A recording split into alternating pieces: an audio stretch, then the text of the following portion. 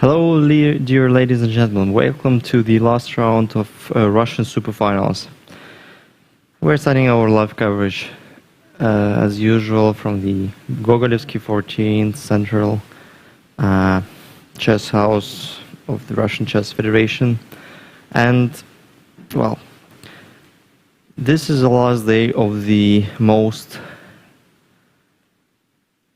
weighted, most exciting for sure tournament in Russian chess. This is December, and probably we've got some special guests, and I see Alexander Tkachov, the main arbiter, talking about the future closing ceremony. And what are the pairings? We've got Dubov against Kerekin, which could be the decisive game because Kerekin having +4. Nepomniachtchi plays with black pieces against Maxim Chigaev. Unfortunately, Maxim lost yesterday against Goganov and dropped off from the championship race. Peter Svidler playing against Nikita Vityugov and Artemiev playing against... so Artemiev has a 3+ today. The games just have started. And E for Dubov, E for Yesipenko, E for Chigaev, D for Matlakov, and E for Svidler. Maybe I should talk about the women's section, because today it would be the decisive day, and possibly we will have 2 tie breaks in men's section and women's as well. Despite the fact that Polina Shuvalova being half a point ahead of Alexandra Gurachkina, it's not gonna be easy for Polina to secure her leadership. And today she's facing Olga Gira with black pieces, and it's quite hard to win Olga with black pieces on demand. And Alexandra Gurachkina playing against Tatiana Getman with white, and obviously it would be a hard task for Tatiana to defend. Gurachkina has a good chance to win another superfinal, or at least catch Shuvalova on a tiebreak. So there are the pairings. Legary Furina will be examined by Alexandra Kostyniuk. Galyamova plays against Pogonina. Gurina has black piece against Grigorieva. And Marina Guseva plays against Alina Kashlinsky. Is going to be quite interesting.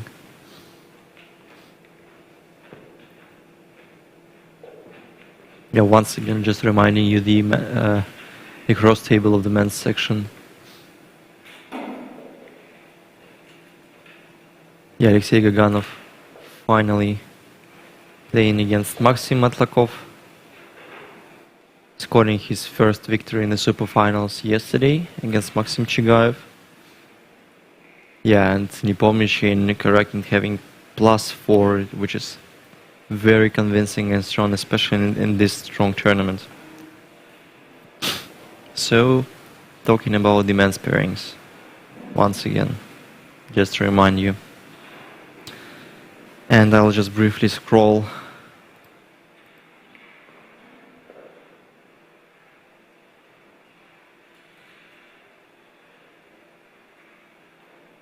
All the games just to see what's going on.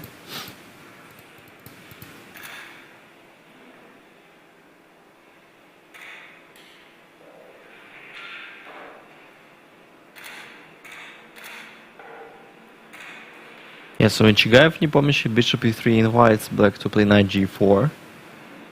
Yesipenko Fedosiev, we will have probably an open line of Ruy Lopez.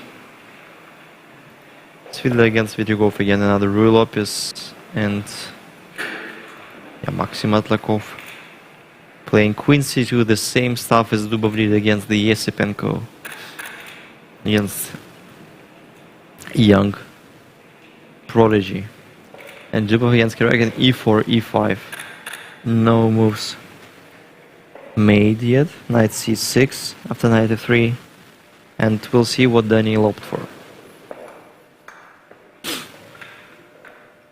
Bishop c4, gioco piano. And what about playing d6? It would be quite peculiar, but no, Sergei plays bishop c5. Reminding yesterday's game against Vladimir Fedoseev. d6, c3, f5. Then bishop c5 is played. Gioco piano. d3. Maybe b4 Evans gambit. We'll see what he will opt for. Anyway, waiting for Daniil to move. No, c3 is played, indeed.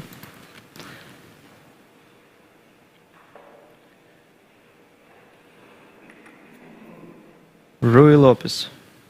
Open line, c3.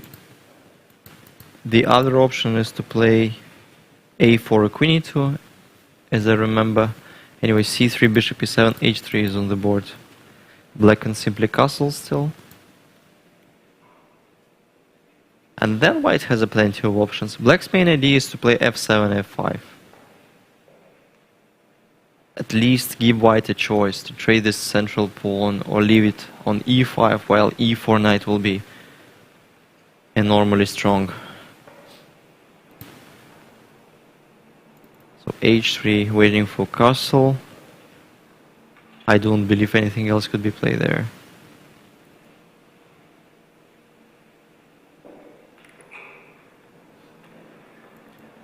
Well, Vladimir takes his time. Bishop e3, knight g4, bishop c1, knight f6 is played. Inviting for bishop e3 once again. Bishop e3.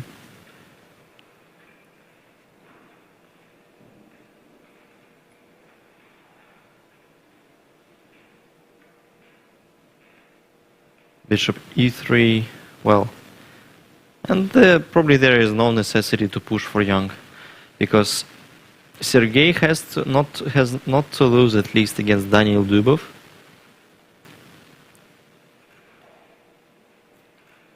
Well, it will be a task at least, because Daniil is especially strong with white pieces.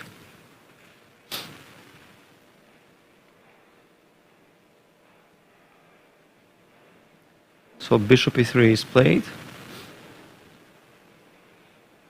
And we expect this game to be the first one ended. Knight g4. Yeah, there is no reason to hesitate and think that, well, is it good or not to make a quick draw? But Jan has black pieces. Yeah, and his opponent decided that there is nothing to fight for in this tournament. And, well, I may... yeah, I understand. I fully understand Maxim, because he's being quite sad after yesterday's loss against Alexei Guganov. He had quite a good tournament, being on well, +1 or +2 if we include the absence of Mikhail Antipov. And bishop e3 once again, knight g4, and Jan probably preparing against the potential tiebreak. Matlakov Gaganov, queen c2, knight bd7, castle c6, rook c1. This is the clear transposition to the line with queen c2, rook c1. And usually the bishop can go to e1 square. This is somewhat what white opts for.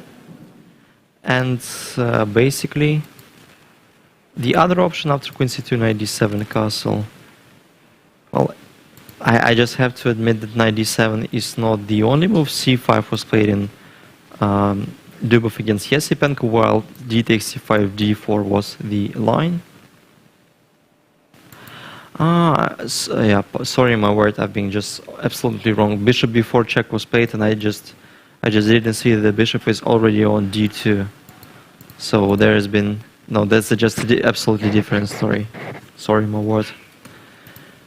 Queen c2, knight d7, castle c6, rook c1 is the position. And black can even play a7, a5. This is somewhat useful for black. Well, just to take the control on some squares, b4 square, for instance. The point of rook fc1 was that if black plays b6, then we just take on d5 and we take the full control on c file.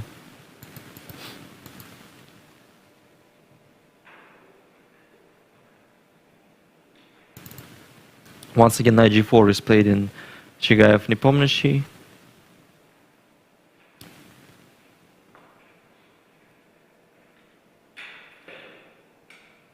And yeah, no doubts it will be the fastest game, maybe even of the tournament.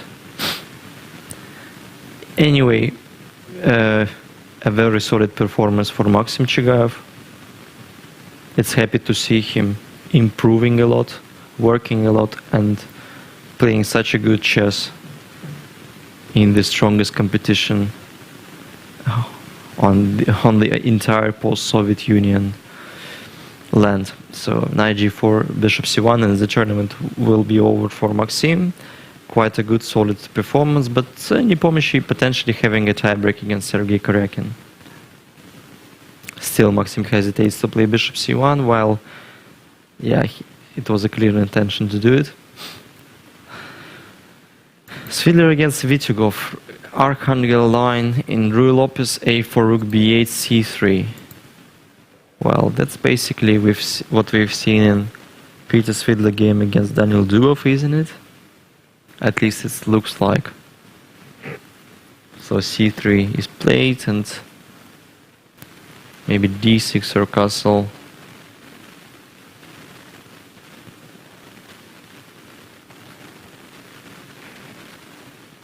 Maybe just castle.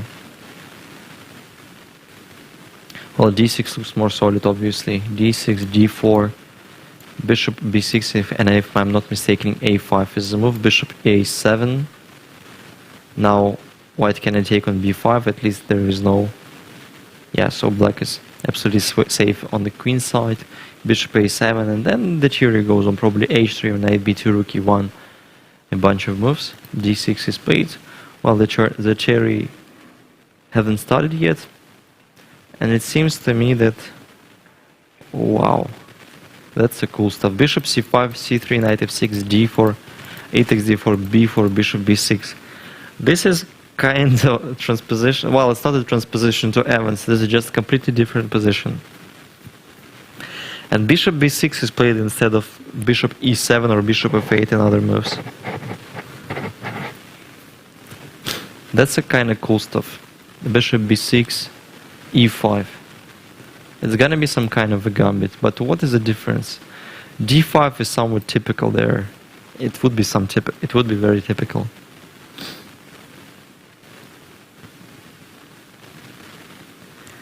Yeah, but then the point being that white can play bishop b5, knight e4, c takes d4. Probably aiming to play bishop b2, a3, and this bishop on b6 will be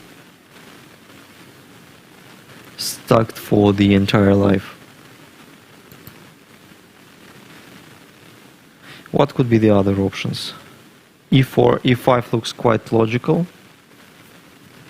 Well, I will still consider castle, just sacrificing a piece, but there is probably nothing. Queen f6. Castle taken on c3. And there might be some easy move. Even a3 intending to play rook e2. The point being, if black takes the rook, then the queen will be trapped. We simply play bishop b2. That's kind of an easy line. So e5, and again Dubov shows off a very peculiar line. Obviously it's still a prep. Yeah, at least I haven't ever seen b4, d4 and b4 stuff there.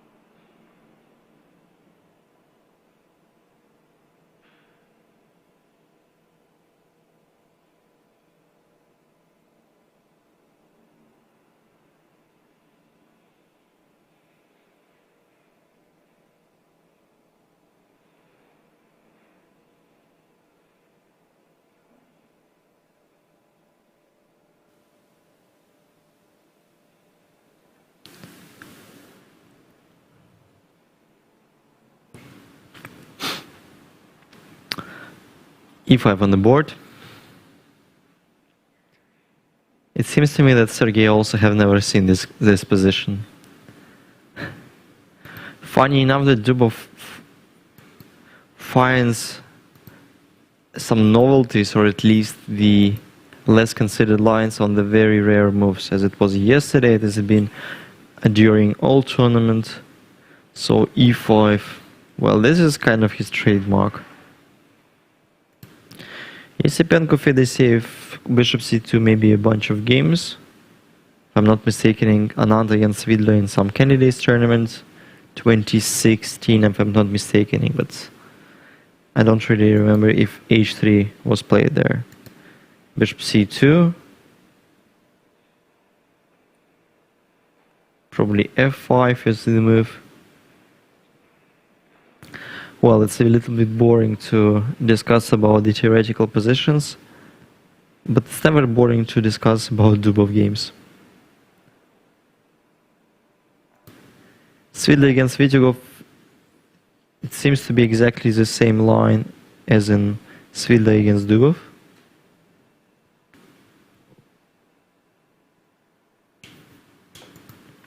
Chigayev, Nepomniachtchi after bishop c1, probably threefold would be claimed after knight f6.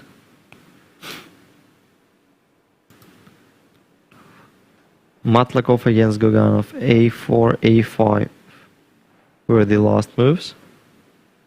And nothing really new is happening on the board, because this position tends to be more or less well known, and White has tried a bunch of moves and this Catalan stuff. And h6, this is somewhat Karakin tries to play in this particular pawn structure. I might remember a plan of Sergei putting the queen on g8 somehow against Vladimir Fedoseev.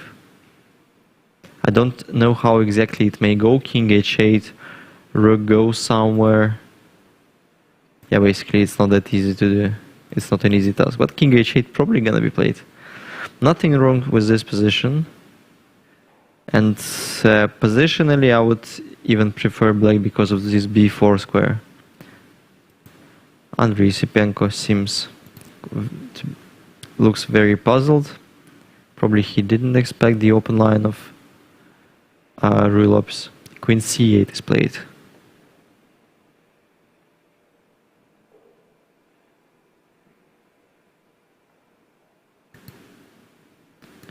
Yeah, briefly checking all the games, so we will have a game less in the men's section after Nepomniachtchi, Chigayev.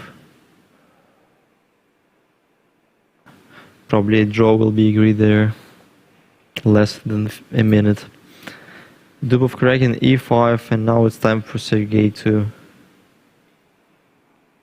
reveal what was an idea to play e5.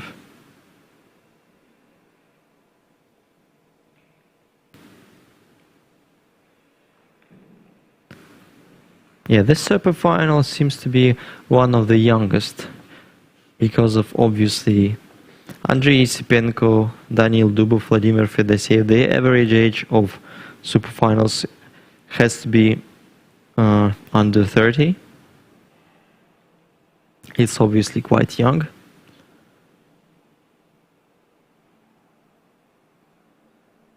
And in the women's Superfinal, what section is going on? Garifulina just went to the same position which we were talking about with my colleague, who is currently absent, but he'll be back soon to the studio. Yeah, I promise that today still our duo won't be broken, and less than in 2 hours he will join us again. Of course, they talk about my colleague Pavel Tregubov.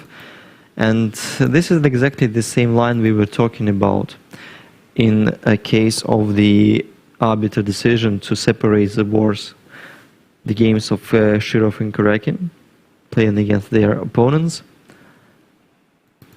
Queen c7, so c5, rook g1, queen c7, queen takes c7. And an endgame with a pair of bishops and a little bit spoiled center.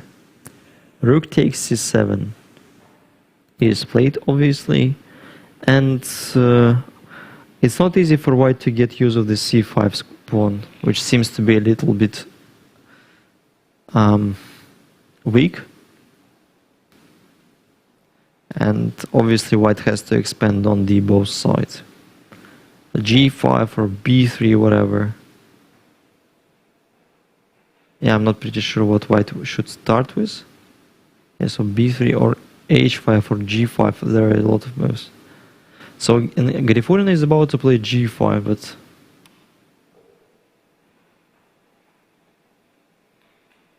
I can't say anything about this because I can't really understand what will be white's reaction after knight E4.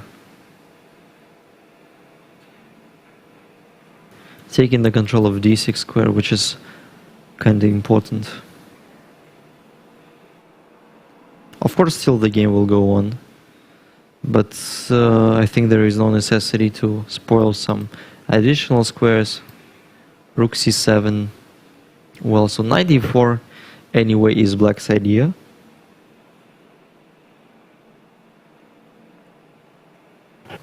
Also castle.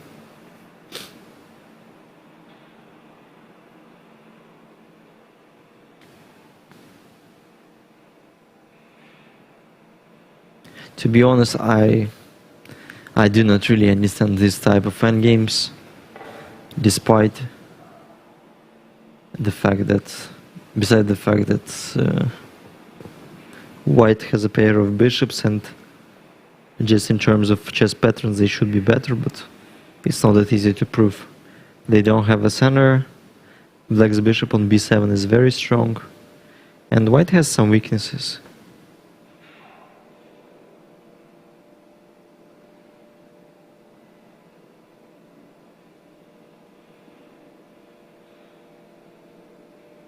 And it's not that easy to imagine white losing this endgame, because of many reasons. Mainly because of Leia Garifulina, who already made 7 draws and won 3 games, and still remains unbeaten, as well as Alexandra Goryachkina. Yeah, and in terms of justice, I have to admit that Vladimir Fedoseev is that kind of player in the men's section.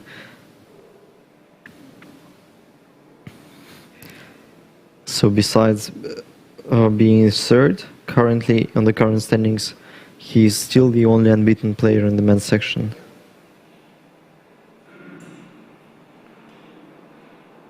Bishop c1, yeah, still Chigaev не помощь, and I'm not sure if it is a game still in progress.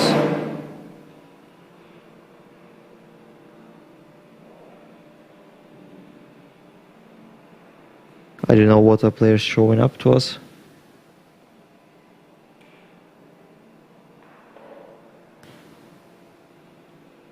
And theoretically, Garifulina may fight for the championship just in case if Goryachkina will not manage to win the game against Getman and Shuvalova loses against Gira. They will tie for the 3rd place, and of course this script seems being unbelievable, but everything may happen in chess, and we just have to remind that if, yeah, in Candidates 2012 London, Carlsen and I think Kramnik somehow managed to lose their games, in the last round being the leaders. In Russian Superfinals, not even this could happen. G5 is played by Ilya. We're waiting for knight E4. Well, I've just rethought for the moment after knight H5, and white can even play bishop H3, castle, rook Gf1, and they remain quite solid. Bishop G4 could be the idea, and then rook D6 also taking the control of E6 pawn. G5 knight E4, otherwise Tarash would be very angry and nervous. Bishop G2. I can't really get the point of this move. Okay, keeping the tension on E4 knight. But then if castle, how white will proceed? Yeah, it's half a week. But king e7 is played instead, which is even more clever.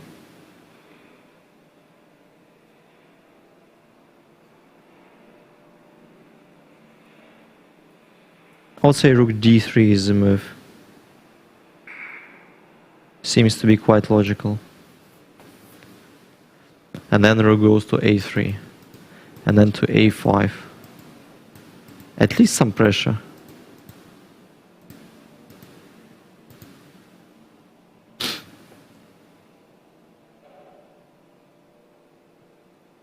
So I would bet on rook d3. What's going on in Dubov against Karakin? White sacrifice another pawn. Knight e4, bishop d5, knight c3, knight c3, d takes c3, bishop g5, knight e7, castle. Black has to castle. I can't see the reason what to do. Why not to do it? Or the other option is to play h6. Yeah, let's start considering h6. It seems to be more principled. I don't know what actually was the reason behind, but h6 inclusion looks quite useful for black. h6, bishop h4, castle, and then simply develop queen d3. Queen e8, bishop goes to b3. White has a clear compensation. Anyway, castle is played first, and then white has a pleasant choice, but it's not that easy to say if white have equalized from the opening, because I'm pretty sure b4 is not one of the first suggestions in this position, otherwise it would be played even much earlier and the line would be much popular.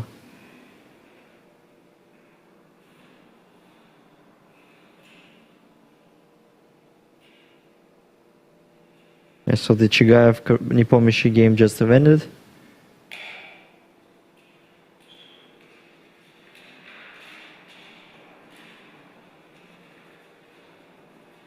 Yeah, and Nepomniachtchi is waiting for potential tiebreak. So there are three different ways of continuation. If Karakin loses against Dubov, Nepomniachtchi has the clear first. If Karakin wins against Dubov, Nepomniachtchi will be second, and if Karakin draws, it will be the potential tiebreak. At least I consider Jan's decision to make a draw being quite wise. There is no necessity to push with black, it's just pointless and a free draw with black pieces. I mean, almost free. Okay, he spent some time for prep, but then on the board his opponent haven't shown up anything.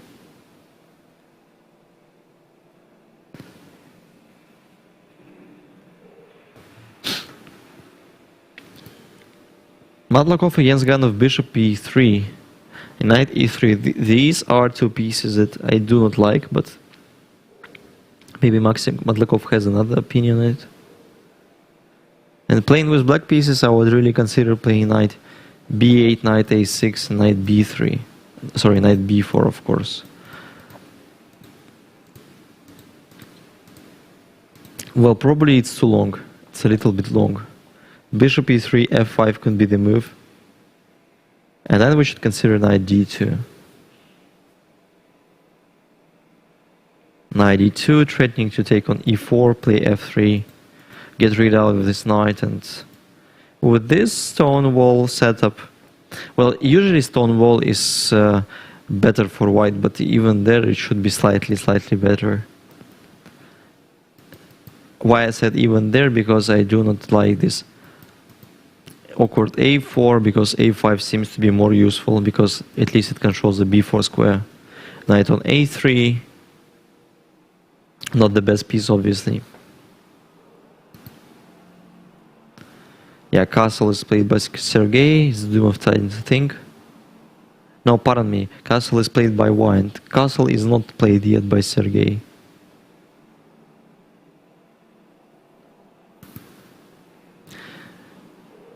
It seems that queen c8 was somewhat Yesipenko didn't prepare against. But we obviously cannot say that queen c8 looks very natural, because I think more than a half people on the planet Earth don't believe that bishop h3 could be the real idea. White will have a lot of tempos to protect against the perpetual. Let's check knight d2. Well, I still don't believe bishop h3 can be played. At least knight e4, d takes e4, bishop e4. Yeah, I thought it's a good position for white. And if queen g4, white has knight d2. And knight e5 can be played, because after queen takes, bishop 8, rook a8. Black's compensation is quite clear, but still white has an exchange up.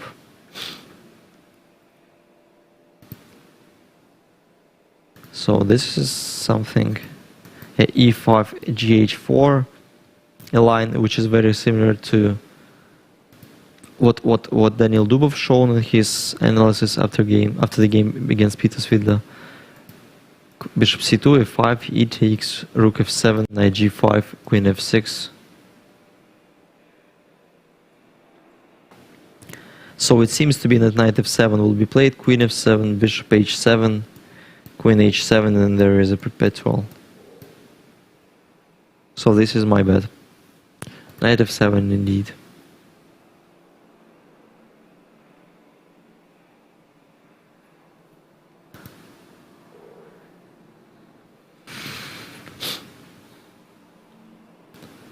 Bishop e3. And probably Svidla Vitugov will be the second game that will end so early. Yeah, let's get to the women's section. Usually these games are even more intriguing. Bishop e4 was played instead of rook d3. What was the reason of bishop takes? I do not believe Garifulina plays on draw there. But bishop e4 is somewhat I do not like.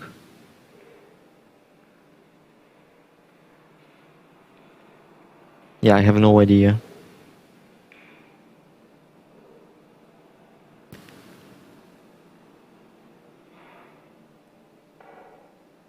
Bishop c1 is played. Wow. But I'm not 100% sure about it. I would rather choose bishop d2. Maybe d5 was the point, but bishop c1 is somewhat I do not like. At least because of d5. Then after bishop c1 also white give the square on b1. And even bishop b1, a3, bishop a2 is far from being clear. Knight d3, d5. Or bishop b3 first. I think Garifulina's decision to give up the bishop was a little bit premature. Some very solid stuff by Alamova. D takes c5, knight c5, bishop g2. This is the position on the board, a typical extra space position with the knight on c5, which I can't really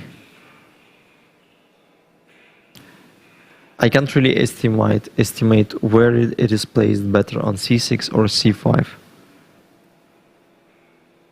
It fully depends on the concrete position. Usually I prefer c6 at least because it's the kind of pattern stuff.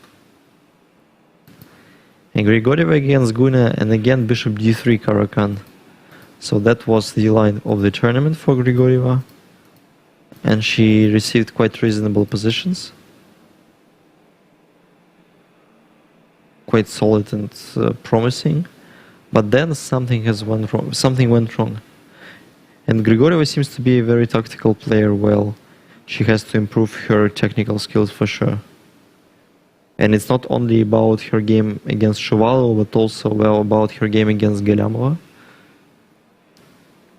So Galyamova managed to escape in an absolutely lost position. And Garechka and Getman, we've got Queen's Gambit or Carlsbad, c6, e3, knight, e7. Wow. Queen b3, bishop g6, bishop, queen, bishop d3, and this is the position.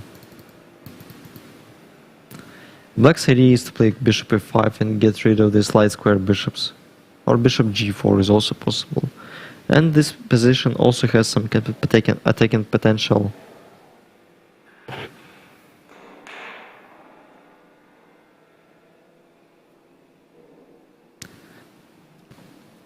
White has to try to push the minority on the queen side. Queen c2 probably aiming to play rook b1, b4. This is one of the most typical plans.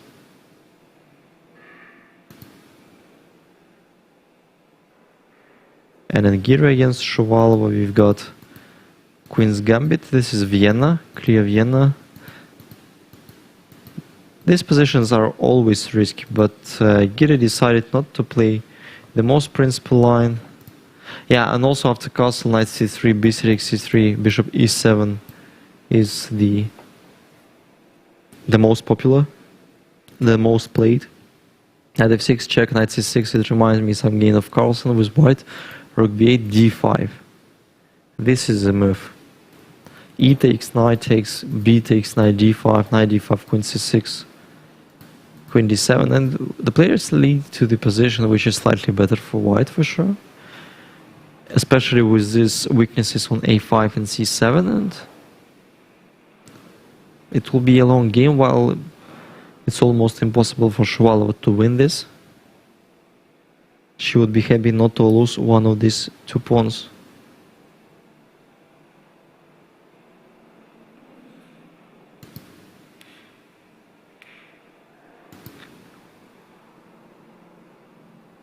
So h6, bishop h4, castle, rook e1, queen e8. This is the line. And how white may proceed their initiative.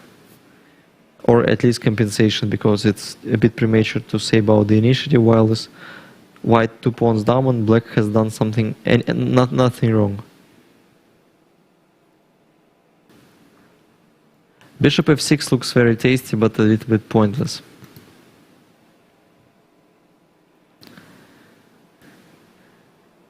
Yeah, simple bishop e4, bishop b3, just retrieving our bishop. This is quite logical. I would also consider it as the main options.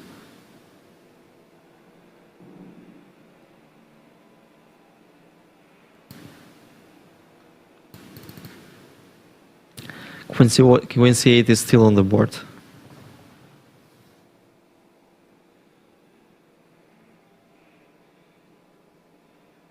Yeah, so bishop h3, I can't really agree that this is a threat. And our line was to play knight bd2, bishop h3, knight e4, pawn takes bishop e4, but it was absolutely unnecessary. After queen c8, I can't see anything wrong with king h2, but maybe it was a purpose. Then sometimes king can be attacked from the bishop on d6. Let's say f5. E takes f6, and at least bishop d6 looks quite active. But then I would take with the rook also. And everything is developed for black, while white's queen side is completely stuck.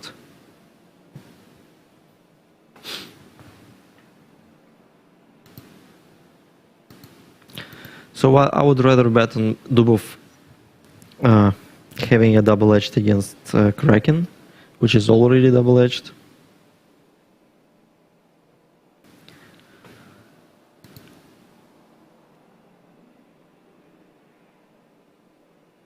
It seems that Fedoseev at least surprised his opponent and he remains in the comfort zone. The draw is already agreed in Svidler against Vityugov, and we've got 2 games finished in the men's section, still 3 remaining. Well, not still, but 3 remaining yet. D5 is played without any inclusion, without any doubts. King e3, and basically I don't know what is a wise plan, because they've already spoiled the structure on the king side. It won't be that easy to find a good plan. Maybe b3, bishop b2 could be the plan. But then still king f7 and we cannot really progress. Bishop e4 seemed to me less ambitious.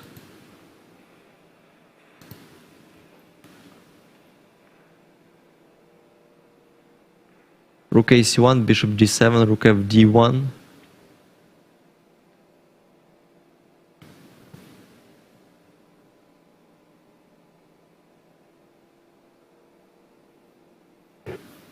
Still a couple of weaknesses. And we should try to get rid of them. A4, trying to trade at least to 1. B can take A4, bishop A4. Well, and then rook goes somewhere. Rook goes somewhere, and then we start pushing the A pawn. A4, A5.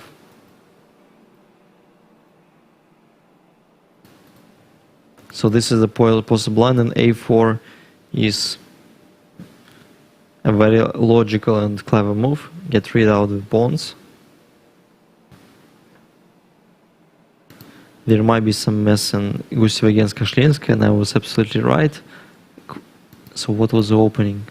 Again, Nimzo Indian, E4, D6, bishop B2, A6. The other option is to take on C3, play B4, bishop D2, castle, knight E2. Well, and black can even take on D5. C takes D5, knight FD7, or knight BD7.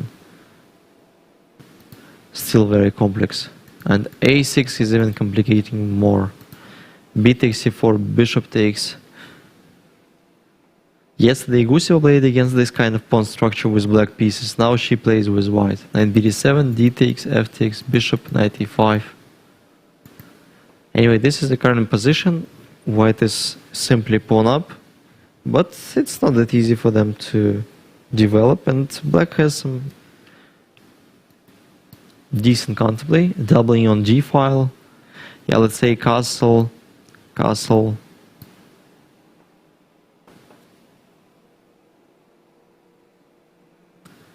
And then black is simply invading on the second rank. We still can play rook D1. But I'm not 100% sure about this position with white. And not in terms of being risky, but there might be even nothing. Even nothing.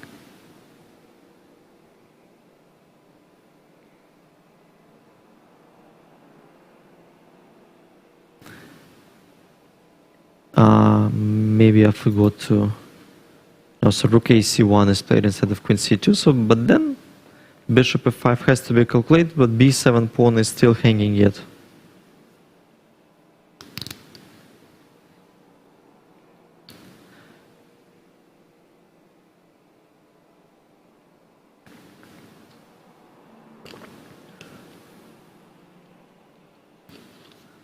And talking about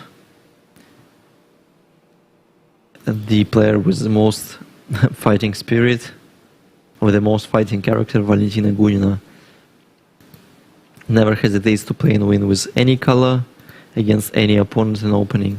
Queen A5, knight D2, so I'm not very familiar with this bishop D3 early, but it seems that black should be doing well. Well, knight G3 is the move.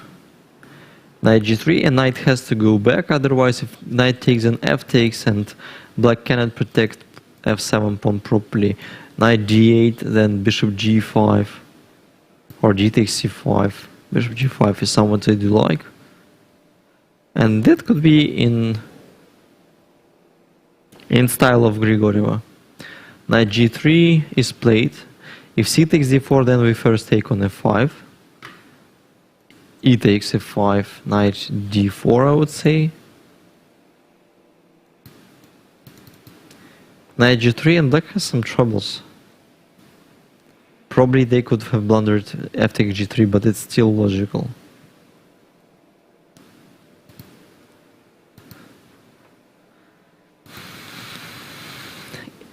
Castle, rook H8 is played, rook D1 we do respect.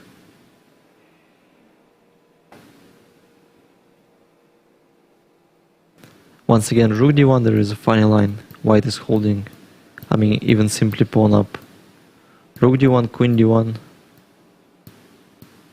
queen A3, queen C2.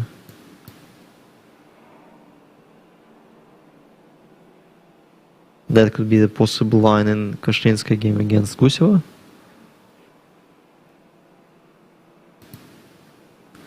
And bishop B3 is played after queen E8. The bishop was hanging, no necessity to give it up.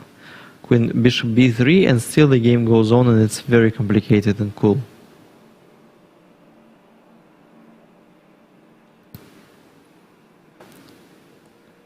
And Yesipenko against Fedoseev. Well, the knight retreated to d2.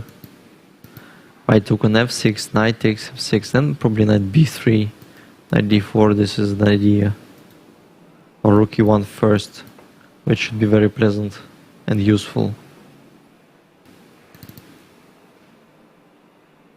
So white is having no risk, and black's minor pieces positions look a little bit shaky, but still computer will easily defend this position with black pieces. Matlakov against Gaganov f5 is played nothing new. Yes, so this game has ended in a draw.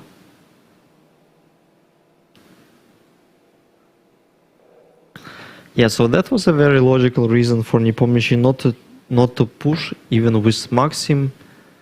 Probably Nepomniachtchi considers himself to be much better than Maxim, but he had black pieces, and Superfinals was quite tense tournament with no weak players. And the rating difference only says that somebody being more consistent, somebody being more professional, and there is a lot of finesse which can deeply and mainly affect or make some effect and help playing the game. So Maxim recently being quite professional. I'm happy to live with him in the same city, and I know that Maxim works a lot. This is the very usual thing.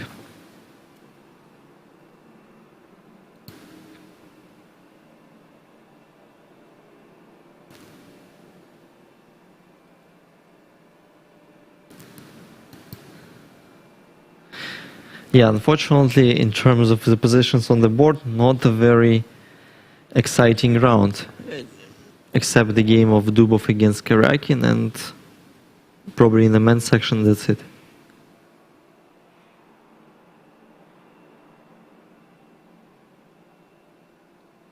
Yeah, once again, what's going on in Yesipenko Fedoseev, so still. Yeah, bishop d6 was the last move. And in this position between Garifulin and Kostyanyuk, white has a much better pawn structure, but the opposite color bishops give a lot of joint tendencies for the weakest side.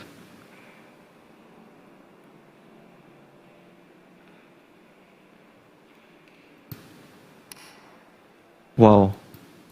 I've never seen this. g3, knight c5, bishop g2, g6, b4.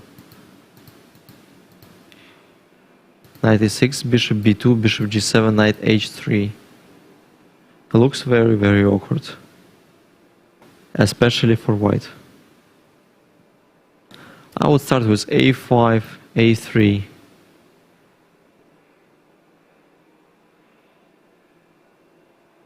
I would say take on b4. A takes, rook takes, bishop takes, queen b6. Queen b3 can be played with an idea to play queen b2. But then there might be a lot of tactical stuff. At least some funny tactical line. Knight d4, aiming to put the knight on c6, and if queen b2 there is queen b4, and black is winning the pawn. So I do not believe that this setup can be good for white, because black has done nothing wrong, absolutely. Knight g3 on the board, and Gunia takes her time because now the position looks really risky.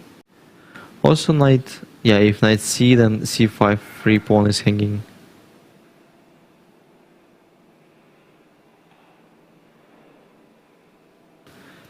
In Grechkin against Getman, still nothing new. A pawns being swapped off the board, and Shovalova just will follow the steps of Yan Nepomniachtchi, make an easy draw, and prepare against the tiebreak. So it could be the reason.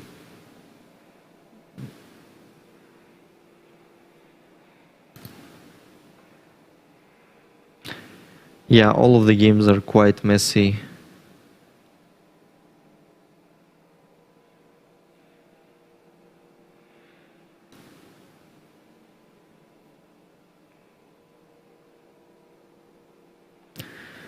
And yeah, currently this is the last top event to be held in this difficult year. I'm not sure that Vaikanze will be organized because of the COVID restrictions in Netherlands. And as far as I've been informed, that players entering the Netherlands, especially from the countries of the red zone, as actually Russia is included in the list of countries marked red with the high infection rate of the COVID. The players will need to serve the 2 weeks quarantine, which obviously may affect the whole mood and the result. And it won't be that easy for them just not to hang up on the northern shore of the North Sea. I mean, on the shore of the North Sea, on Netherlands.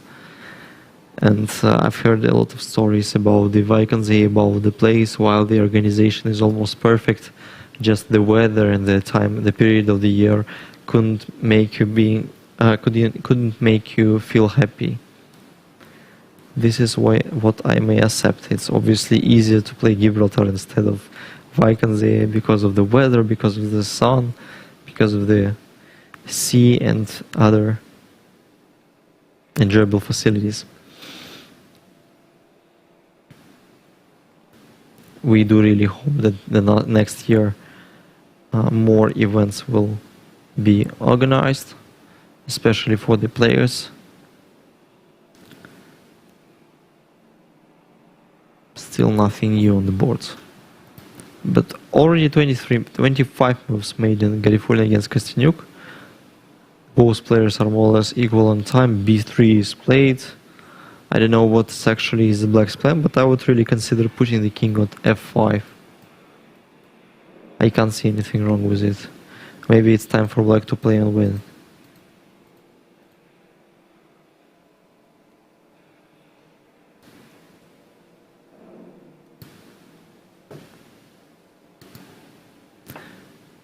But c4 is played instead.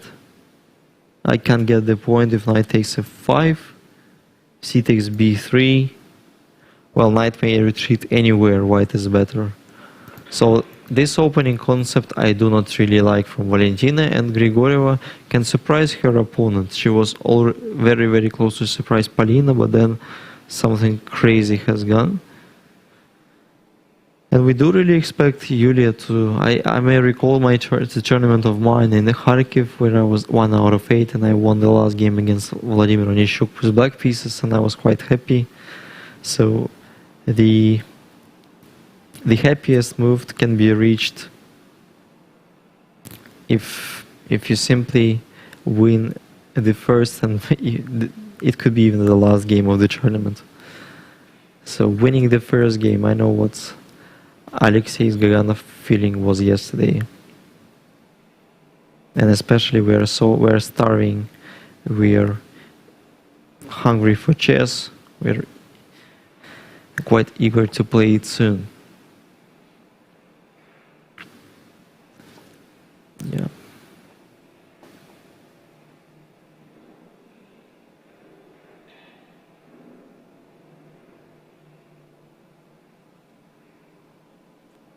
C4 once again, let's check the line. Knight takes f5. Yeah, I do not believe black can take the knight, because then we transfer it to e3 and this pawn structure looks just being ruined, being exposed. C4, knight f5, c takes b3. And yeah, simply retreating to e3, pawn takes a2. Leaves his queen somewhere. Yeah, obviously white is just much better positionally, so probably this is the main line. It could be the main line, for instance. Dubov against Karakin, it was one of the most enthralling games. h6, bishop h4, castle, rook e1, queen e8. Bishop f6 was my awkward concern. Bishop b3 is somewhat we all do like, a5. And then we have to include the knight. We have to improve the position of knight.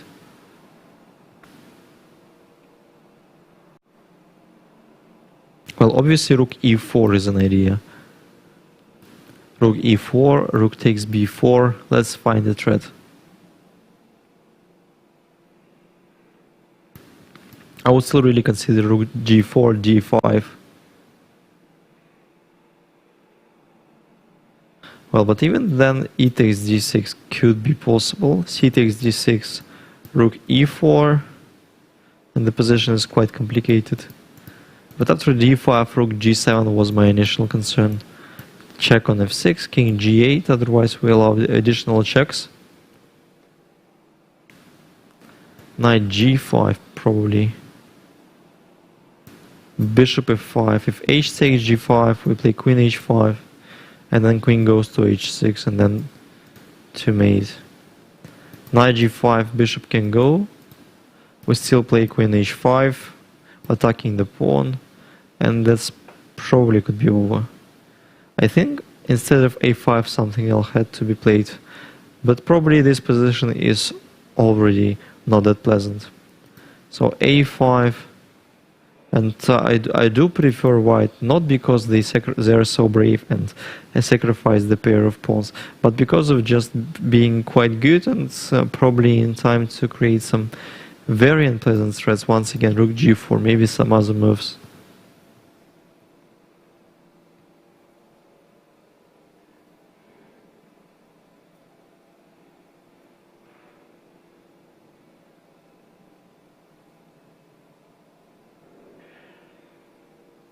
Yeah, if king goes somewhere, we have an extra tempo and we can still take on g7.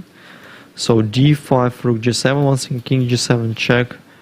Yeah, king h7 allows knight g5, but still knight g5. And queen goes to h5, it could be the evergreen game once again. As Galyamov against Kashinsky. And I'm very curious what's gonna be in this game. Dubov seems to be in his position, and we do expect this game to be decisive. Yeah, the other games are still in progress, and I'm pretty sure that we will have, well, quite a lot of tie breaks.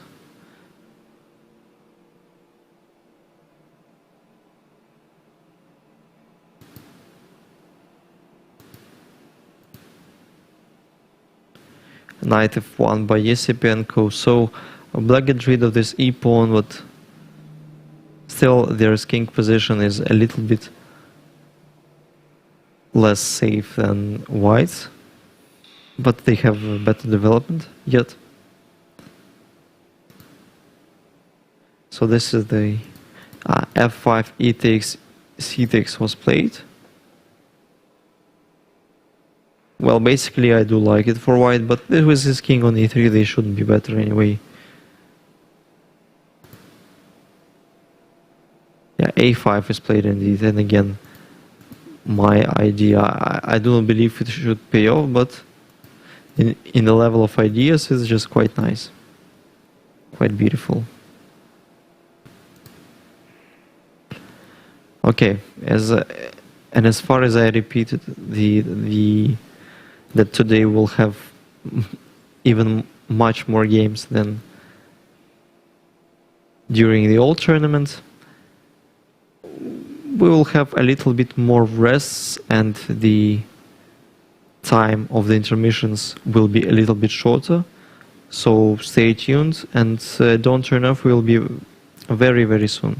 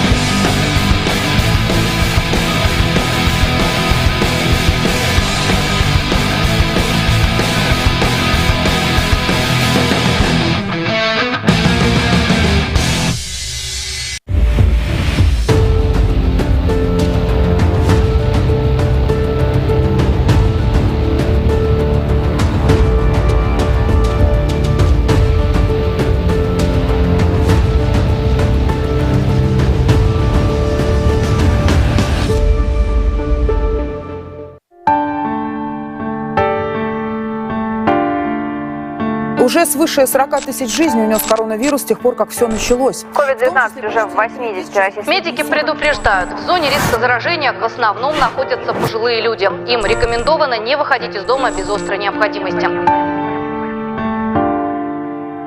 Мы стали выявлять невидимых людей. Это те, которые живут в своих квартирах, не выходят из дома вообще в силу своей немощности. Люди были напуганы, была паника и была растерянность. Мы предложили организовать колл-центр по приему обращений пожилых граждан. Разместила телефоны горячей линии, памятки, как вести себя, к кому обращаться. Мы доставляли продуктовые наборы, вещи первой необходимости, перчатки, маски. И у нас не только психологическая служба, у нас еще юридическая служба, социальная служба для тех людей, которые оказались в ужасающих условиях.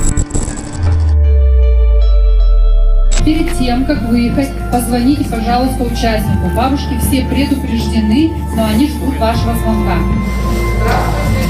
Куда можно поставить? Вам берегите здоровье. Мы не можем. Мы не заразные. Что-то надо будет? Ой, девчонки. Мурашки по телу.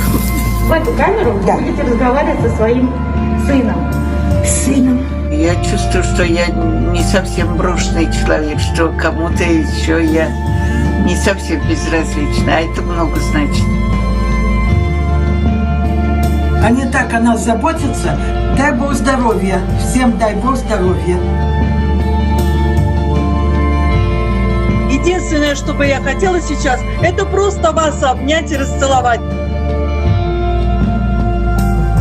Коалиция – это про то, как много могут сделать люди, когда просто объединяются. Я чувствую, что от каждого из нас многое зависит. Мы вместе огромная сила.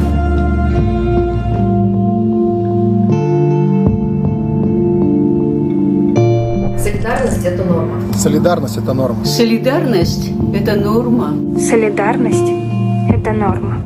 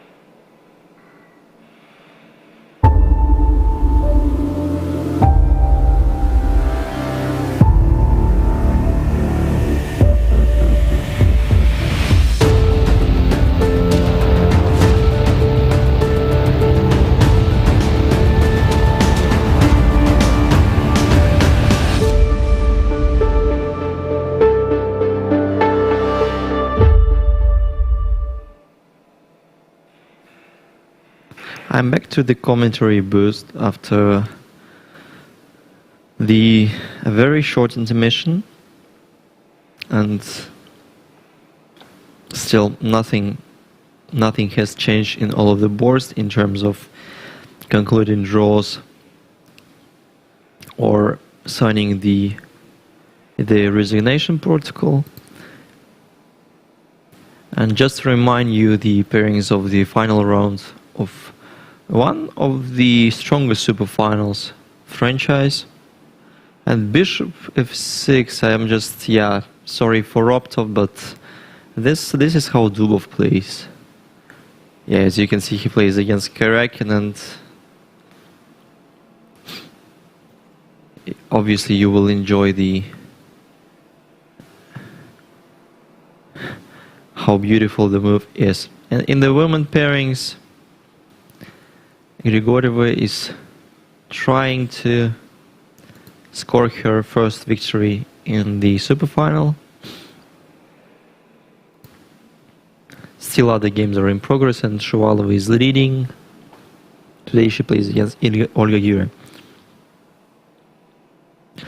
Bishop f6.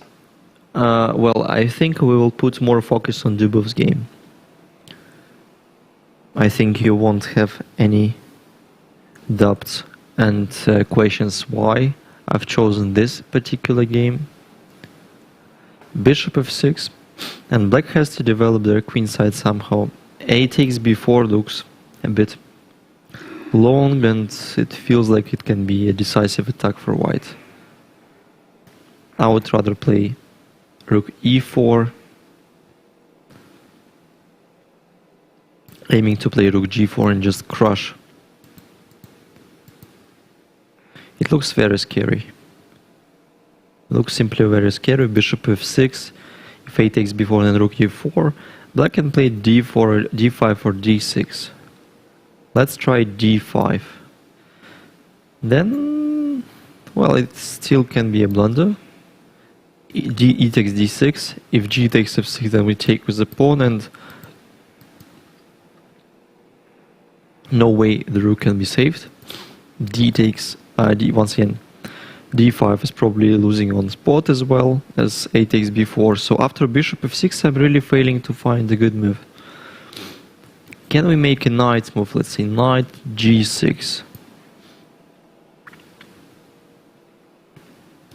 And knight g6, I'm pretty sure. I think I would bet some money on the futures Daniil's move, knight g5. This is what can be played by Daniil. I don't have any doubts.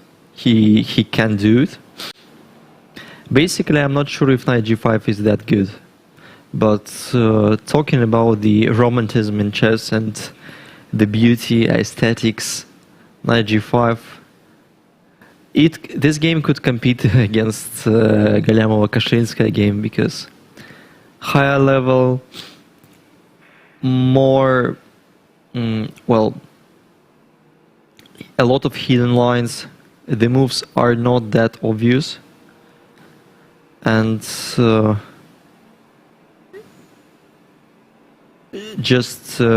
this game has a big sporting value, because in case if Karakin loses against Dubov, Nepomniachtchi has a clear first place and just the title of the Russian championship.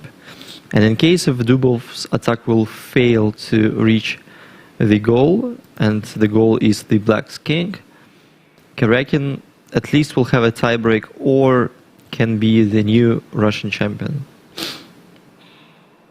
Knight g5, knight g6, knight g5 is quite a beautiful line, and seemingly I don't even feel that so we should continue pouring the lines. a4 can be the move. The idea is to distract the bishop from the diagonal, but still we play bishop c4. And black look quite stalemated. The point being that queen c2 is the threat. If king h6, we can add queen h5. Maybe queen h5 is even better. And it's just so scary to play this position with black pieces. Bishop f6 was very strong. Yeah, I just want to... Yeah. So bishop b3 was first played, a5, and a5 could be the decisive mistake. I won't be surprised if Computers already says so.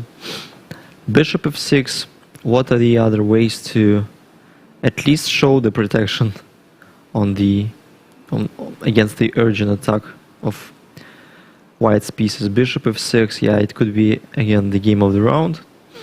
Once again, if knight g6, then we play knight g5. Let's check the most principal line. H take g5. Then we play queen h5, threatening to take on g6.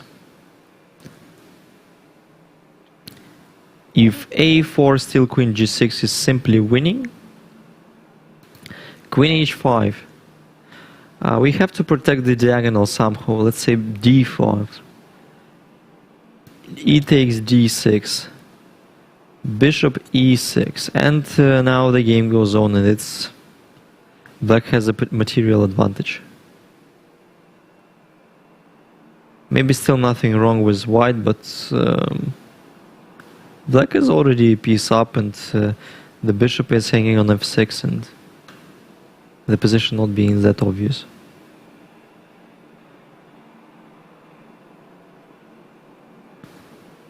So this is a possible line. Okay, can we proceed somehow else? Knight g5, h take g5, queen h5. d5 once again.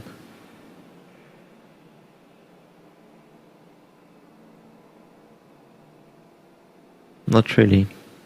If bishop takes d5, then simple bishop e6 and white's attack is stopped.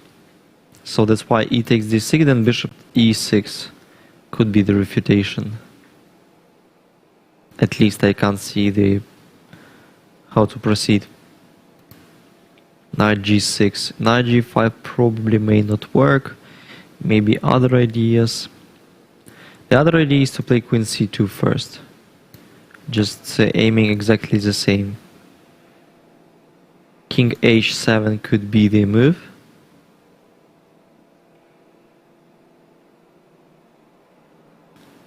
Well, and then it's not that obvious.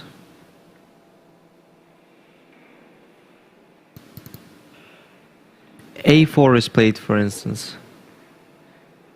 a4 instead of knight g6, which seems to be more logical. But what is the difference?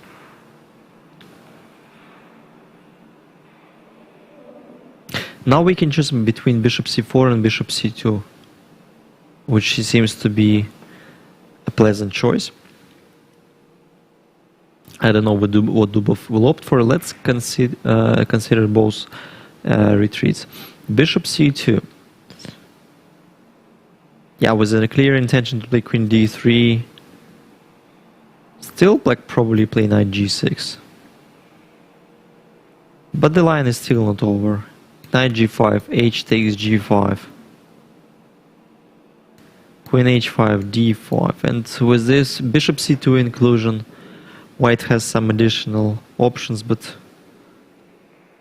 yeah, it's still far from being clear how we will checkmate our opponent. If bishop c4, knight g6, maybe the whole concept of playing knight g5, queen h5 is not correct.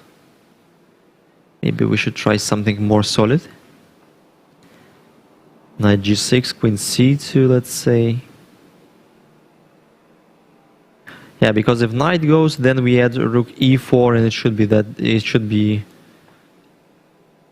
be a mate somehow. I can't believe these positions could be holdable.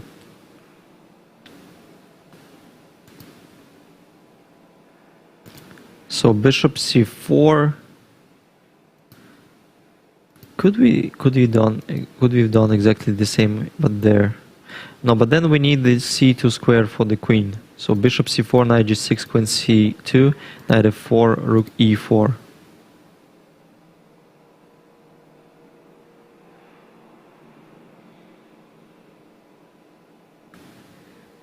I do not believe black has a save there. So, to sum up, bishop c4, knight g6, queen c2, knight f4, rook e4 is the main line, at least in our brief hand analysis. Can black try something instead of knight g6? Knight on g6 can be attacked after queen c2, so at least black may try to avoid the attack on c2. a4, frankly speaking, a4 is the move I do not like.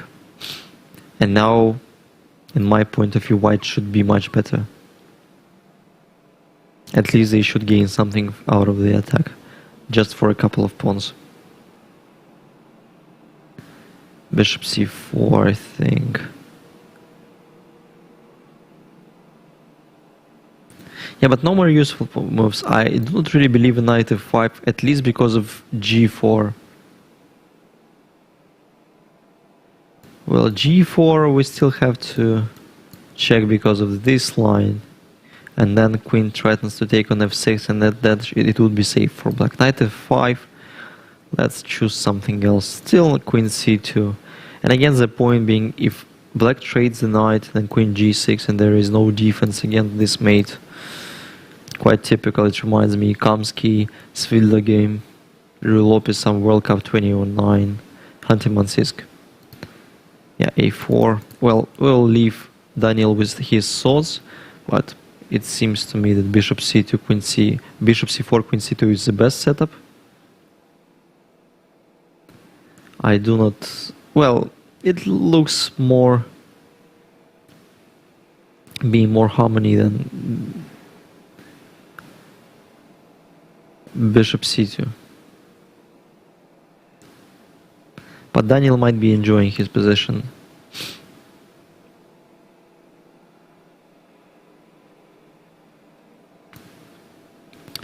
Let's watch Yesipenko against Fedoseev. Fedoseev is quite close to take the bronze medal.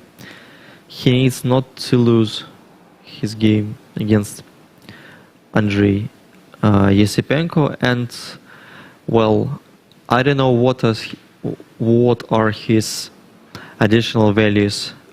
He's being half of a point ahead of Dubov, and Dubov still playing his game against Karakin. It's still unclear, but just in terms of being human, and especially in my point of view, Dubov might have a decisive attack. And what was white's reaction after queen c8? Knight b2, f5, e takes f6, knight f6, rook e1. Everything is quite simple and logical. Knight e7, knight g3. Inviting black to take on g3, but then white's king will be absolutely safe. They'll have a pair of bishops, and black has a lot of weak squares. And also white took control of f5 square.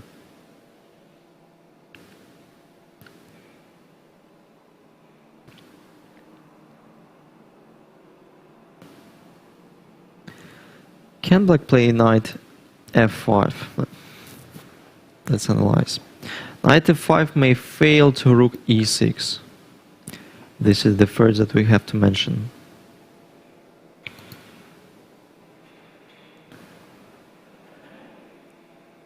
Yeah, once again, rook e6, and then if queen takes, then knight f5 for bishop e5 either. And if knight takes g3, we first take the one of these two pieces. I think it will be better to take the bishop. Knight g3 taking the control of f5 square. And it's not an easy task for black to equalize.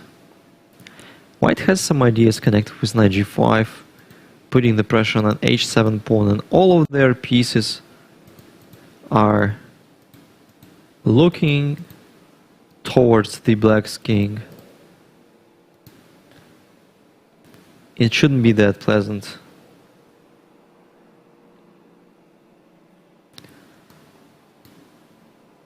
I can't even expect the queen d7, which seems to be one of the most logical options because of knight g5. And white is getting rid of this light square bishop. But instead of queen d7, maybe bishop c5, trying to keep some pressure on the f2 pawn. Still, the position is very concrete. But it seems to me less less exciting than Dubov against Karakin.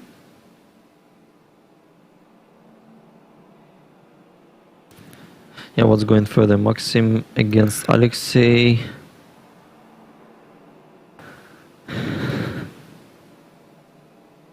We've got... Yeah, so this is the stone wall that I mentioned after knight e4, f5 idea being played. Knight e1, leaving the square for the pawn. Queen e8, f3, knight ef6 goes back. At least it looks like black has received something. And then they have a clear plan to play knight d3. Aiming to play knight f4. Black can try g5, but it's obviously connected with some positional risk. Anyway, black and especially Alexei has nothing to lose. They can play just normal chess, not thinking about anything. And we need to get used to the knight on a3 somehow.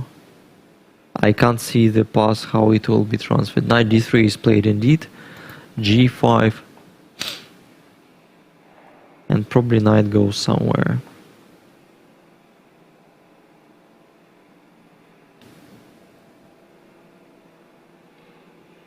Hard to say exactly where it goes.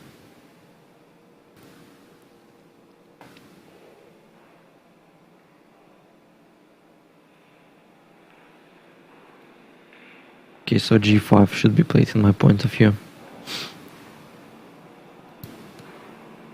I'm just briefly scrolling what's going on in Garifulin against Kostyanyuk. White is somehow pawned down, but they're not worse for sure. f5. He takes f5, c takes rook d8, king f4, bishop g5,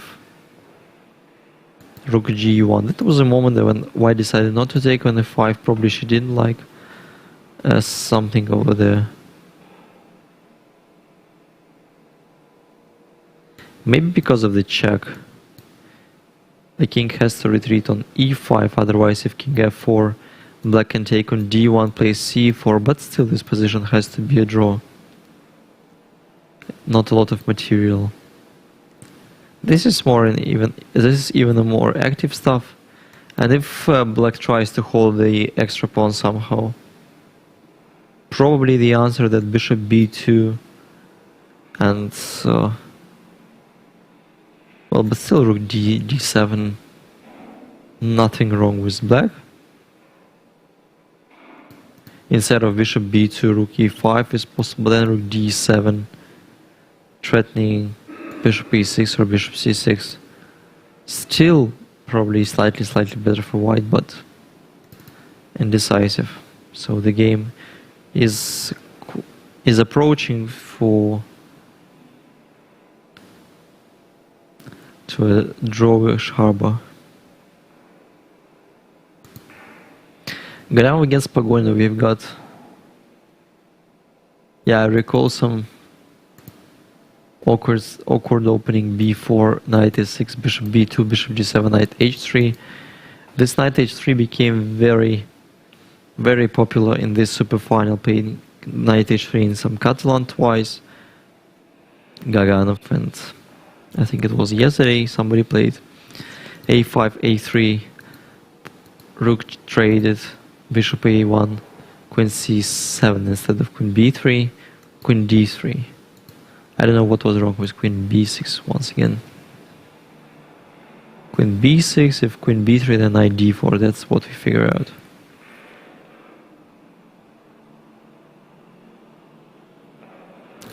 Queen a4 doesn't look that great.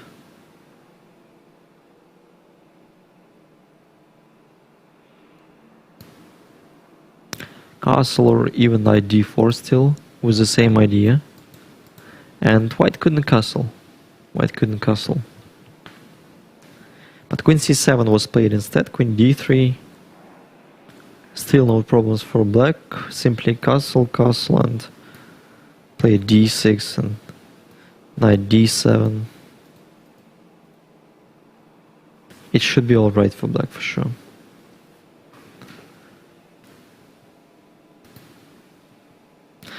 And Grigorieva against Gudina.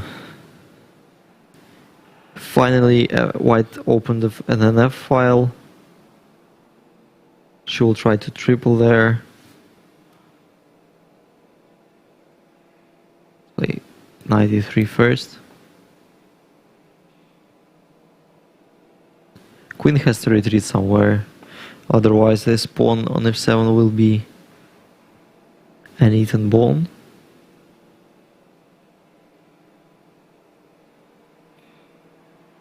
Queen c6, rook f1, queen d7, and then we can try to create a breakthrough on the queen side.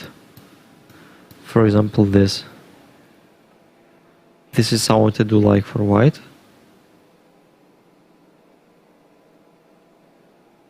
Yeah, and finally Grigorieva can try to shut the door, winning her last games against Valentina Gudina. Gurechkin against Getman. White is slightly better. The b7 pawn is a permanent weakness, and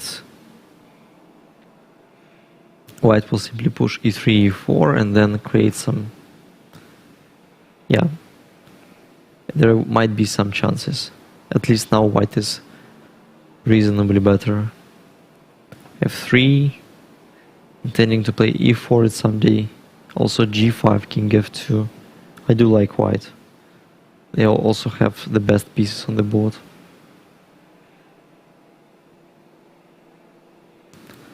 And talking about Gira against Shuvalova. Black has an only weakness, but this position has to be holdable. King has to approach as soon as possible. But rook b2 was the last move, so rook fd1, a4, pawn takes, bishop takes, rook d4, rook d7, sorry, bishop d7, a4, bishop e6, take, rook e4, rook b2. I can't get the point yet. If rook simply takes e6, what's been planned? Was the plan to play bishop f4 there? I do not believe. I do not really believe it.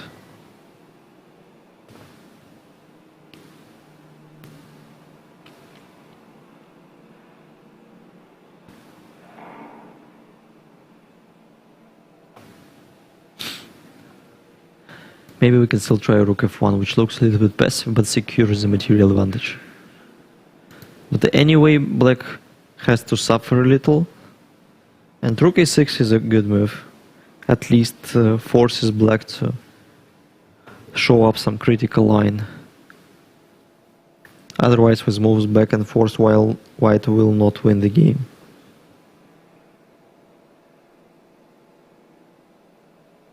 So a good chance for Olga Gira to disturb her opponent.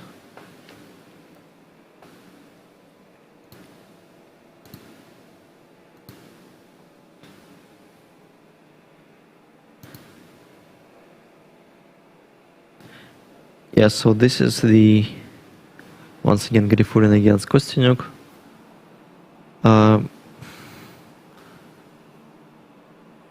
Rook g1 was the last move, and can black create some kind of a trap playing rook d7?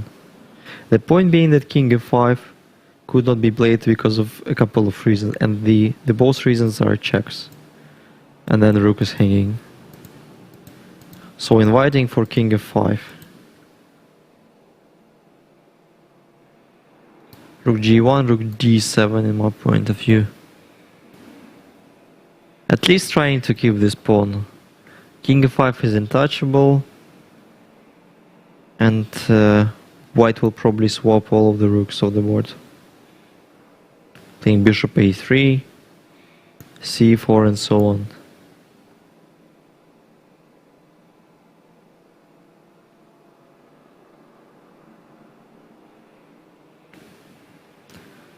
So it means that despite being pawned down, white has a good compensation, and there should be worse, for sure.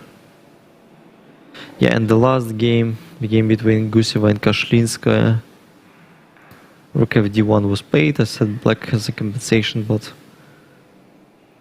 maybe it's the right time to trade everything off the board. That's what Kashlinskaya started to do. And Guseva is still pawn up. Queen e1 is played, and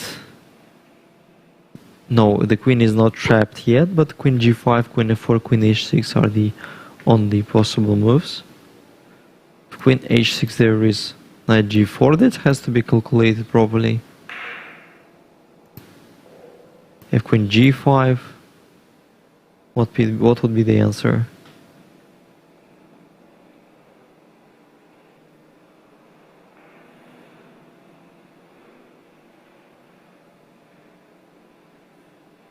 Queen g5, pretending to play knight d3, knight f4.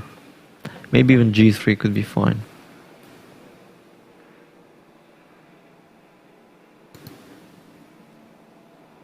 Queen g5 is the most logical option, but queen f4 also is the first move, and white has to react immediately.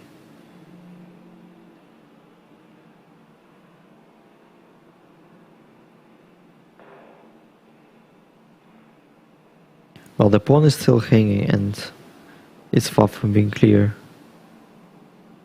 I would attack the c4 pawn, but I can't really see the way how it could be done. So queen f4 also gives black a sufficient play. Yeah, back to the Dubov-Karyakin central game of the round.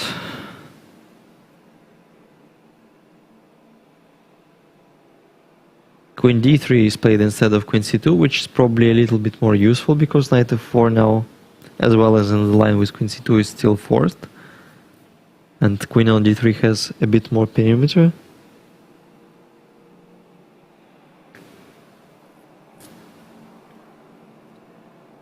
And if king h7, there might be... there might be knight g5 check still. Pawn takes queen h3. The point being that if knight h4, then we take on g5 and we proceed the same attack, but now the material is just equal, as it seems to be, right? No, black is still pawn up, but it would be equal very, very soon. Queen h3, black king has to retreat, and we simply include queen h5. But isn't just the same line with d5? But then e takes d5. E takes d5, and this is the possible... What? Still bishop e6? Yeah, I just forgot my own idea how to protect this position. Bishop e6.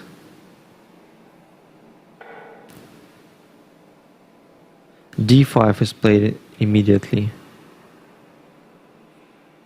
I don't know actually what's wrong there with black.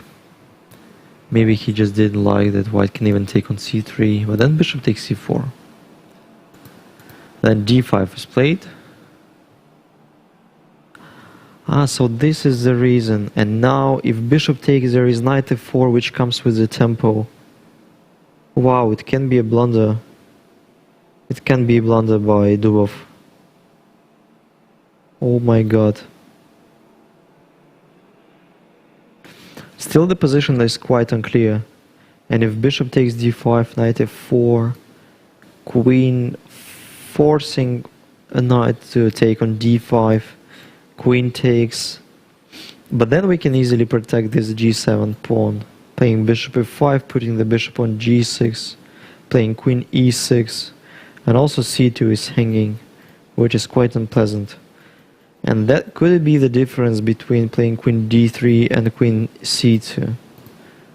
So in terms of the same idea, if after queen d5, queen c2, d5, we can easily take with the bishop, knight f4, and then we still have a choice. And then we still have a choice and we can choose everything else. For example, playing bishop c4 first. Still the game goes on. Queen d3, d5. I'm very curious of if Daniil has blundered d5 in this occasion.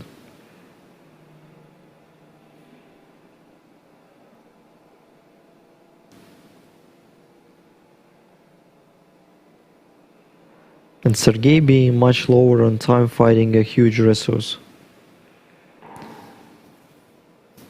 Yeah, I can't see anything else instead of bishop takes d5.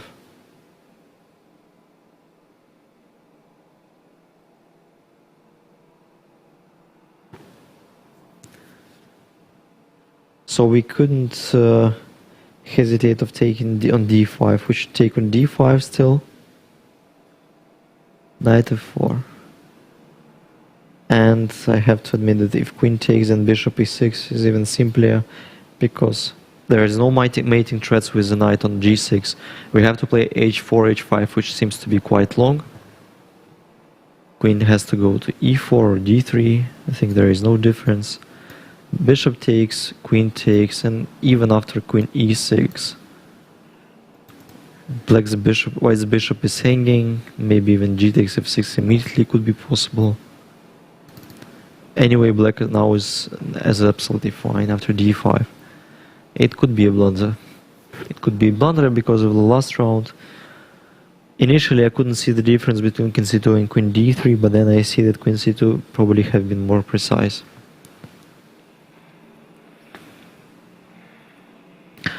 So what else going on there? Yestepenko Fedoseev.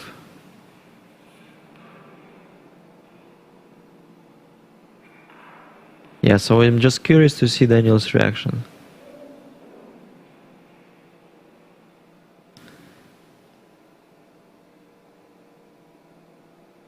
Well, that's the poker face. Yeah, I can't make a conclusion if he blundered d5 or not, but seems that d5 was a blunder. Or at least he forgot that bishop g5 may fail on knight f4.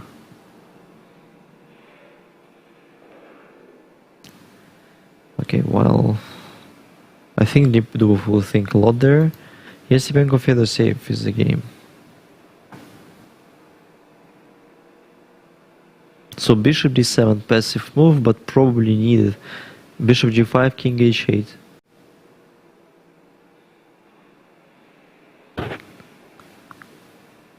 So it means that white now can take the pawn on d5, but then it won't be that good probably. Rook takes f6, bishop... the bishop was on c2, so the pawn is not hanging. Bishop g5, king h8.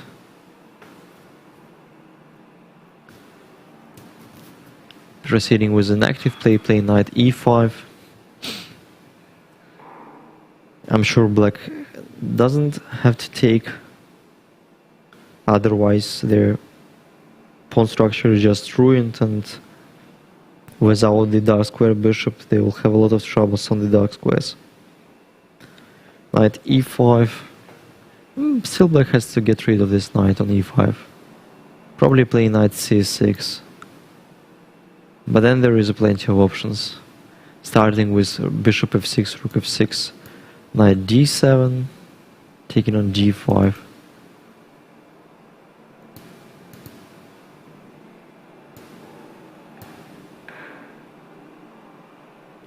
Yeah, rook f6, and then... yeah, just figure out that knight e5 is much stronger.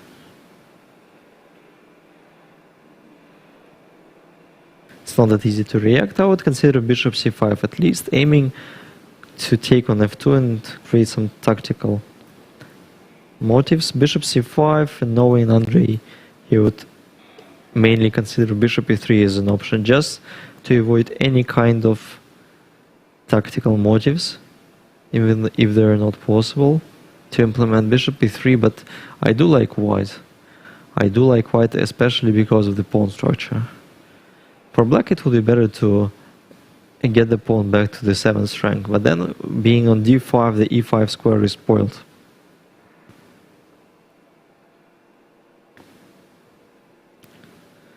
Okay, so will Andrei manage to play knight e5, king h8?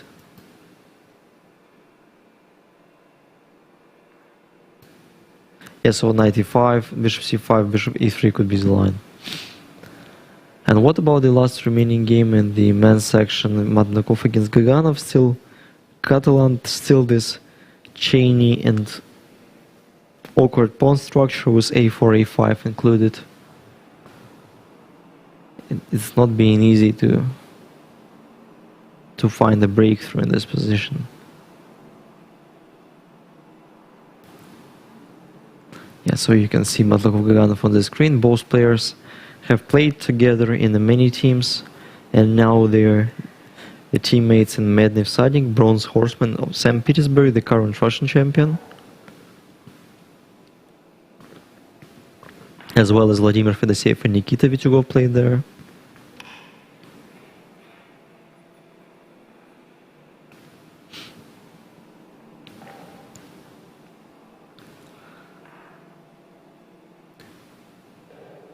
And Maxim Chigayev still has a chance to be in the top 3 in case of the loss of Vladimir Fedoseev and Daniil Dubov.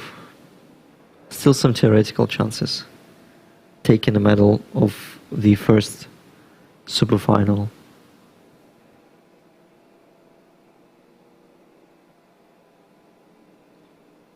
Yeah, the position seems to be very awkward.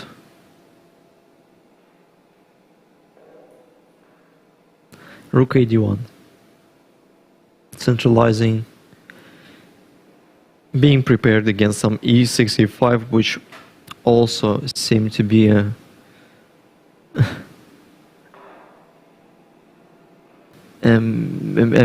mystery.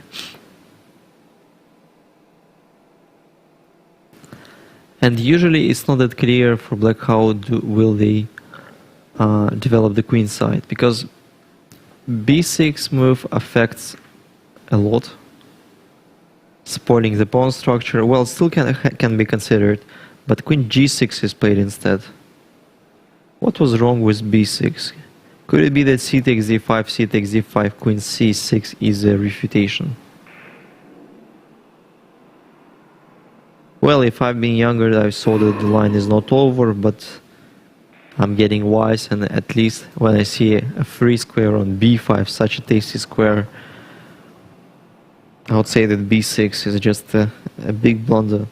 Queen g6 is played instead, taking the control of something on the king side, probably e4, pretending that we do control e4 square. You will never play bishop f2 and e4 then. And it means that no way you can win the game. If white wants to win the game, they have to play a breakthrough e2, e4 at some time. Queen g6. And now maybe Maxim will decide that this is the time to solve the problem with a3 knight, which has been placed awkwardly. Just put it on b1 first. Then put the bishop on f2. And then play e4. Also the point being that after bishop f2, f4 has to be considered, but the typical thing after f4, then we play e3, take the e3 pawn, we play bishop e3, and this pawn becomes a weakness, even if it is barely touchable. Queen g6, that's interesting, and made quite urgently.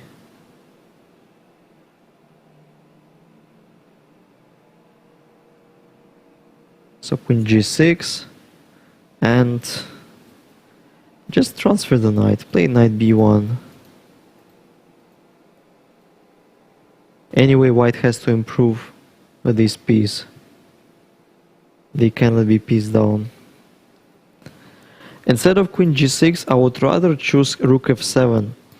The point being that we transfer the knight to g6, pretending to show f5, f4 idea, put the bishop on d7, at least develop all the pieces. But queen g6, still the bishop is not developed, the rook either. So it means that black just forgetting to develop their pieces on a constant basis. Let's see for any surprises in the women's section. Castle bishop e6, no surprises. Gunina facing Grigoryev with black. Queen b6. What's the shame? Gulin is just much worse because of this weak f7 pawn. And for example, we just simply protect on b2, threatening to play rook f1, queen f7. And I think one of your main moves is king d7. Yeah, so after king d7, it seems that white queen, if takes on f7, would be trapped. Yeah, at least this, and black has a forced draw. So once again, queen b6. The b2 pawn is hanging, but what do we choose first? Pawns or mate? If we choose mate, rook f1, queen b2, queen f7, king d7. Yeah, I was wondering we can take knight d5, he takes d5, e6. But it feels that, or it may be enough. King d6, rook b1. Yeah, this is just the crazy stuff. Queen takes c3. Rook b7, queen d4, but then, well, this is somewhat too shaky for both sides. Rook e8, or maybe even rook a8 with an idea to play rook f8. Still I can't see the force mate. Rook d7, king c6. White can take on e7. Just once again, rook e2 seems to be the most logical, and with a clear intention to the triple on the f file. Black may try to protect f7 pawn playing g6, rook f1, knight f5, but then still h3, g4 idea, and obviously black is the side who has to play on draw, which Gunina obviously will not do. Yeah, queen b6 I do expect rook e2, seems quite natural.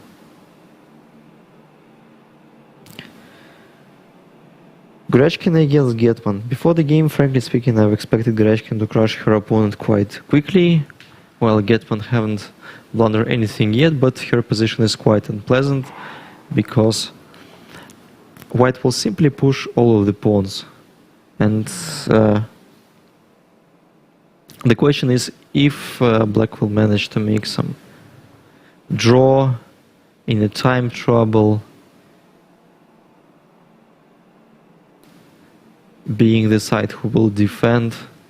So it's just a very good approach when you need to win the game, and you try not to complicate from the opening, but just receive plus equal, barely a slightly better position, and just push it till the very end of the game. No doubts your opponent will make a mistake. Bishop b3, okay, just normal. Then h4, rook g1. I think Alexandra really enjoying her current position. Looking on Shuvalova against Gira. Yeah, just let's open the board. And Gira against Shuvalova. Gira decided not to take on e6 for some reason, which I can't really explain, because the pawn on a4 was still untouchable. g3 was played instead, and a window for the king to escape from the first rank, so no first rank mate issues.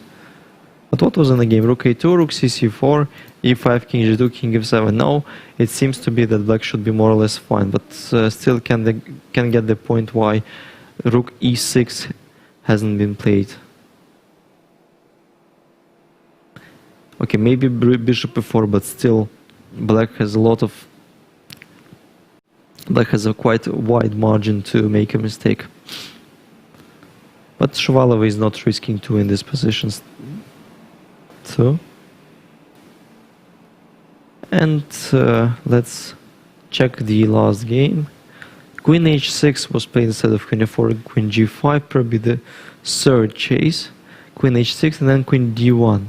But initially I saw the point of playing queen e1, knight f2 was to play knight g4, but maybe something disturbed Guseva.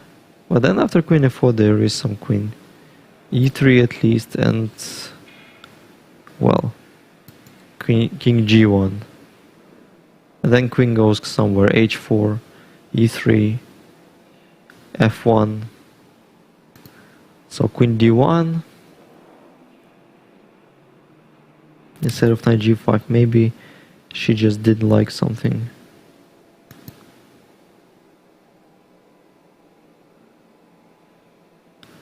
Anyway, white is a pawn up and they're out of risk.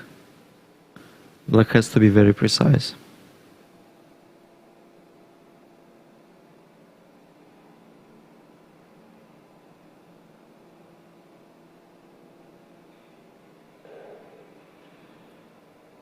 It's very tempting to get back to Dubov against Kurakin. Every move of this game can be decisive. It's very tempting. So queen d3, d5, e takes d6, bishop e6. Well, can get the difference between playing queen c2 and queen d3. In this case, yeah, of course, e takes d6 is the best option, bishop e6, and well, at least as I can see, bishop takes c3 is good enough for white.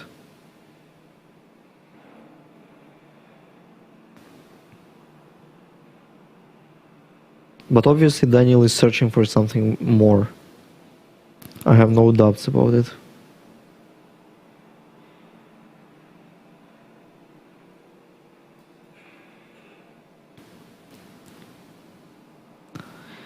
So black is threatening to take on c4.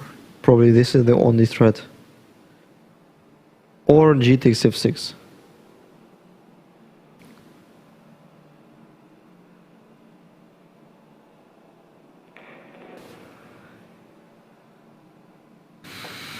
And if we make the most logical move, bishop c3, black include knight f4.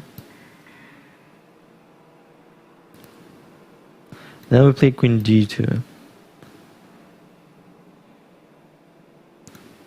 Knight knight h3, just a total nonsense. Queen d2. Yeah, basically it's not that clear how black will play there. So e takes d6, bishop e6. With queen on d3, maybe it's even better for white. So there's been no reason to say that Daniil could be mistaken, and maybe he just properly knows what he does. And his only visible mistake that he sometimes underestimated his opponents and plays in a too romantical manner. Bishop e6 is on the board. I think d takes c7 can be played still. I do not believe g takes f6 can be fine for black. The bishop was quite a price, quite a low price to take, to expose the king's position. Yeah, but anyway, bishop e6, g takes c3, or bishop c3 are two main moves. I won't be surprised if some knight e5 or knight somewhere will be played.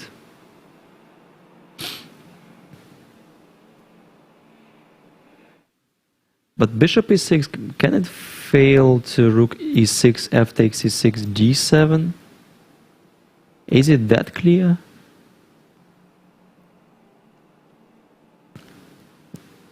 The only logical retreat is queen f7, and then we probably do have something. At least d8, rook d8, bishop d8. Black is a piece down. Knight f4.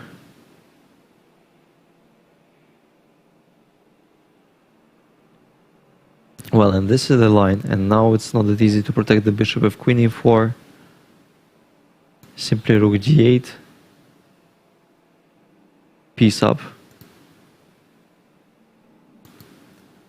Rook e6 looks tempting, but probably doesn't work. F takes. I can't see anything else instead of d7. d7, queen f7.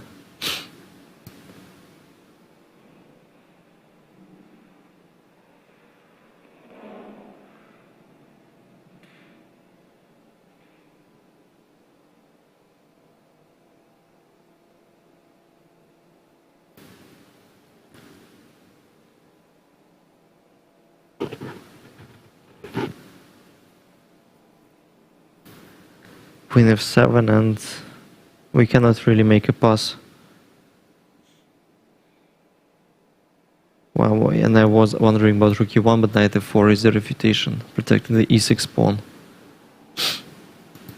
d7, queen f7, d8.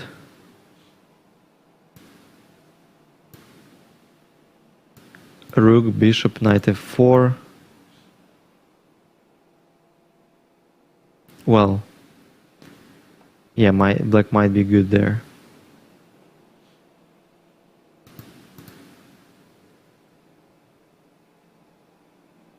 The other options are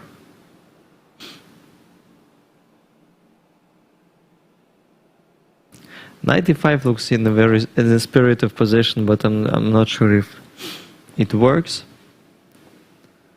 But basically, I don't know why.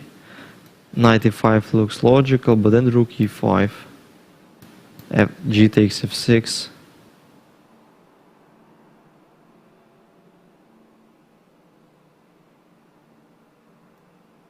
Some rook h5, bishop c4. No, well, I do not believe white can be good there. Knight e5 is too artificial.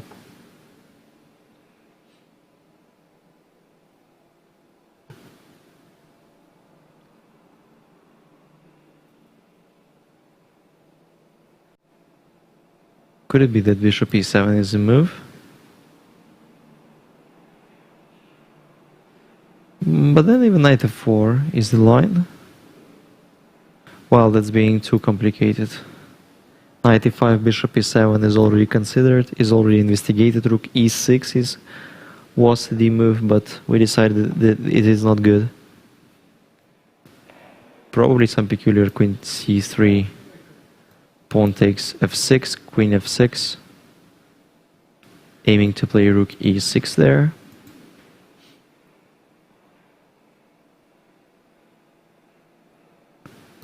But black even has a better material after sacrificing a queen. And obviously it should be fine for them. Just a very tense game, and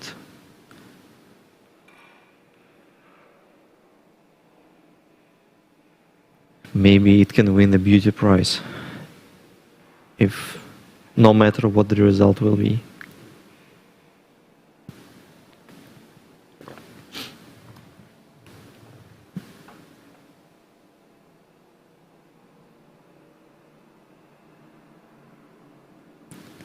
So bishop e6.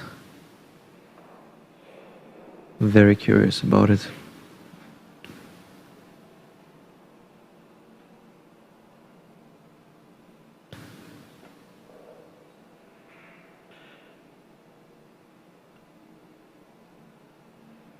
Yeah, once again, let's say bishop takes e6, pawn takes e6. Simply play d7. Queen goes somewhere, but then d8, and at least on the moment white is simply rook up. d8, rook a d8, bishop d8. I do not believe it can be good for black. At least we can give up this bishop and remain the material advantage. So bishop e6, once again, bishop e6, what was the point? F takes e6, d7. Could it be just the most principal line? Yeah, d8 is hanging. Could it be the blunder? Bishop e6, the other move is knight f4. Frankly speaking, I still do not believe it can be good for black. At least because of queen c3, knight e6, and bishop g7. So It seems to me that white is simply winning there. Bishop e6, f takes e6, d7. Come on, Daniil, just go for it. Just go for it, and it will be winning. Well, maybe now I'll have some time to check my calculations. It's a time to go for a little break, and we will continue in the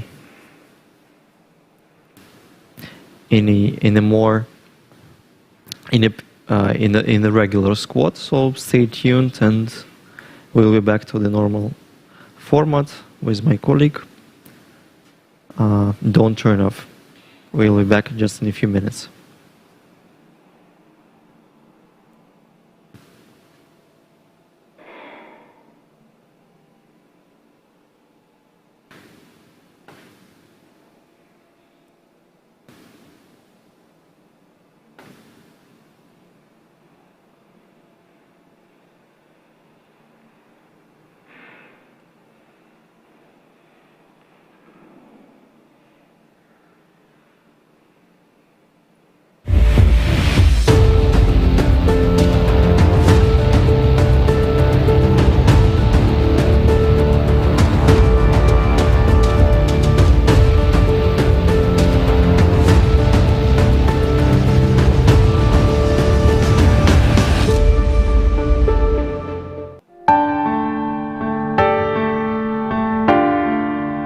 Уже свыше 40 тысяч жизней унес коронавирус с тех пор, как все началось. COVID-19 уже в 80 российских. Медики предупреждают, в зоне риска заражения в основном находятся пожилые люди. Им рекомендовано не выходить из дома без острой необходимости.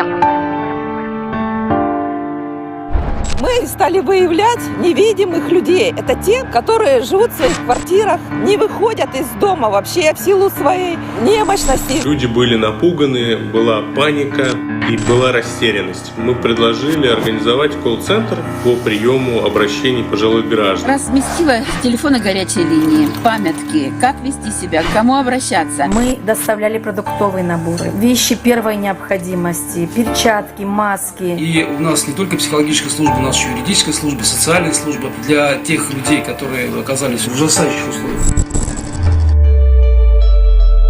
Перед тем, как выехать, позвоните, пожалуйста, участнику. Бабушки все предупреждены, но они ждут вашего звонка. Здравствуйте. Куда можно поставить? Вам берегите здоровье. Девочки, заходите. Мы не можем. Мы не заразные. Что-то надо будет? Ой, девчонки. Мурашки по телу. В эту камеру вы будете разговаривать со своим сыном. Сыном.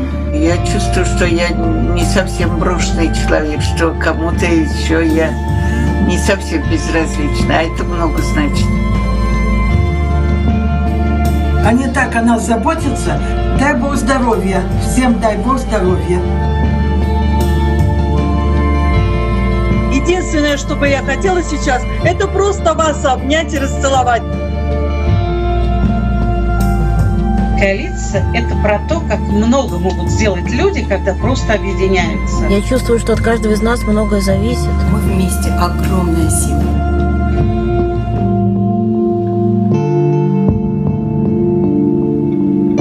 Солидарность – это норма. Солидарность – это норма. Солидарность – это норма. Солидарность – это норма.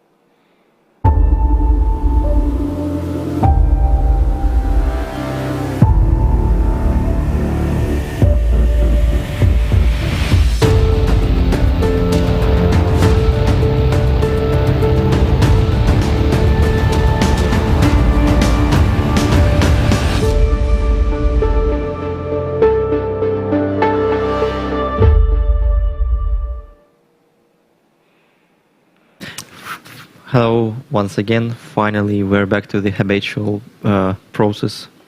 Yeah, being together with my colleague, Grandmaster Pavel Tregubov.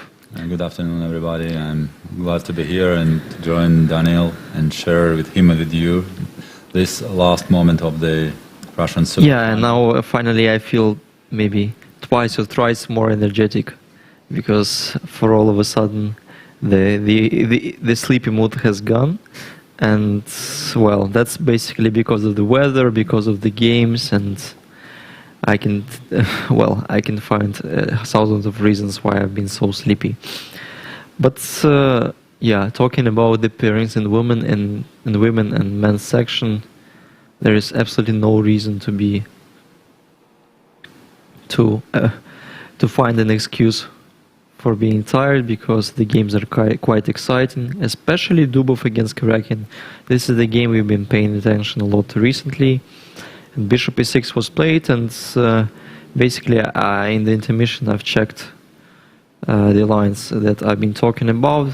Everything was correct, but Bishop e6 was my little miscalculation, because Knight f4 could be the move, and then position still remains quite complicated, but looks like Black is out of danger for some reason. Queen g6 was played instead, double exclamation mark move. F take g6, yeah, and just White can take with the rook, not with the bishop, which is probably more, which is just better. And again, if bishop takes, we can play king h7 and d7, and queen goes to b8, and seems that black is doing well. Black is doing well, being a queen up. And well, like still taking on c3, but this position cannot be worse. It's just a clear queen. But queen g6, f take g6, rook e6 is played, and what about what about queen f7 here? Queen f7 is the move. Well, I see a draw, of course, after rook e7. I'm not sure it's a draw. No, I mean I see the draw. Maybe it's, maybe knight e5 can be played now. I'm sorry, knight e5. Knight e5 at the queen f7. That's the idea. And after g takes f6. Just take f7, probably. Take f7, king f7. And then rook e7 mate. Rook e7 mate. That's quite. Yeah, that's a beautiful blunder by me. Queen f7, rook. Yeah, knight e5 is just stronger. But then instead of queen f7, maybe after rook e6, queen c6 can be played. Mm-hmm. So rook e7 check. Do we have something more than a perpetual windmill? Rook f7 is a draw. Rook f7. We can try rook c7, rook f6, rook c4, and then taking on c3.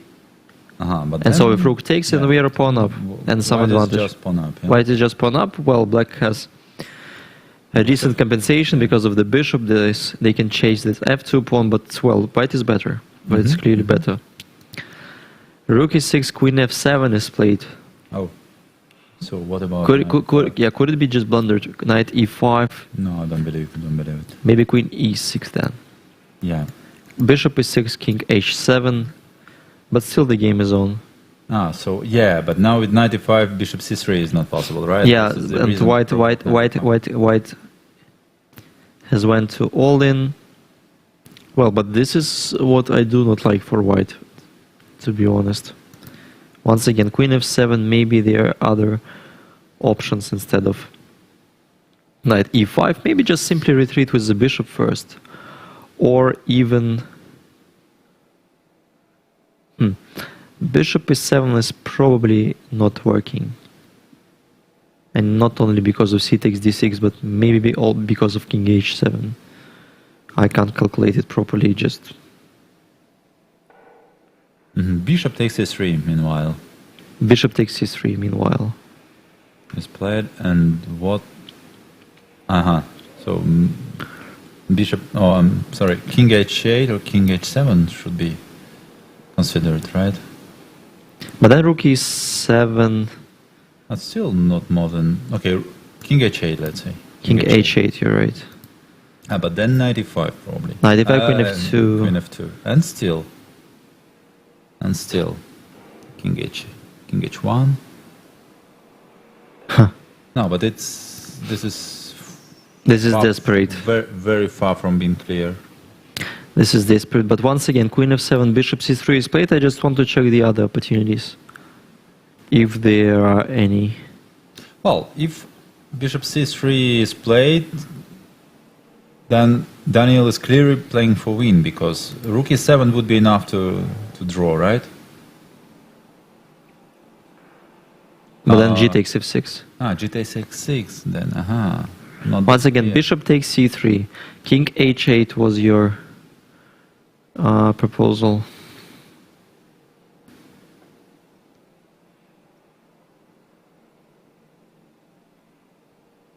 No. There might be something. I'm not 100% sure of Bishop takes c3, but well, Daniil played it, and there might be some reason behind, or at least we have to try. We need to try to find the refutation. Is already played. So black is simply queen up, but optically white do has some compensation. Oh, queen up still for two pieces, two minor pieces. It's not that. Can we imagine white playing on the positional compensation? d7. I mean, queen takes, then maybe knight e5. Rook g6. Maybe knight e5. Yeah, but this is a clear threat of the mate. Yeah. You mean like king h7 is the move, and knight e5 is probably even better. And somehow the queen doesn't have a lot of moves, but rook f2. Okay, what to do? Rook f2, knight takes d7, and no good checks. Everything is protected. So bishop f2 can also be played, but yeah, again, this is far from being clear, and it would be just an outstanding game if it will go just the same way. King h8, yeah, knight once again d7 is an option, obviously. I'm not sure that we even created a threat. Maybe knight e5 or still rook d1 first. Rook d1 or rook e1. Rook e4. You cannot get any single move. Queen f5 is played quite instantly. And then rook e7, I think, yeah? This is the idea. Yeah, I wonder also. Rook e7, but then what? Do we have anything better than rook g8? Rook f6 you have, but then d7 is the move rook also. f6? Yeah. Rook f6, yeah, rook f6. Rook f6, but still it remains being d7, yeah? Yeah, d7 is the option. You can try rook f8. Rook f8, right? But maybe finally we'll start getting moves. Or maybe, I don't know, maybe just...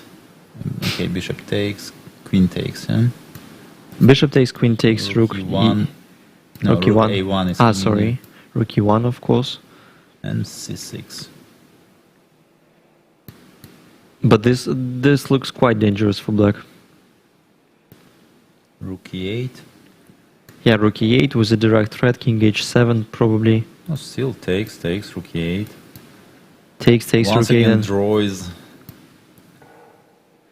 Yeah, queen takes b4, let's say. Bishop g8. And this windmill. And h4 then.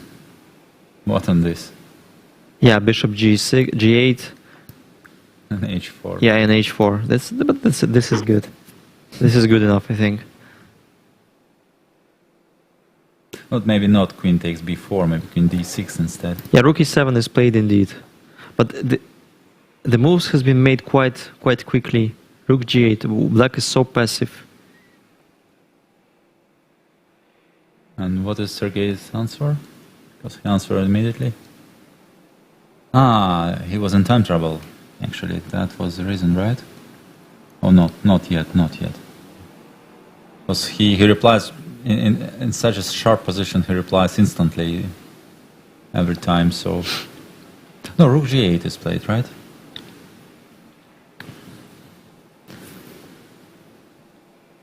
Yeah, rook g8, of course.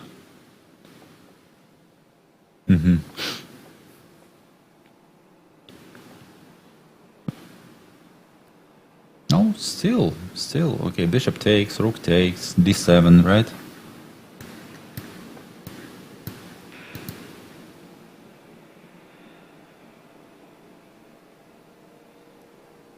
Another queen sack.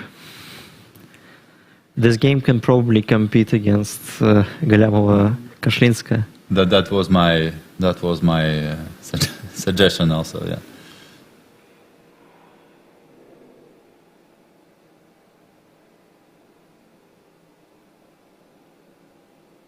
Yeah, I have no words because this game looks even twice more complicated than.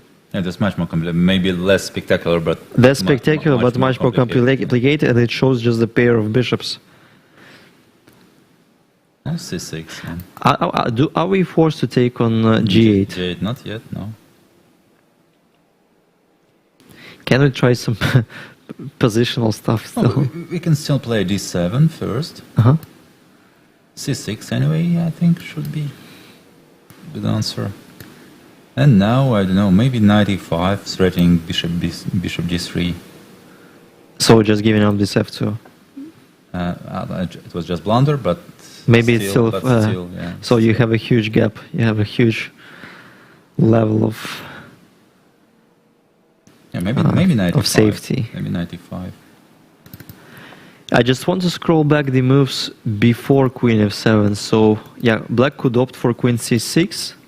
Yeah, queen g6, f takes g6 is the only. Rook e6, queen f7, this is somewhat... I do not really agree with. Bishop c3, the other options, not really. Bishop was hanging, we need to take it back. King h8, rook e4. Rook e4 was probably a double exclamation mark move because you would rarely consider rook e4 playing in this position. I think you would start with rook e1 or rook d1. Okay, well, anyway, excluding the other moves, finding rook e4, queen f5, rook e7. Well, so this was a distraction from g7 square. Rook g8, and now it's Daniil time to... Overall, I feel like white is not risking here. No, either me, I think so. I mean... I think they're just better. But again, we just failed to find the way how... Bishop takes. Yeah, bishop takes. Rook takes. What is the reason, by the way, to take immediately? Why not start with d7, for example? It's too artificial. d7. Okay, rook takes. Well, unless Daniil see the... I mean... Well, queen c2 is the move. Queen c2, bishop g7, could it be? Rook g7, rook e8, but then rook g8, bishop g8. It seemed that white is winning. But then rook king h7, and we take the d7 pawn. Oh. Yeah, so just to get rid of this rook. Rook takes. And this is the question between taking on c7 and playing d7, and also there might be some other options. At least in terms of practical chances. Oh, well, d7 looks... d7 is somewhat I do like, really, yeah. d7, c6. What do we play? Rook e1. Knight e5. Knight e5, I just don't want to give up this pawn anyway. Or allow some queen c2. So after c6... d takes c7. D takes c7 instead. What? Maybe... Yeah, maybe this is a right decision because bishop doesn't protect the promotion pawn. Yeah. C8 square is not controlled by the bishop. And now do white has a threat? Well, no, maybe not right now. At least they are threatening bishop g7, and it would be an endgame with an extra pawn, but obviously in terms of the position on the board, black is dreaming to have an endgame being in the pawn zone. I mean, just psychologically, it's quite difficult to play against the sacrificed queen. Because you're gonna be ashamed after the game. I mean, like, look, this guy lost with being a queen up. Haha. And Queen c2 is played? Queen c2. Yeah, the moves are made so fast. I can't get the reason why. So we can show probably how the endgame is pawn up can arrive. Yeah, so no, here even after Queen c2, still bishop g7. Well, king h7 again, windmill, bishop d4 at least winning. Rook g7, we play rook e8, rook g8, c8 queen. Yeah, so black is forced to take on c8, otherwise if bishop f2 then king f1, the bishop will be hanging. Take, but then black has an open c file, and it seems to be that they should be more or less out of danger. Yeah. Because of c2. It seems to be in time, just maybe even slightly better. Because of this a pawn, the bishop is quite strong, pressing on f2. So obviously and bishop e5, I mean the moves are coming so fast, and white has a clear domination. White is dominating the board, just giving up this f2 pawn because it's not needed at all. And what black can do? Let's say if they take with the bishop, king goes h1, probably. Yeah. What is white's plan? g5, let's say, we just push the pawns. Just to bring another piece to the attack, yeah? But which one? Knight is hard to see how it can be done. Maybe the rook somehow. Yeah, but if you play rook... No, rook f1, bishop will go back to... And then, well, maybe slowly, somehow. We can start with h3, for instance. We can start with h3 and... Actually, yeah, but... White is dominating the board. Right, but actually knight d4 is also considerable. Not sure that we need to hurry up, but let's... Okay, well, let's check knight d4.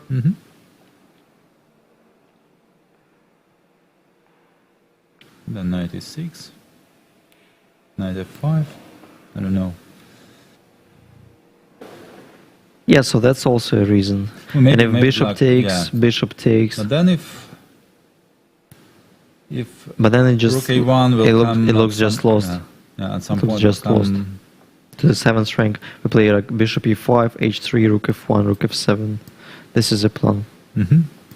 Black cannot really avoid it. It looks, all in all, looks very... Or bishop g1, just keep the bishop on. I mean, protect the king, play rook somewhere. No, but then rook c8 maybe. Yeah, rook c8, okay. No, bishop. Anyway, bishop put the bishop on c5 or on b6. This position is just winning for white. It should be winning. Bishop e5, and then it's black to move. One of the most exciting games of the tournaments. Now we can go to Yesipenko against Fedoseev. Yeah, I mean, how many finesses this game has? Just starting from the opening, queen d3, so a4 was a mistake. Because, well, it was just an empty move. I don't know what had to be played, maybe knight f5, I don't know. Like bishop f6, knight f5, queen c2 even. I was still failing to find the way how black equalizes. Because it still looks quite risky. a4, bishop c4, knight g6, queen d3 instead of queen c2. And then d5 is allowed. We cannot take with the bishop because of knight f4. This is what black is dreaming about. Taking... Yeah, capturing the pawn. Bishop e6 and brilliant queen g6. Anyway, this game has to be analyzed properly and go to the best books, best textbooks. On the first sight, it looks really fabulous. Yeah, a masterpiece. King h8. I mean, no matter how the game will end, that was a masterpiece. It could be just unfinished masterpiece, like some, I don't know, Michelangelo painting. Rook g8, bishop takes, d takes c7, queen c2, bishop e5 for the domination. And it could be, yeah. Funny enough, Dubov may score a golden goal for Jan Nepomniachtchi. Yeah. That would be fair from his side. I mean, because he beat Jan, he should be consistent.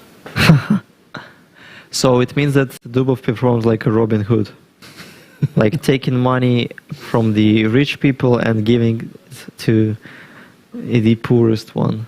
But whom he lost against? He lost against Fedoseev, who's currently third, and he lost against Maxim Chagaev, who scored +1 and quite a good performance in the first superfinal. Right. So, well, but basically that's all about Daniil. So he can win a spectacular game even against Sergei Karakin. You could barely expect, even exceptionally, especially this scenario of this game against Sergei Karakin, when you're just sacrificing against him and managing to reach the goal anyway. And by the way, if he wins, he will share third. He will have +2. He can potentially share third with Fedoseev. But now let's look Fedoseev game, because it seemed to be being quite risky for Black. All of the pieces are looking on the king side, and a lot of whatever we can draw, like maybe hundreds of arrows, just to show you that Black's position seems to be very risky. Mm-hmm. The open rule? It was open rule opus 95 at this very point. So Queen C8 was the move that I didn't really knew. So I think, yeah, just a second. Queen C8, and that was the move I see the first time. Mm-hmm. To be honest, Rook E1, Bishop D6, Knight F1, Knight E7, Knight G3 seems very logical. And why? Bishop D7. Maybe it wasn't too late, and Black had to kick off the knight out of G3. But well, giving up the pair of bishops is somewhat very unpleasant, as far as I know. And White is just gradually bringing all his pieces. Yeah, I mean, and so slowly, but Rook E2, then Knight G4, Knight C5, Queen D2. Well, one step back, two step forward. Rook A1, Queen D7, Knight H5. Yeah. Maybe White already has some threat. We should calculate Rook E8, for instance, because it looks quite logical.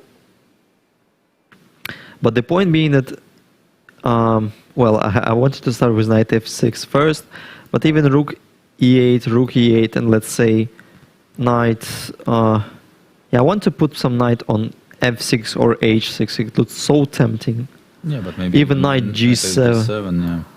Maybe the easier way. We take a first and play Knight G7, and it seems that it should be a mate. Bishop F6, King F7 is the only move, because if King F8, then Queen H6. And then we have to find a mate, because if we just leave the Queen E1 will be the refutation of all of our threats. So okay, it might be not that clear. Maybe not that clear. Okay, we still have Queen D5 check. King F8 then. Queen D2 back. It still looks so terrible. It looks so terrible. And I cannot believe Black can save this position. Well, looks very, very promising. Anyway, White has to calculate Knight F6, Knight H6, Knight G7 after every single move. That's my suggestion. So Knight H5 and Rook E8 looks quite scary. The other option is to play D4, but again it may fail just to the same refutation. I don't know how exactly, but it looks so scary. Let's say we take C takes D4, Knight takes D4. The only threat, if Queen takes D4, it may fail to Bishop H2, but we are not idiots. We calculate Rook E7.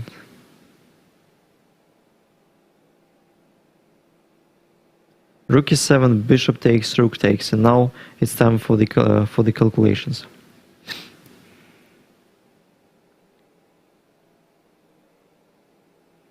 Looks just absolutely lost for Black.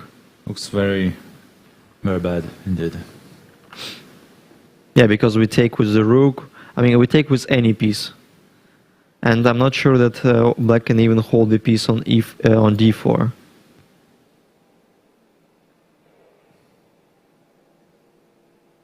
So Vladimir just played his Knight E4, sacrificing the pawn. Probably, yeah, it's time to But that's a kind of good move, because if bishop takes, pawn takes, and a2 pawn could be eaten, they're probably the most poisoned pawn on the chessboard can be eaten, and black shouldn't be punished.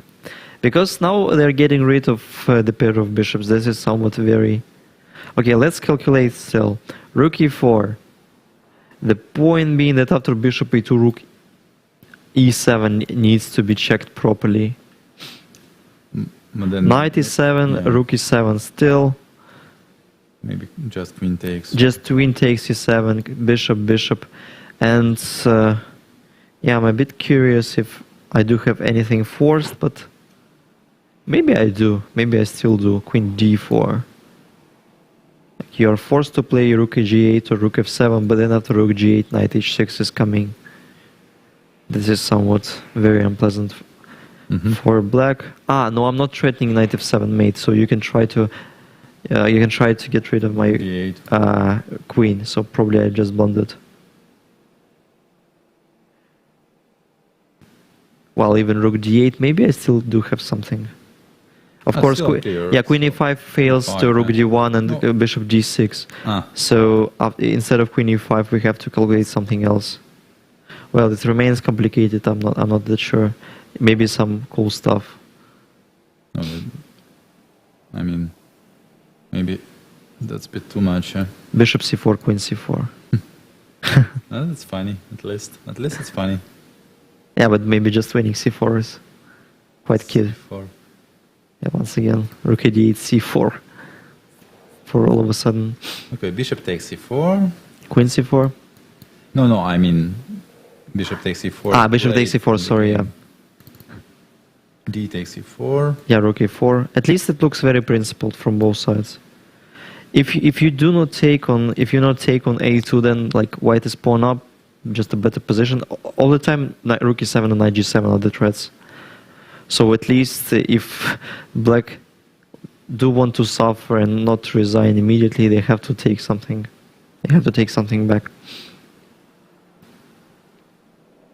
Yeah, their position looks quite scary. And even in the long term.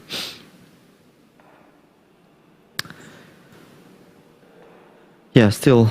b3. No, b3 is played instead of rook e4, but, well, this is somewhat looks too... I can blame Andrei about... Yeah, that was the position...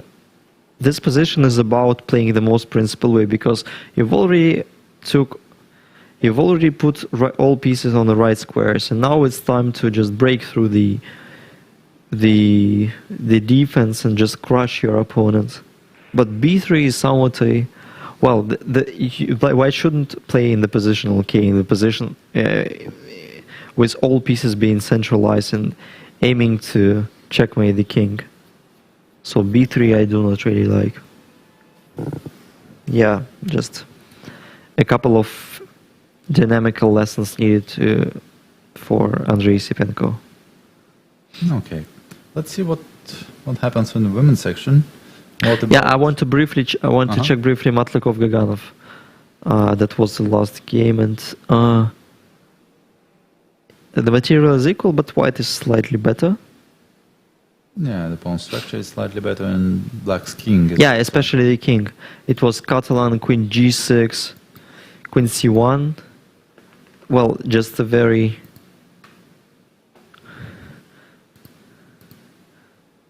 unusual position.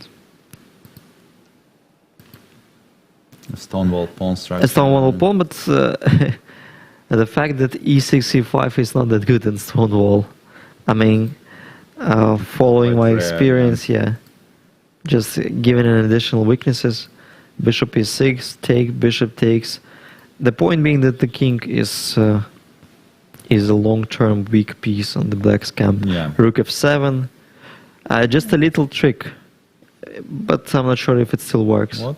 Yeah, sort of rook d6, but then knight h5 or knight something. But then even queen e5 or queen d4, I can't really. As well, yeah. I can't get the point why rook d6 wasn't played, but rook f1 is also good. Probably knight h5 would be played. Yeah, basically white is just considerably better. Just considerably better. Anyway, now it's time to go for the women's section. Still, all the games are in progress, and we're quite happy to see it, despite the fact that I just, well, I can't expect how much tired I will be after today. Garifulin against Kosenik. Black has a pair of connected pawns, but not good enough. Yeah, I do not believe it can be. Yeah, no, maybe still some chances. I mean, and they, I don't know even what should be done, because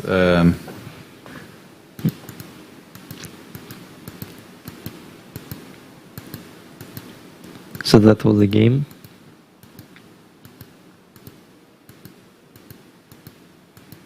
Garifulin plays very quickly as usual. Yeah, so quickly. Mm-hmm.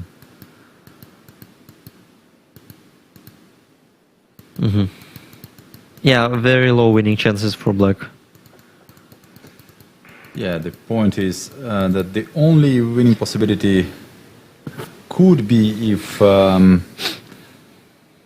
Black managed to stop a pawn with rook and bishop.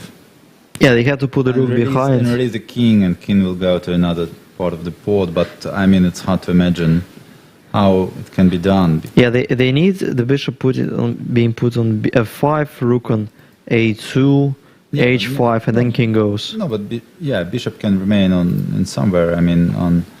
I mean, I've tried to protect the pawns, the g6 pawn, because we need h7, h5. Well, I don't know. Yeah, I don't know how it can be done. Difficult to calculate and evaluate, but it feels like it should be a draw. Oh, maybe, yeah, bring bishop to f5 is. But on the same time, well, white can start pushing her pawn as well. Well, she needs a good square for the check. Maybe f6. What's wrong with d6? I don't know. Nothing. Nothing wrong with d6 as well. So, well, just a game, and Garifulina, as we mentioned, as usual, much better on time. Mm-hmm. And Alisa Galamova playing again against Natalia Pagonina, being a pawn down, if I'm not mistaken. But what has happened with her pawn?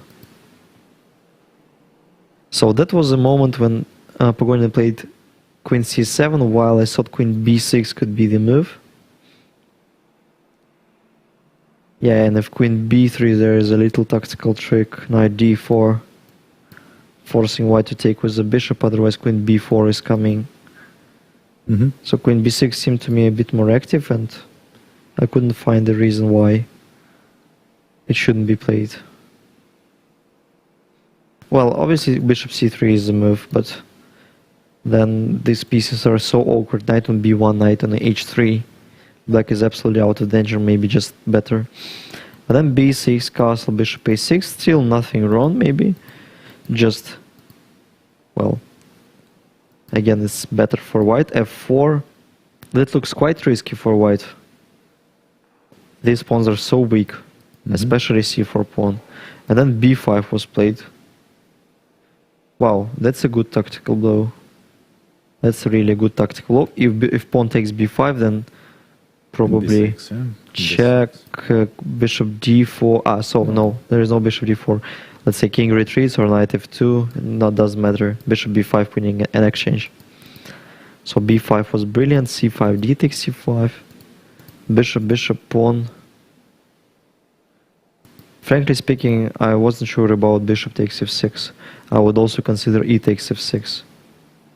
And then rook goes to d8, bishop goes to f8. Mm-hmm. It seems to me even better option. Yeah. Bishop takes f6, e5, bishop g7, because in this case, white has gained a tempo and played useful e5 move. And bishop is a little bit stuck. Yeah, so it was a bit like paternical. Mm-hmm. Bishop c8, knight f2, f6. Yeah, and now I become even twice more convinced that I was I was right that it was better to take was a pawn, because this position, white has some chances to. Yeah, but still. Still, it's better for black, obviously. Yeah, even bishop takes. Still bishop takes. Because, and bishop goes to d4 sometime. I mean, pawn takes is possible. Yeah, pawn takes I would still consider f4, f5 typical. Yes, but then knight d4 maybe.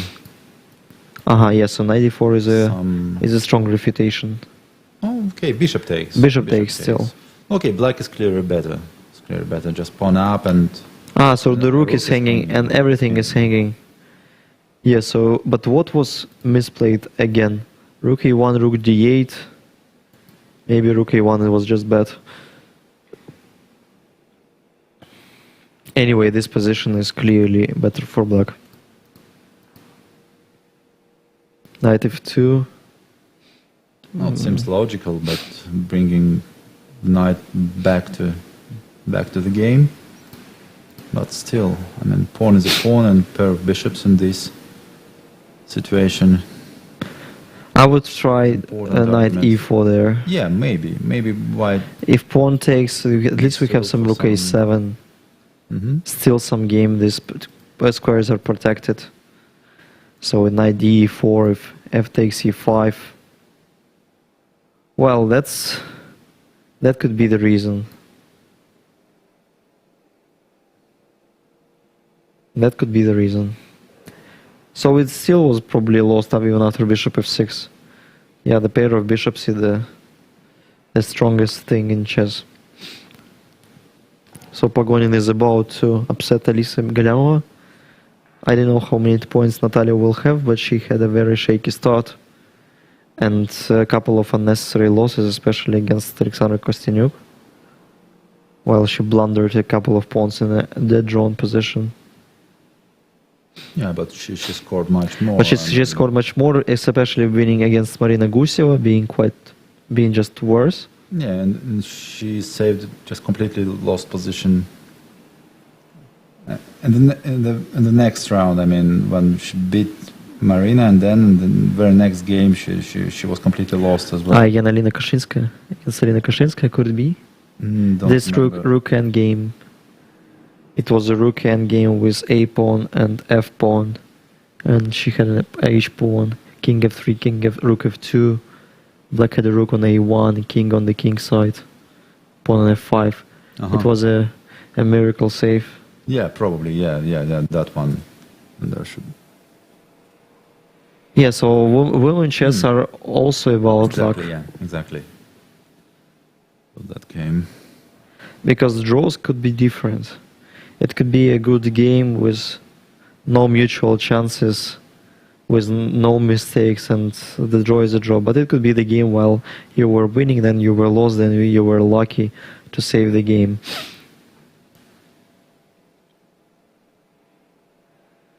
And Grigorieva, it seemed to me that Grigorieva was better against Gunina, and she could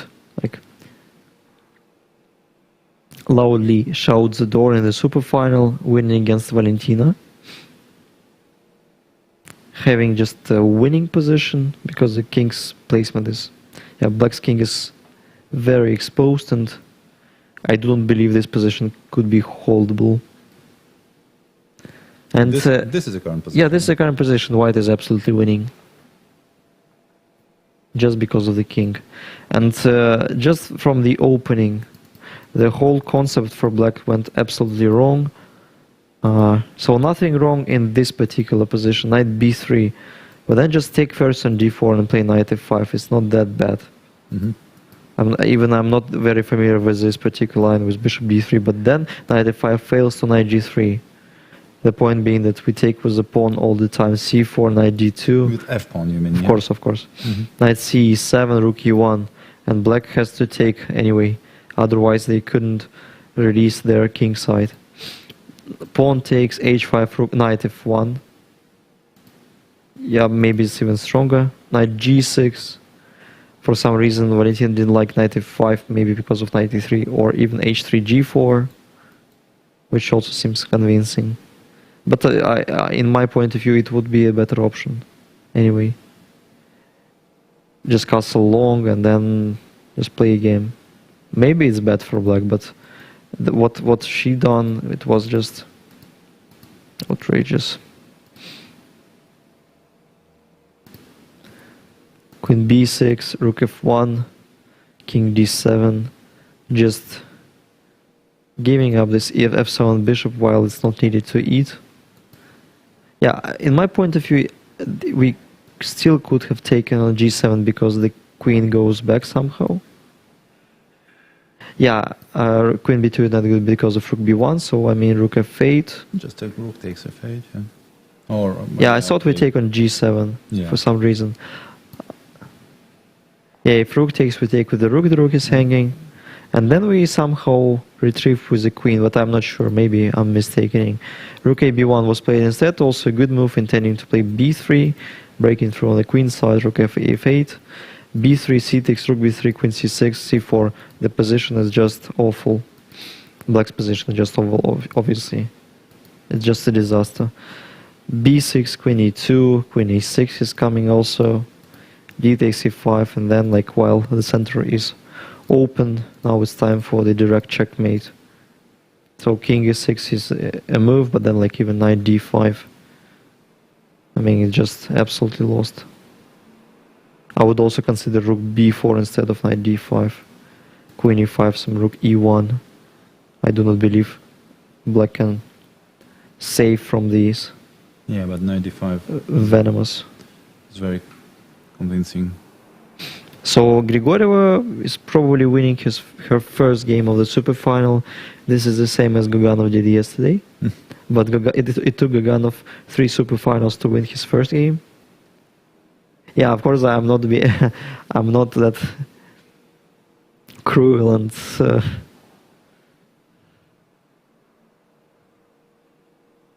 yeah, I'm not that cruel to Alexei, but just a funny fact.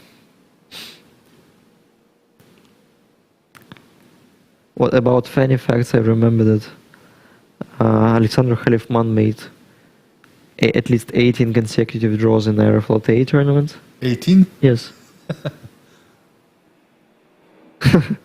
Yeah, if I'm not mistaken. I was not aware of this fact. I remember my game against Alexander Khalifman. You can easily guess what was the result. But I was lost. I was absolutely lost, and I found just a miracle save in the rook endgame. And the point being that if somebody tries to win the game against Alexander, usually he loses. I remember a lot of 27 guys tried to beat Khalifman while he was not that young, let's say 50, 45, 50, and like 99% of the games ended with the victory of Khalifman. So he plays like a hedgehog. He will put a nail in you if you try to take him off the ground.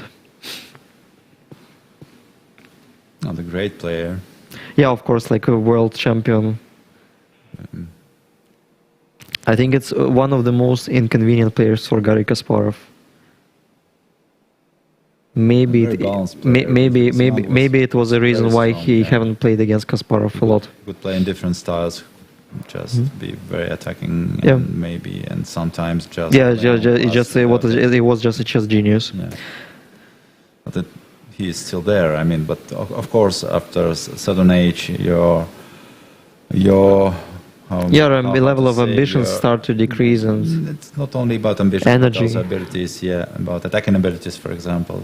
Yeah, and you can still hold position, but not to break through. Actually, that's the point. Well. Okay, so that's obviously not about Yulia Grigorieva. She is winning. I mean, a very controversial streak probably Valentina Gunina may have. But maybe she will need to find the right way in time trouble because 7 minutes is enough for this position. This young player will 7 minutes should be a lot. Okay, knight d5 the most. Yeah, but queen d2 is played instead. But queen d2. Queen d2 is very. So if king is so queen d2 was played, right? Yeah. Threatening knight d5. This is a position. Well, black can try d4.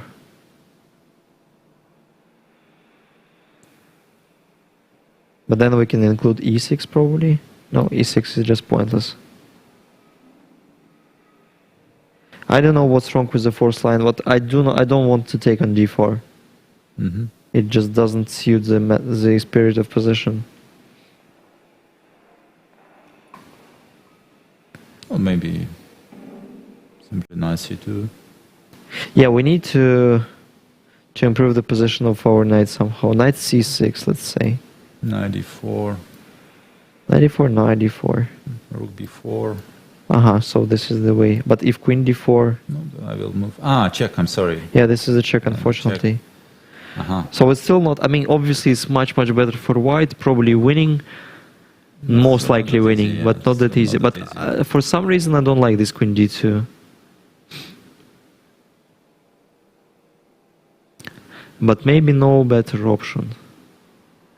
Well, it has to be. Looks quite natural. I would rather play rook b3 and put the queen on a6 or b5. Queen d2 then d4 I think will be played, and still white has to prove that they're winning by force.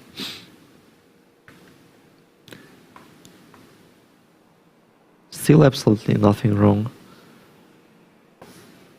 Maybe simple knight c4. Then queen goes somewhere there, or e6 is the threat. So e6 is the threat basically. Knight c6. And rook e1. Well, it's just... should be absolutely winning. Okay, let's find the most precise way. Knight c6. If rook e1 then queen goes back and king suddenly goes to the queen side. So I wanted to start with queen g5 first.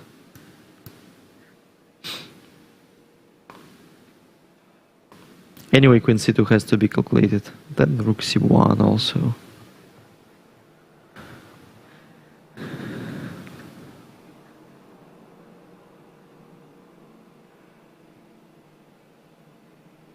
I still feel that this pawn should be eliminated somehow, yeah, but maybe I'm wrong. Maybe I'm wrong, because it's not easy to do.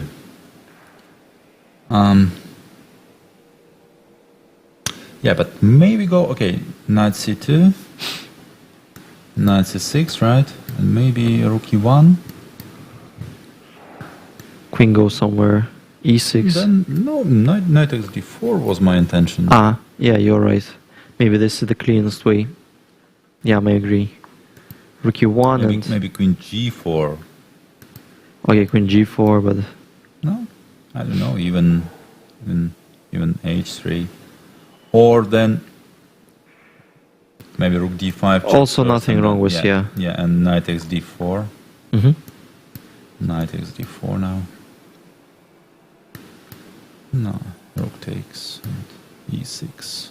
Yeah, this is just absolutely winning. Oh. Okay, so this is a way, and not a difficult one. Oh, but some despite the fact that I haven't seen it well, because I'm not in a good form. And Alexander Gerechkina torturing young Tatiana Getman. Yeah, white is clearly better. Yes, very pleasant endgame. And what I think the white's plan is just to put the king on b6. And then we will see what to do. Probably king b8, king c8 after trading the pair of rooks. Should white play h5 or not, you think, in order to... I think no, we're not in a hurry. To avoid... I think we're not in a hurry. No, I think we are waiting for the rook's exchange, and then our king goes... So, yeah? Keeping the rook on e5, putting the king on b6. It seems to me that... No, okay, yeah, it's very, very highly unpleasant. Okay, let's try to find the forced way how to do it. I want to put my king on b6, how I can do it. Also, we can start with king c2. But maybe knight b1. Thinking about bringing knight to a3 or d2, depending on what luck will do. Knight d1, My idea after king c2 was to play b3 and take on b5, for instance. For example, if you make some kind of move, rook c7, I'm in time to play b3 and bishop b5, just take on b5, a takes, and play king c3. So you're not in time to play b4 and somehow distract me from implementing the same plan. Yeah, I see. And I think like h5 is not needed at all. Oh, okay, I would play. You can try rook f8, putting the rook on a file. For example, if king b4. Yeah. Well, I have to find the breakthrough somehow. We can play rook f7, inviting for king a5, but I will not play it. Well, probably I wouldn't exchange knight. Just yes. So there was no necessity to play b3 and knight bishop b5. So this is the initial position. It would be nice to bring knight to e5 somehow. Yeah, but it's not so easy to do. Not easy. Okay, knight d1. Let's try. No, but then maybe knight b1, knight d2, knight f3 is the right way. Because now, by g4, but g4 you mean? Yeah, yeah, indeed, maybe it is also possible.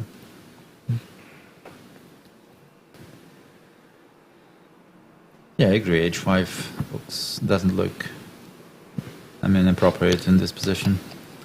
Putting the pawn on the white square. Well, maybe technically this is not that easy, but well.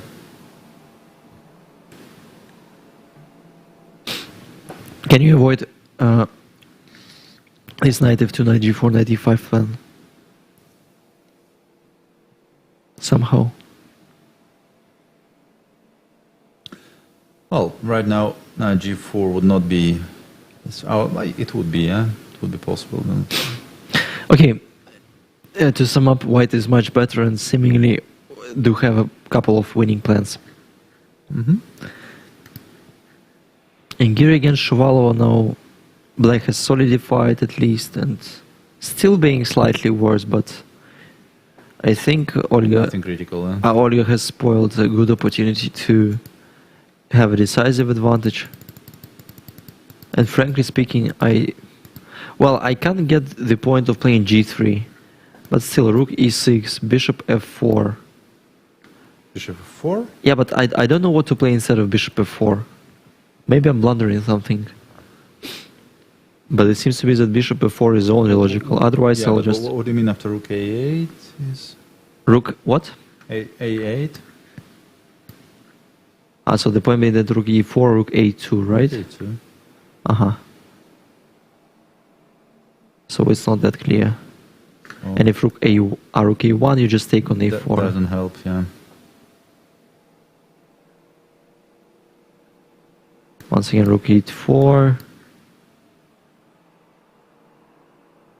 Yes, that's a clear reason. Again, I'm just blundering because I'm too sleepy, too tired, too sick, too stupid. Rook b2, g3. It was funny. Somebody was complaining about being tired. I think Andrei Yasipenko in his interview or somewhere. Or maybe not in the interview, just talking to somebody. Alexander's question was, how old is he? Yeah, exhausted. It's funny. A lot of poets were tired being 20, 25, so probably this is the most critical age of the entire life. g3, rook a2, rook c4, e5, so the pawn was untouchable, as we just figured out, and I was failing to do it for a couple of hours. King g2, king f7, rook h4. Okay, I'll just scroll. I feel being an idiot, like telling the notation. King f3 was the last move, and does white have any plan here? I think no. King goes to d5. I mean, we cannot we cannot even go king f4 because how is it possible to bring the king to e5? Well, if king goes on to d5, if you do something else instead of just keeping the rook on g4, I would say that. I think just a mutual disability of creating anything. So rook e4, king g4, and f4. Yeah, that could be. Well, then you trade my weakness, and then which just. No, but f4 still. I mean, a4 pawn would fall. Like Korobov said, like with an intention to shake sweaty hand. Mm-hmm. No. Well, which means that maybe we will witness a tiebreak today in women's section. What do you think? The probability is quite high like at this moment. Garechkina's Getman game, Garechkina against Getman game could last for a long time. This one as well, but yeah, and Garechkina can spend more than, let's say, 12 hours on the board today if we will have a long tie break, and she will play a 6-hour game. Well, it won't be 12 hours for sure, but at least 8-9. Yeah, but we don't know how long Polina will be tortured by Olga either. Not long time. Not really. If we are failing to find a plan, we are. And the most exciting, now it's a cherry on the pie. And everybody is waiting for it. So H3, rook e1 is played indeed, and now the king is released. G5, knight D4. Yeah, it should be mentioned that A2 pawn cannot be taken. Otherwise, I mean, white would be winning by C8 or yeah, just take and take. I don't know what is better. Maybe C8. C8. Immediately even. Let's find a cute winning. Okay, C8. But maybe not. Maybe rook. Not. Rook. Let's put the rook. Okay. Rook takes. Rook G7. Oh, at least rook King C7. H8. Knight F5. I would say. You'll go for mate, yeah. So cruel. Yeah, I'm usually so cruel. But then, bishop C7, rook C7. Just pouring the water on the windmill. Rook E8. Rook E8, probably bishop F6. Bishop F6. This is somewhat I do like. The point is that rook F7, knight H6 mate is the threat.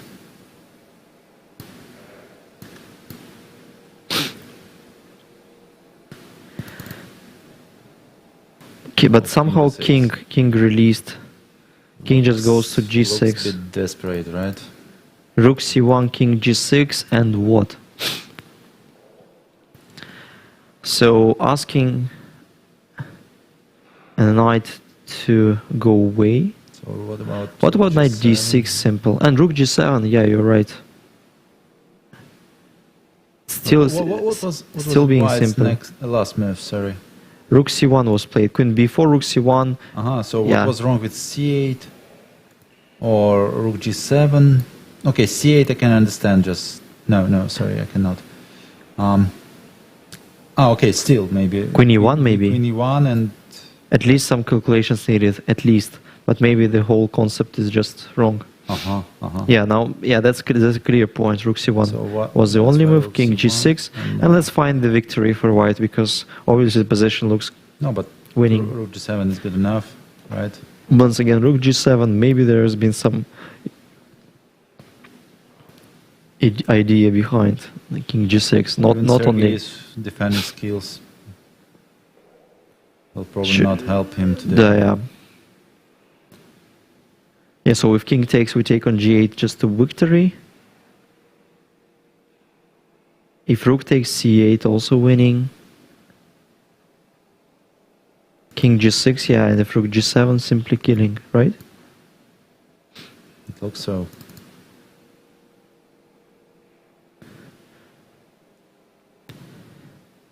So, and now I've rethought, and I think Galyamov-Kashinsky is the mate of the tournament, and Dubov against Karakin is the game of the tournament.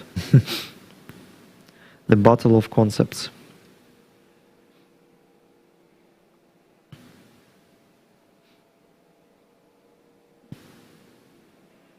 Can he somehow win the game in style instead of taking rook G7? Well, rook G7 is also stylish because white is still queen down. But I'm trying to find a mate.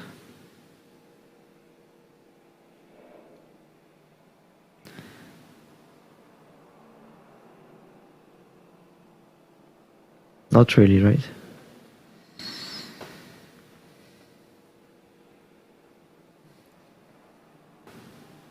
Also, rook f1 is quite cruel.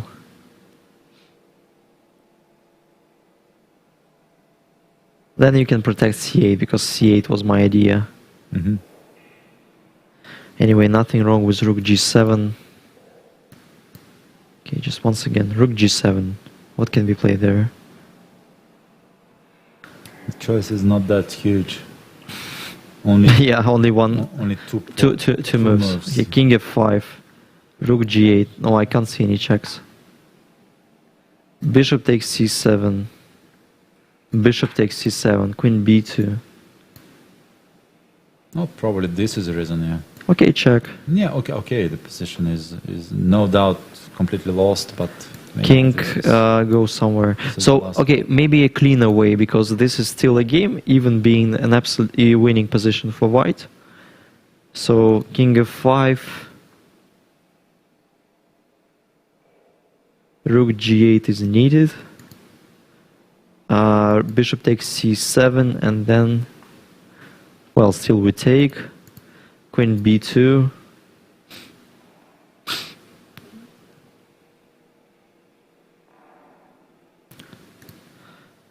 okay, so probably that was Sergei's idea.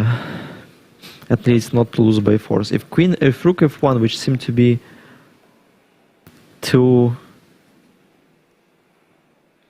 stylish, maybe it's not that bad. We need to protect of c8 somehow.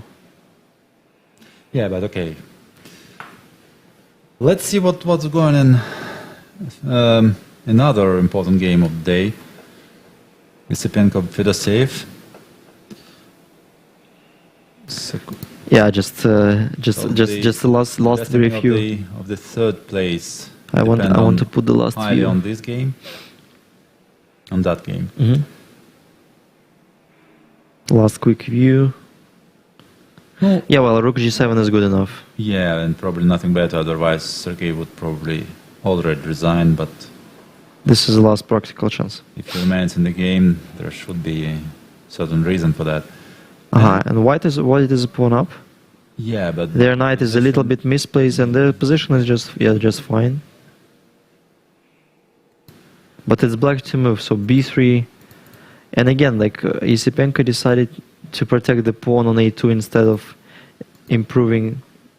I mean, instead of developing the initiative, and suddenly all the pieces went back. Yeah, and Fedoseev is hardly pushing forward. Yeah, but he still has an extra pawn. Yeah, for some reason e4 hasn't been taken. Yeah, maybe just queen is trapped after rook e8.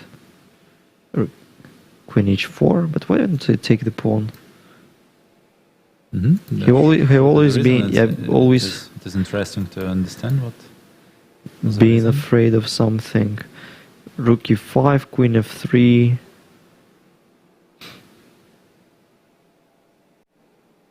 Doesn't look that obvious.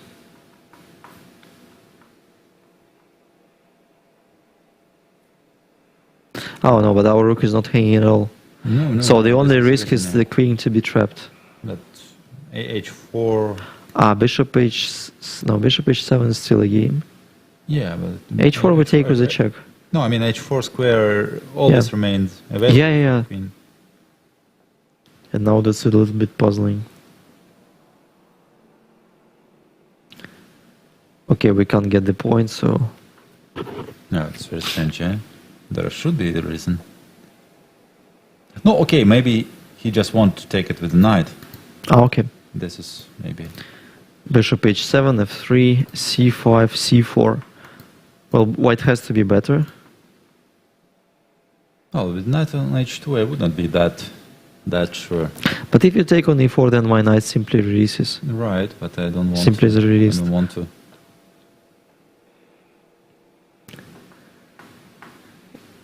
For instance, I'm not threatening anything. Maybe I'm going to play rook d1. So that will be my next move in case if you make some slow one. About 95, simply. There. But knight c5 is hanging. C5 is hanging. C5 is hanging. So black is also pinned. And if you take on e4, we take the pawn.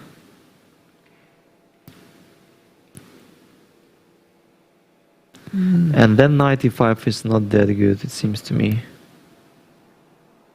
because of something. Well, if the pawn was on h6, it would be much safer for black. But the pawn is on h5. I can get what's actually wrong with it. Maybe rook f2. We need to save the rooks. Try to play for the checkmate.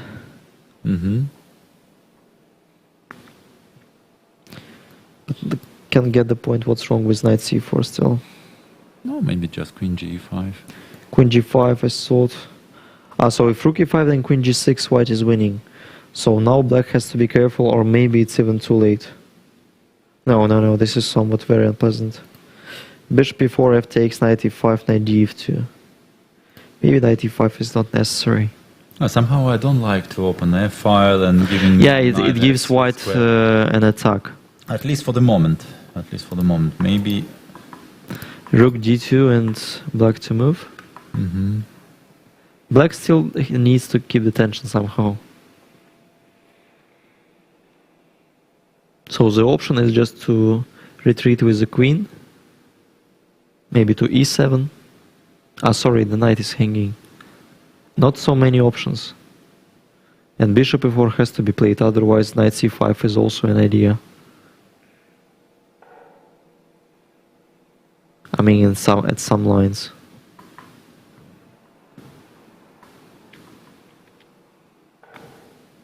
No, maybe black is not given a choice. No, sorry. Okay, maybe white is still better. Still better, of course.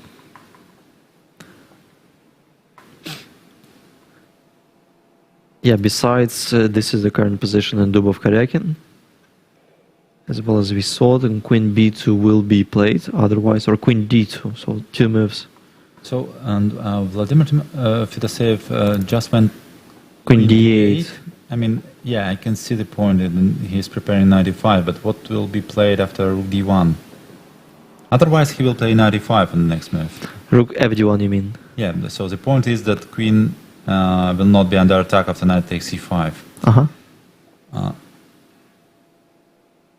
Yeah, but now rook d1, and maybe now he will take. At least the rook is not on f-file anymore. And g5 is taken under control also. And rook e, of course. Rook e, yeah. Otherwise rook d3 is probably winning. Rook e, of course, yeah. Yeah, that's a fair point. Yes. But I'm still not sure. Still black is pinned. Oh, knight e5. Knight e5, queen e4 has to be considered. Yeah. I see.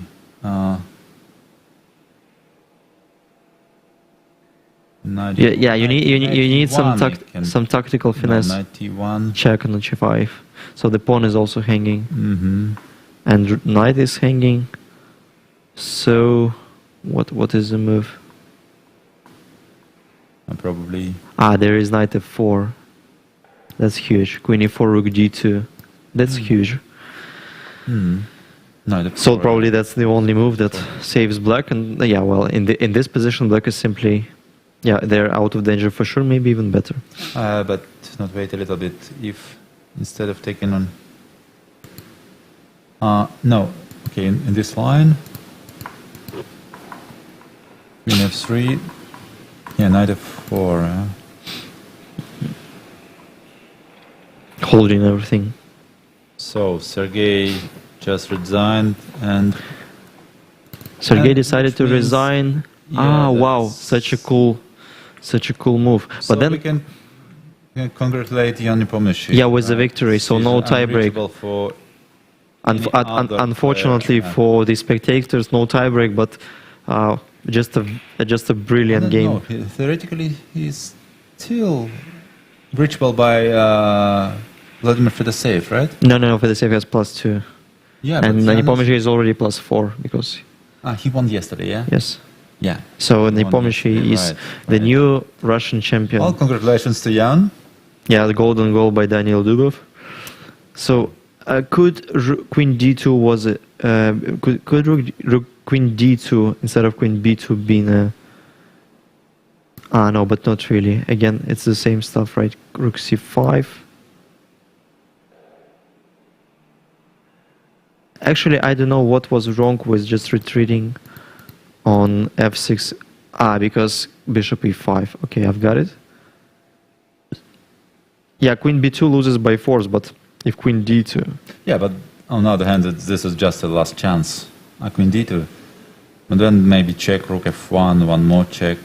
Rook f1, rook e8, and queen will be lost. Rook f1, rook king e8. e6, rook e8. Yeah, rook, so just... rook in any case, it has been calculated in by Daniil. Otherwise, well, or maybe he just felt that this position is just winning somehow, and queen b2, either queen d2 is losing, and it was just a brilliant game, and we are eager to listen for the commentary of Daniil, and well, it's just a fantastic game,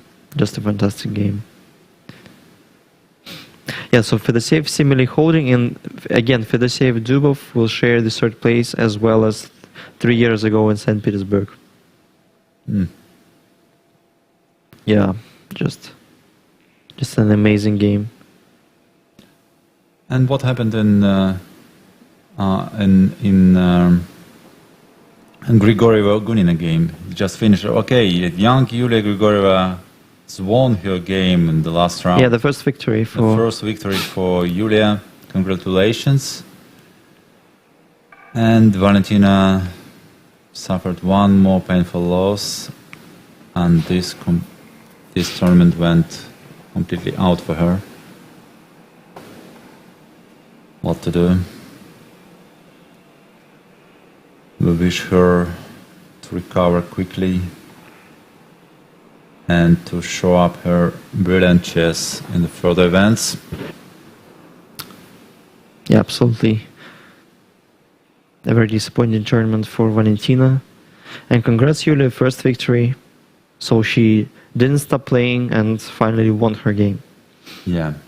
And maybe she escapes the last place in the tournament, by the way, thanks to this victory. So it all depends to Gorechkina-Getman game. If Tatiana Getman win.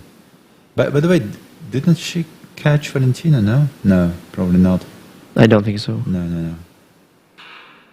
What is her score? 2.5 or 3? Maybe 3, yeah? I don't remember exactly, to be honest. So and knight e7 is played with an idea to play knight g6. 2.5, no, sorry. No. So Alexandra found just a spectacular plan. Put knight b6 and play rook e8, rook f5, knight c8, and that's such a beauty. Knight goes this route. And this via is Alps, over, right? Via Alps. I don't know. Let's. So knight g6 is a threat. So g5 seems to be the only reasonable. Okay, but g5 is a desperate attempt. Yeah, but what to do? And g5 is the only way to continue the game. Yeah, but then of course black will be just pawn down and probably. Just so g5 and Gorechkina finally reaches. H-take on both f5 and f takes g5. Okay, maybe yes. I wouldn't exchange rooks. Yeah, just keep the rooks on the board because we're still mating. G5. We're still mating. Well, that's maybe f5 is also interesting, but king just anyway. White is winning and just a spectacular plan. Yeah, white is similarly very beautiful plan. Winning.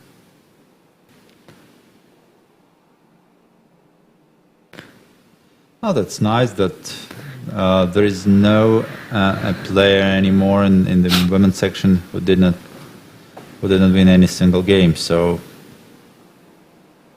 I mean, at least one game is won by each of players. We didn't see for a long time, I think, Gusev-Kashlinskaya game, did we? No, we didn't. Oh. And we've missed a lot. Yeah. So basically that was the position. White is a pawn up, but they have some weaknesses, and black has a very active knight on d3, knight f4, and then, well, Guseva plays on win, queen d6, queen c6, forcing knight to retreat, but it doesn't. Queen b5, queen d2, and I don't know what basically white has reached. What white has reached. So this position can even be lost for white. Right? Well, objectively, I'm not sure. Objectively, it should be drawish. Yeah, it should be drawish, but it's not easy to play. It's easier to lose than to win. Right, or even to draw, maybe. Or even From to draw. Practical point of view, it's very difficult. Yeah, the point being that we cannot even take the control of a3 square. If we play queen d6, then the queen c7 is winning on the spot. Nice nuance as well, yeah. And a3 is a threat, and we cannot activate the queen. I'm failing to find a good move. If queen b2, there might be something for sure. Just queen b3, maybe. But then queen b3. Rook f2 at least, yeah. Queen f2. But still, even. But still. Oh, maybe there should be. I mean, I'm not sure if we have to take on c3, because usually in the queen's endgame, this pawn can be useful to protect our king behind it. On the other hand, queen c5 is coming. Queen c5 is coming, yeah. I also thought about queen b5, but it just would be pointless. No, but maybe we need to take, and well, at least. Yeah, white doesn't have queen b6 either or queen a7 because of the checks. Right. And a3 is coming. I think it could be winning. It could be winning for black. And the Guseva is risking. a4 is played. If we try to push, we cannot push our pawn at all. And king is not even close. So white is in a big trouble. At least in a practical point of view. I won't be surprised if computer says just zeros, but in the practical point of view, it looks very risky.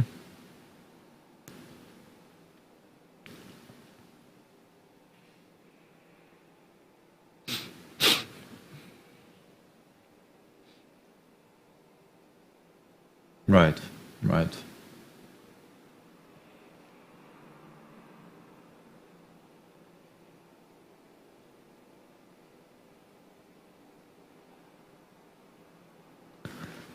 Anyway, what about the other games? Well, Garifol and Kostyuk is, strangely enough, still in progress. But black has reached a lot. Well, achieved a lot, yeah, compared to the last position we saw.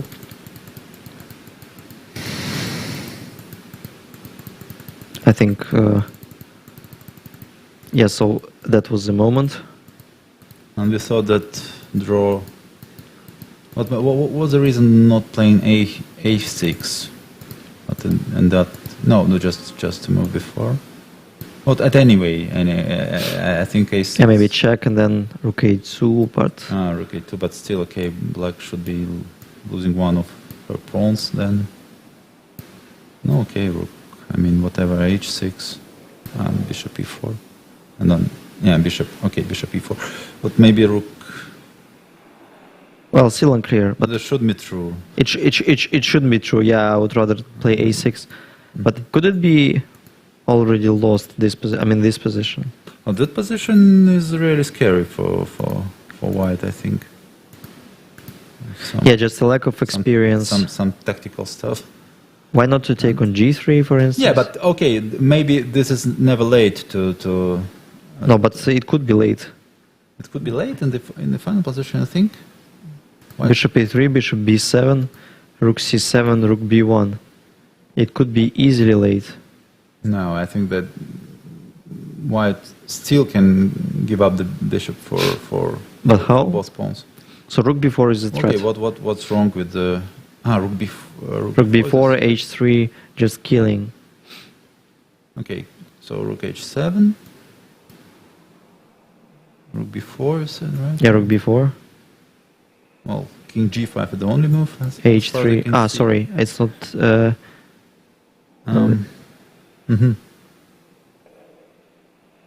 Okay, probably I blundered.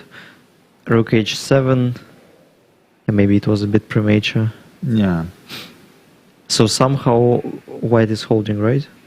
Oh, g2 is possible. I mean, and this endgame will be reached. I think. Still nothing wrong with not giving up the bishop. No. Okay, I'm like, my brains are boiling after the 10th round, and I feel that it's harder to comment than to play. I would rather feel fresh after playing 10 games. But then if this ending is reached, this game pretends to be the longest game of the round. Well, it seems to be yes, but it all depends on timing, because Garifulny usually plays quite fast, and this is the dream of commentators, because we shouldn't wait long for the moves. But what is your problem? What was wrong? It seems like for instance, Pogorina won her game against Galyamova, and we've summed up that that was an absolutely winning position. Yeah, just easily winning.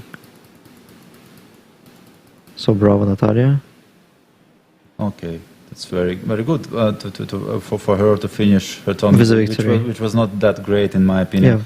I don't even talk about score, but from Natalia Pogorina, such a huge and experienced and brilliant player, we expect more in each tournament. So it's not more about score, about the content of her games, and it's very good for her that she managed to finish the tournament on such a good, how to say, such a good wave. Okay, let's put it this way. Well, it's a bit pity for Alisa, but Alisa played very decent tournament, very decent tournament, and finished on +1, I think. Yeah, that's like 2 unnecessary losses with white pieces against Kashlinskaya and Pogorina. Well, anyway, the game against Kashlinskaya will be scored in many books. Yeah. Okay, but the tournament. What about Natalia? What is her final score? I don't know. I don't remember exactly. I think she was doing bad, by the way. She was doing not that bad, but obviously under her expectations and under every expectation. Maybe in plus, maybe +1, maybe she goes back to +1, maybe something like this. Okay, because a lot of players in the women's section just took a lot of points off Getman and Grigorieva, and probably like the middle of the cross table. Well, that seems will like be quite we tense. will see now in Garifulina Kosturin game. We will see now this Rook and the bishop. The famous Rook Bishop against Rook game. And then Rigorechkin against Getman. White is winning, easily winning. So, and knight f5 g7 is just gives the full rook. Or maybe even more. Maybe we can try to checkmate. And I would rather make a check and play g7. But yes, we know that you're cruel. Yeah. Yes, I'm very cruel. But as well as Alexandra. Yeah. So at least I'm not the only one. Well, okay, Alexandra is winning her game and finishing the tournament unbeaten with +5 score. And seemingly having a tiebreak against and it's the second year in a row we have clear first place in the men's section, but last year it was only +3. It was Evgeny Tomashevsky. Well, congratulations to Alexandra, and she will be now waiting for the result of her main rival of Polina Shuvalova. He normally should, has no reason, cannot win her position normal way, but seemingly should hold without any significant problem. Yeah, it should be easily holdable. White cannot create a threat. Yeah, it's hard for White to create a threat. I felt that one of the reasonable plans is somehow to put the king on c6, but we cannot break through the fourth rank, so we need to play rook c4, but then the pressure of g6 pawn will be released. Yeah, but okay, objectively this is just dead draw position, I think. Rook b8, rook a8 is played, so Olga can try to trade pawns now, playing bishop g5 followed by rook g7, but it doesn't bring much to her. Maybe this is the only way. One of the few. Game. But we do expect a draw. Yeah. A normal result is a draw, but in women's chess, as far as we know, anything may happen. So this is a good this is a good reason just to look up on the men's boards just quickly. Yeah, but we should also say that for Polina Shuvalova, the second part of the tournament was not exactly the same as the first. Yeah, of course, but it's quite hard to keep, I mean, the same score game by game after winning first 6 consecutive. Mm-hmm. So, like, first 6 it was +6, and last 4 it was -1, but a huge gap. Thanks to the huge gap in the beginning of the tournament, only Alexandra Gereshkina can reach her.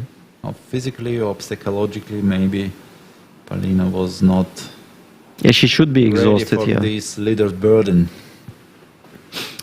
Yeah. Bishop G5. Okay, silly game. Yesipenko against Fedoseev. This is somewhat very, and that's also decisive in terms of the medals, because Dubov won against Karekin. He could receive the bronze again. Sure. And it all depends on Yesipenko against Fedoseev. I don't know who has a better tiebreak.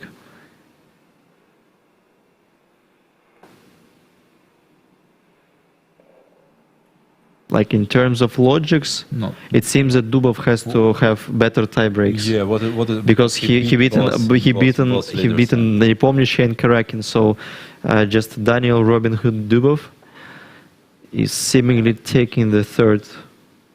But Dubov is on plus two, yeah. As well as Sergei, right? Yeah, he won against Nepomniachtchi, Karekin. He won against. No, that's good enough already. If you take Berger, yeah, of course, you receive a lot of points winning the two guys who took first and second. Yeah. This is more or less. Maybe he has even more or less the same Berger as Nepomniachtchi and Karekin. Despite the fact being the point down. Maybe even more than Nepomniachtchi. Well, still less points, and it means that it has to be calculated, but it just shows. It should be less. No, it should be less anyway. I'm trying to recall the other games he played, whom he beaten. So Nepomniachtchi, Karekin, he lost he lost to Chigaev. He lost to Fedoseev, and what two other victories? Against Goganov with black pieces. Right, and Svidler, no? No.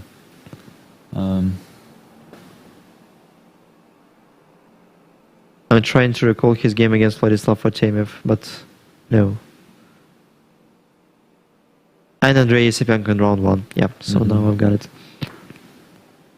Anyway, just a very good performance by Daniil Dubov, and he doesn't hesitate. He plays the chess he likes. A very aggressive chess. I mean, in comparison to my yesterday's speech, and well, I can't say I was bullying Andrei Yesipenko, but I was a little bit sad with his opening repertoire decision and his whole concept of the play. Because aiming for two same positions against Karekin and Nepomniachtchi, no doubts, if not on the first, but on the second game, you will be checked somehow. And talking about the real chess, what on the board? The position of Andrei Yesipenko. He used to have a very ugly knight on h2. Now the knight. But now the queen is strangely played. Yeah, I mean, he tries to be solid everywhere, no matter what the position is. No, the position is still very solid, of course.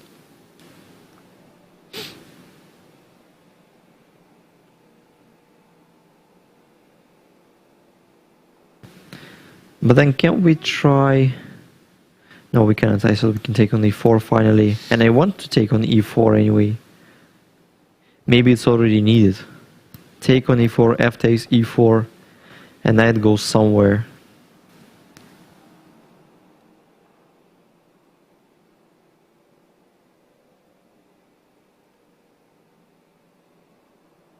e5 seems to be the most comfort. Yeah, that's what's going on actually. And 95, I think. 95, but I think white has more captures. Oh, that's bad news. Yeah, that's what I didn't really like. Bad news.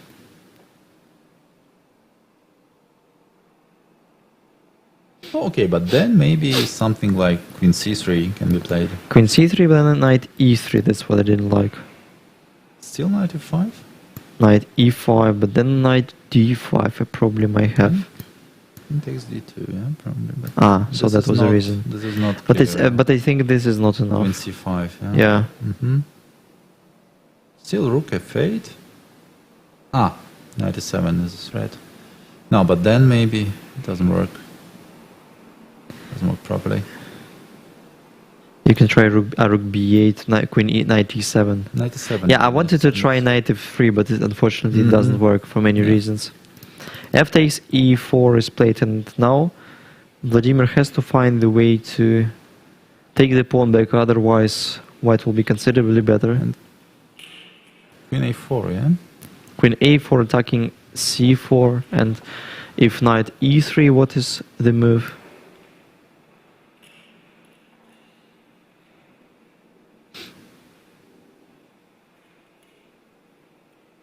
Can't get the point. Looks a little bit awkward.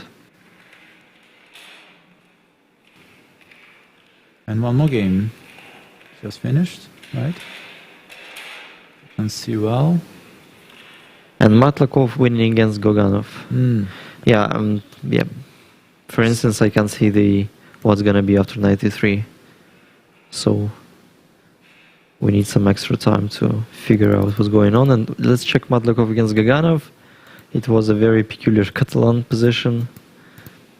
Queen e5, knight g7. Yeah, now knight is just paralyzed to protect the f5 pawn. White has a huge centralization, just being a pawn up, and the better position. Probably there might be a mate. So b4 is aimed for the same. The idea is quite simple. What about rook e3? Doesn't work? Rook e3. Maybe b takes, yeah? Can we check like b takes? I have no clue, but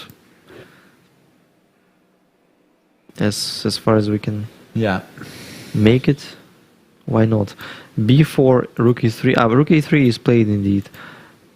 a6, rook c2, a7, rook e2, rook king f1, knight d4, a8, rook f e6, queen f8 simply. So it means that just king simply goes to h3 after a couple of checks, and black resigned.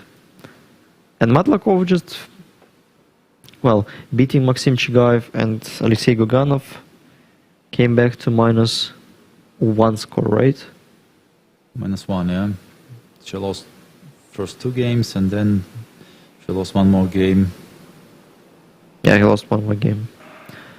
Anyway, not a good tournament for Maxim Matlakov, who I consider him to be a contender for the title. But he reduces damage this long. Yeah, at least, yeah. This victory. It's better to have just bad tournaments, but not disaster.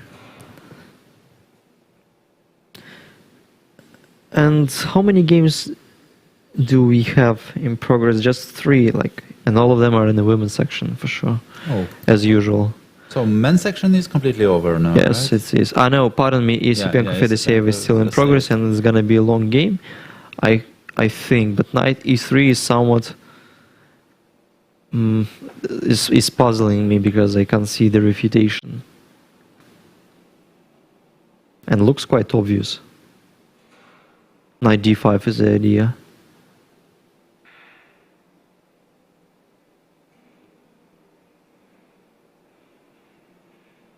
Yeah, it's hard to say what was the point. Well, there should be something then. Definitely. But okay, but now at least knight can move, yeah? Because you have one capture less on d4. Knight f4 then. Knight 4, knight e5, I don't know. I would rather say knight f4 for some reason, because maybe we have some mating ideas.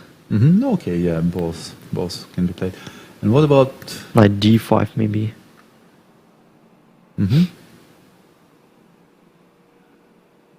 Maybe c4 pawn can be taken, or not.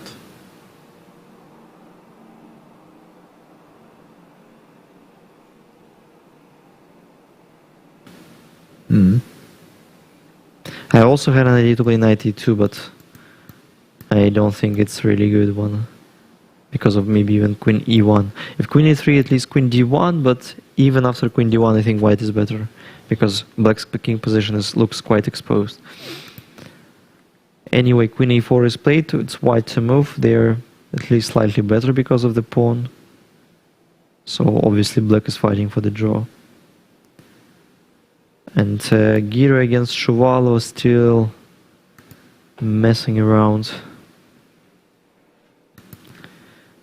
Guseva against Kashlinskaya. I'm quite curious how the position's been reached. So while the queen's endgame has occurred on the board, knight c4, knight f4, then king goes, a4, queen c1, queen b3. So that was the moment, a3.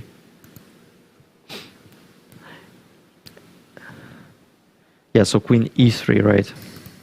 a3, check.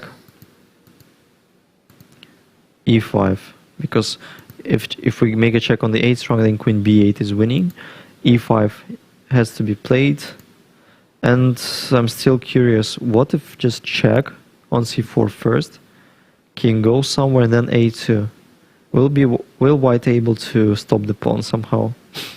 I think this is just a winning position. Because even if, let's say, king e3, we just take another pawn, you can try king f5. No, a2, yeah? a2, you make a check. King b7. Maybe e6.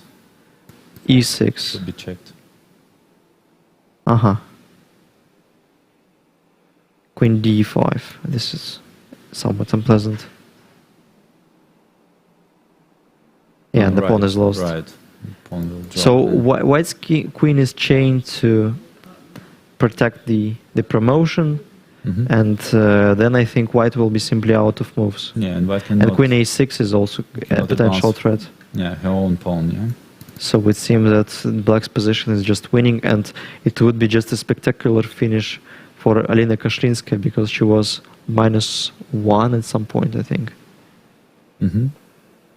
And she can end the tournament being +3, is it? Or +2? No, I don't think so. Maybe she's still on +1. Anyway, the game against Lisa Galamova inspired her, and just look how she plays. That's spectacular. And well, it seems to me that it's a good time to have a short break, because we have a lot of games still in progress, and we won't, like, mathematically the ratio is quite low that we will miss all of them. So stay tuned, and we will be back soon. We will be back very, very soon. Sorry, Mawat.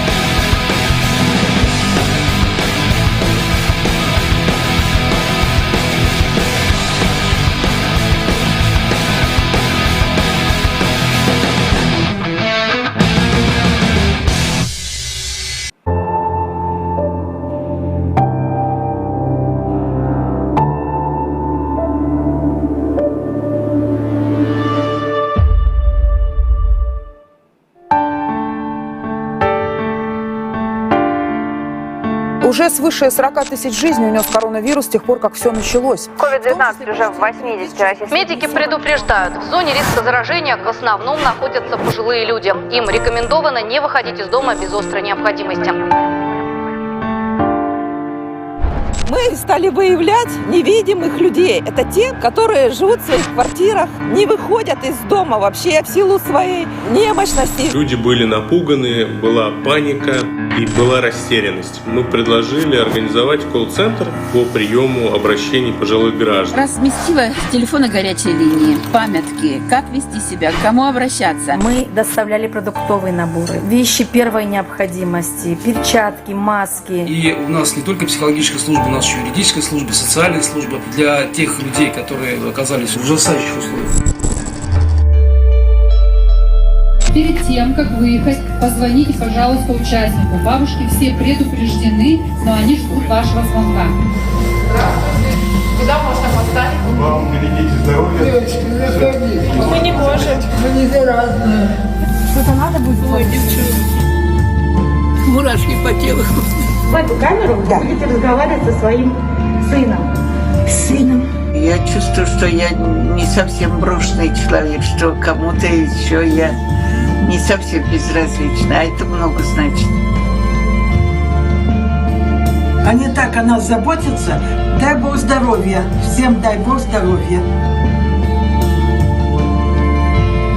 Единственное, что бы я хотела сейчас, это просто вас обнять и расцеловать.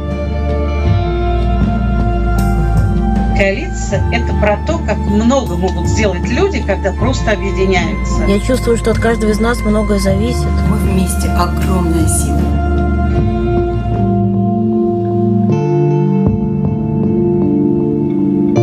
Солидарность – это норма. Солидарность – это норма. Солидарность – это норма. Солидарность – это норма.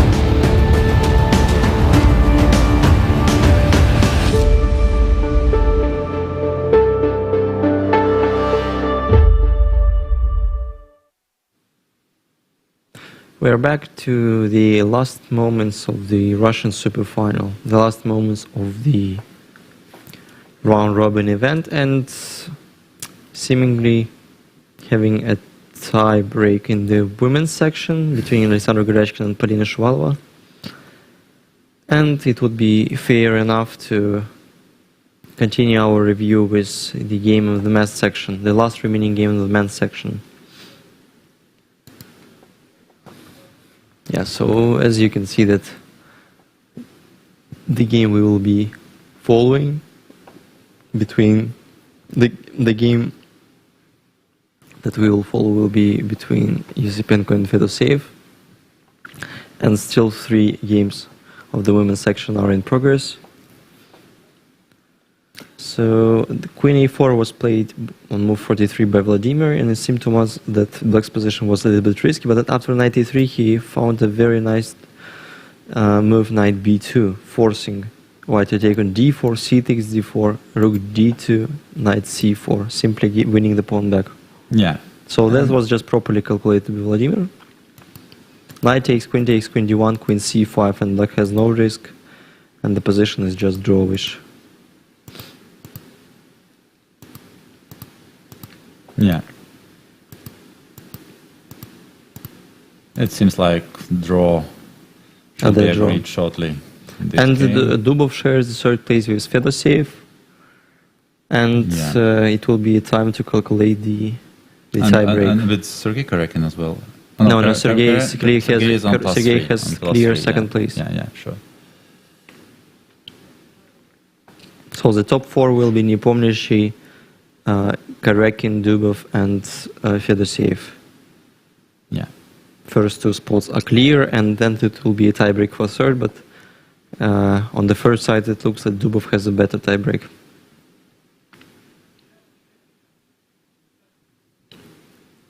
And let's see what's going on. The most important of all remaining games is definitely Gira Shuvalova, but it's hard to imagine that something can happen there. Position is... Yeah, the draw will be agreed very soon. Seems to be the dead draw. Oh, the draw will be agreed quite soon. Also, yeah. So we shouldn't analyze it anymore. And let's put our focus on the... Once again, maybe Garifulina Kostyanyuk? It was a rook and bishop game. It's very, very interesting endgame, and well... so now it's already winning for White. Yeah, it seems so. Yeah, mate is... King C5, Rook A1 is the only, Bishop C4, White has no legal moves except King A4. And here Black was winning with King B5 immediately. King A5. And this is just a Zugzwang. And White is just in Zugzwang. Wow, that's cool. But then Rook C2, I think it doesn't release White. Doesn't release White King. Bishop D3, threatening to play Bishop C2 and Rook A3. Yeah. So Rook cannot remain on the B file. Rook A1, okay, well, Bishop C4 back. Yeah, but then pardon me, why in this position White decided not to repeat the moves and played King A5? For some reason, okay. Yeah, but this is just insane in terms of any kind of psychology. Mm-hmm. That's just insane. Why not Rook B1 again? Of course it's lost, but Black has to show up the victory. Mm-hmm. So no, that should be, yeah, but I think actually I've shown one. Bishop D5, Rook B5. Rook B5 check, yeah. Okay, once again. Okay, Black can get back to the same plan, get back to the same track. This is the easiest way, probably. But anyway, it has to be shown up. And seems yeah, like Lea is trying to calculate the moves. Can it be that she has made already? No. Not really. So it's move 99 while the last pawn was taken on move Yeah, otherwise it's not 75. clear. It's not clear why she. So she will be mated. Doesn't resign. Okay, bishop c4, and now she will resign. Okay, now she resigned. It's funny enough that in the last round, we've got a player in women's section who scored her first win and also first loss. Yes. The first win was for... Yeah, that's the law of the last round. That's the law of the last round days. Yeah. The most unpredictable thing. Well, anyway, Yulia played great tournament. Oh, I'm sorry, yeah. I mean... Leia played great tournament, just being during the whole event on the clear third place, actually, and against very strong field. And, well, it should not be a huge disappointment for her to lose in the last round. I think that she is there for a long time. For many years. Yeah, for many years, probably. So this is just a start of her, and brilliant start of her professional career, probably. And what do we have in the women's section? If, well, so the so we have now tied for the third place, and many players scored +2. Legare Fulina, I think. Alina Kashlinskaya will be probably. Natalia Pagonina, I think, on +2. Alexandra Kostyniuk, and in case. No, sorry. So Marina Gusinova is still no. Natalia is still on +1, I think, but Marina Guseva is on +3. But if she loses her game against Alina Kashlinskaya, they both will be on +2. Mm-hmm. So, Gira Shuvalova draw, which means that we will witness so they already exciting agreed, right? tiebreak tonight between Shuvalova and Polina Shuvalova, who was leading the tournament since the very beginning till the very end, and who is caught up by Alexandra Garechkina in the very last moment. So these two players will play the tiebreak for the first place. And the only remaining game, the last game in the women's section, is Guseva-Kashlinskaya. Let's see what's going on there. So... It might not be a long game. So Alina has managed to achieve a huge progress. So her pawn is already on A2, but it's not still clear if she will be able to win this position. Queen right? A8, let's say. Yeah. I don't know, we should calculate Queen A4. Check on E8. Yeah, King B3. Yeah, but can I go? That's that's fast. Yeah. Yeah. So yeah, Queen A4 will be met by at least Queen A8, but I think even Queen D5 makes a draw. Yeah. So Queen A4 is not a real attempt to win. So maybe Queen B3 should be tried first. And it's still very unclear if Alina will manage to disappoint her opponent, but it's almost sure that she will try, at least. Another option is maybe Queen E4, right? Instead. Queen E4, just attacking the pawn and aiming for Queen A6, probably. Queen E4, after Queen A8, I mean. But Queen A8 is not the only move, so maybe F4. Why not F4, just protecting the passed pawn?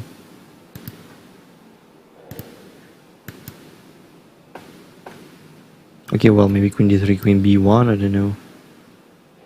Yeah, that can be the reason. And why not? There is no check, yeah? There is no Queen check. E4 also looks quite unpleasant. Yeah, but after Queen B1, indeed, White has no checks. Well, only C4, maybe C4 then, yeah. Then you have C4. Okay, then I take and... Well, it has to be... It seems that Black can accurately win the game. Still not so easy. Queen A8 is played, indeed, and... And so we have two options, Queen B3 and... Oh, Queen B3 has to be played anyway.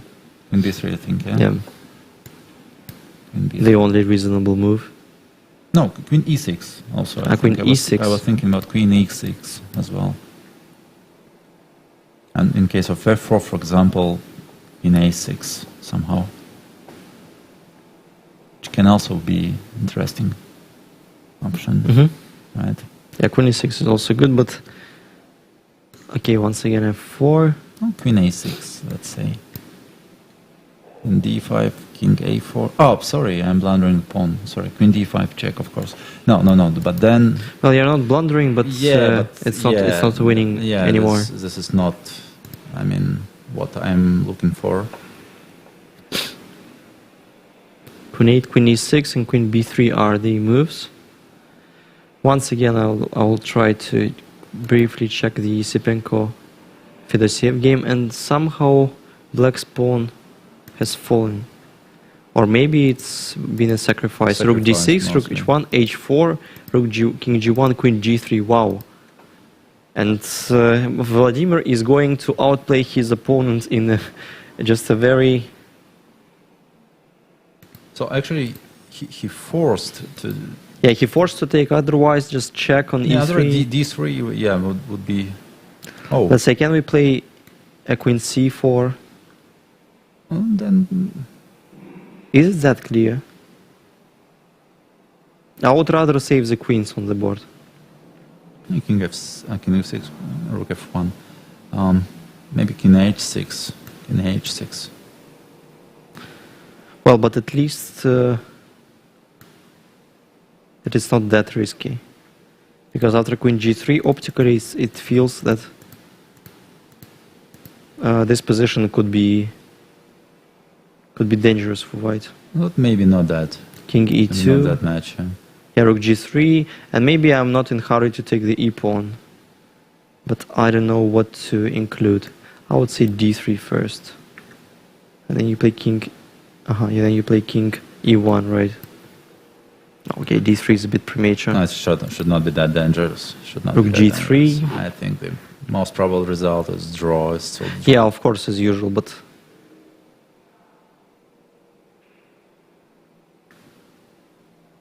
If I try something, I can try, you know what? First thing that I can include is king f4, but rook c6 is played instead.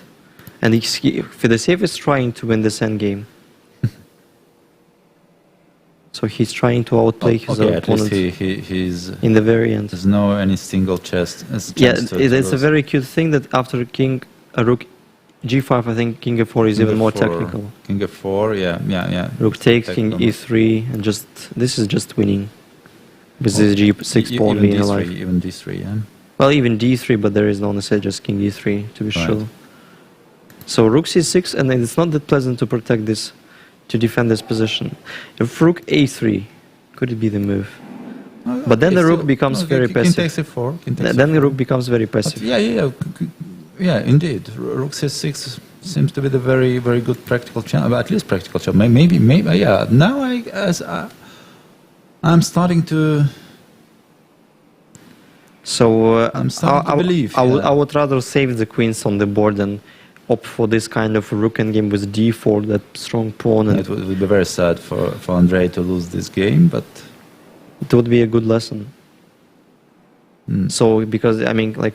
Probably at some period of when he started to play king h1, king g1, he thought it just a dead draw. But then his opponent finds a very reasonable and surprising plan, I would say. Because the position was just absolutely symmetrical, and you would barely expect any kind of... You would rarely witness any other result instead of draw.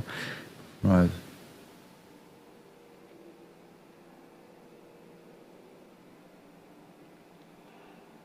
Rook c6, and not an easy task.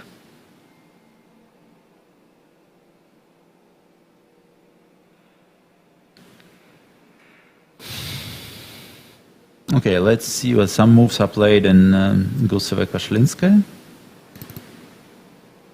Maybe C4. Queen e6 was played indeed. By C4, queen takes. And now I think that maybe it was a very smart decision by Marina, because now she's gonna play first, and then now she can play Queen a3. Does she? Mm. I'll play g5. G5 is very interesting move here, right? And now I'm trying to push h5, my h4 and point create some was threats. that black has no time for queen c2, queen b1 because of e6. But No, I think that's just a dead lost. yeah, but g5 is very strong. This is the plan. Mm. So it might be losing. Yeah, the king gets away from the checks.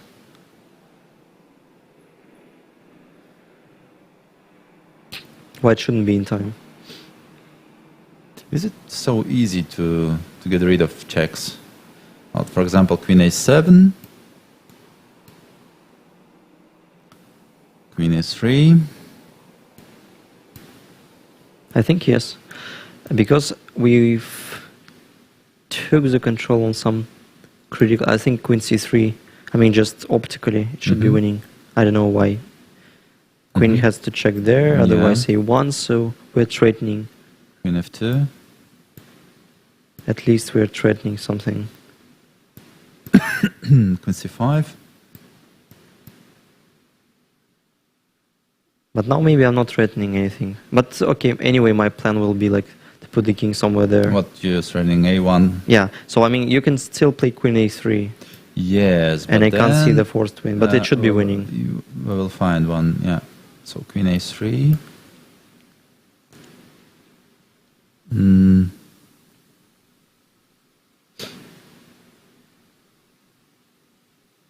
King e1 probably. Okay, king e1, you have e6. Yeah, e6 is a threat, yeah. Oh yeah, I can still take the pawn with the checks, with a pair of checks. King e1 is fine. Ah. I can play queen g5, then another check take on e6. Yeah, which is good. I hope so. King h3, yeah. And just take, queen f5, king g3, but then some... Maybe queen g6, maybe queen g6 ideas first, of perpetual. Queen g6, maybe, I don't know. Can be included. Not sure it's so useful, but... Yeah, if king f4, there is queen f6 and a1. But maybe I can do just exactly the same even with the... Oh, no, then check. Queen e6 check. Yeah, queen e6 checks, I understand, but I had no other move. Why not king f4? Because check and a1 queen. Ah. So this is an idea. So okay, another check. Ah, okay, and this is easy winning. So another check and a1, no defense against it. So then king goes like to e1's... Yeah, king a4 is played. King aims to reach the last rank. And usually it hides behind the pawns. This is a very typical idea in the queen's endgames. So this is the last remaining game in the women's section. And okay, once again, Osipenko against Fedoseev. I'm quite curious. Can Fedoseev... It would be very sad for Dubov to become fourth. It would be very pity. Yeah, beating two winners. Yeah, two winners and still being out of the top three. Okay, but then they can swap the places after the St. Petersburg Superfinal while Dubov has beaten Fedoseev from the tiebreak. I mean, not in a direct encounter, but his tiebreaks were better. So which move is expected? Rook c2? Not sure. Well, but rook c2 is tempting because rook g5, king f4 still. The most technical, I'd say. Rook c2 is somewhat I do like. I think black shouldn't think about a pawn. Otherwise, white will play king d2 and it will be an easy draw. So rook c2 has to be played. But then rook g6. And it's not that clear. And maybe still d3? d3 and then king goes to e3 and it's not that obvious how you will protect. Okay, h4, then king d4. And yeah, and... Okay, h5 still. So you took the control of this e3 square, right? So there is rook g3 check anyway. Rook g3, yeah. And if I simply take on a2, by the way? Maybe a rook e2 check first, I don't know if it's useful. Yeah, there is no necessity of check on e2, king d1. Yeah, okay, hard to say. No, king takes e4 is played instead. Yeah, probably that was the reason, because we'll control the e3 square, just making checks on the g file. So king e4, well, just a tasty pawn. If you see the fruit on the table, this is just a simple reason to eat it. Just a tasty pawn, king e4, and still, yeah, king d2 has to be played anyway.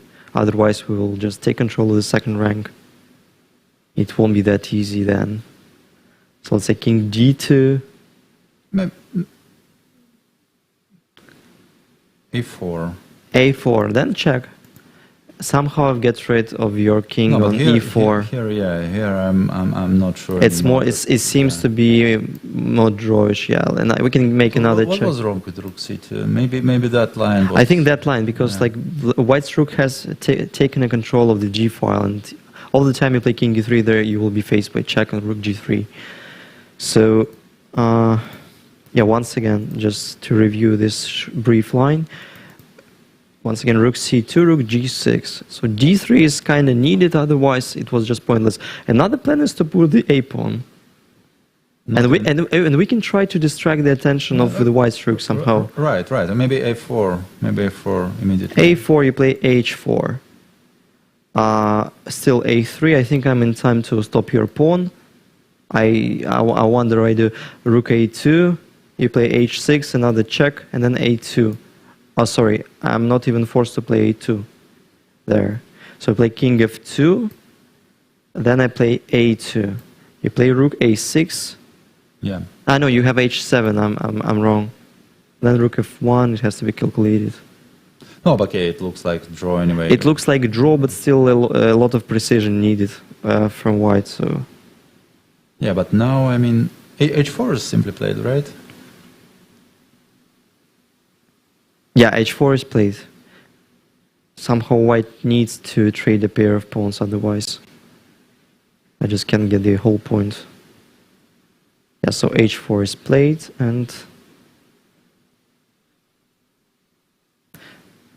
well, still I do believe that not taking on e4 was the better practical chance.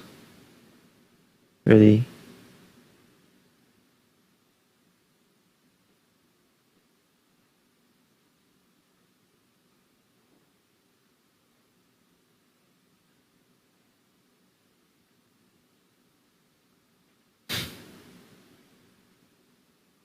Just a moment of silence of this e4 pawn.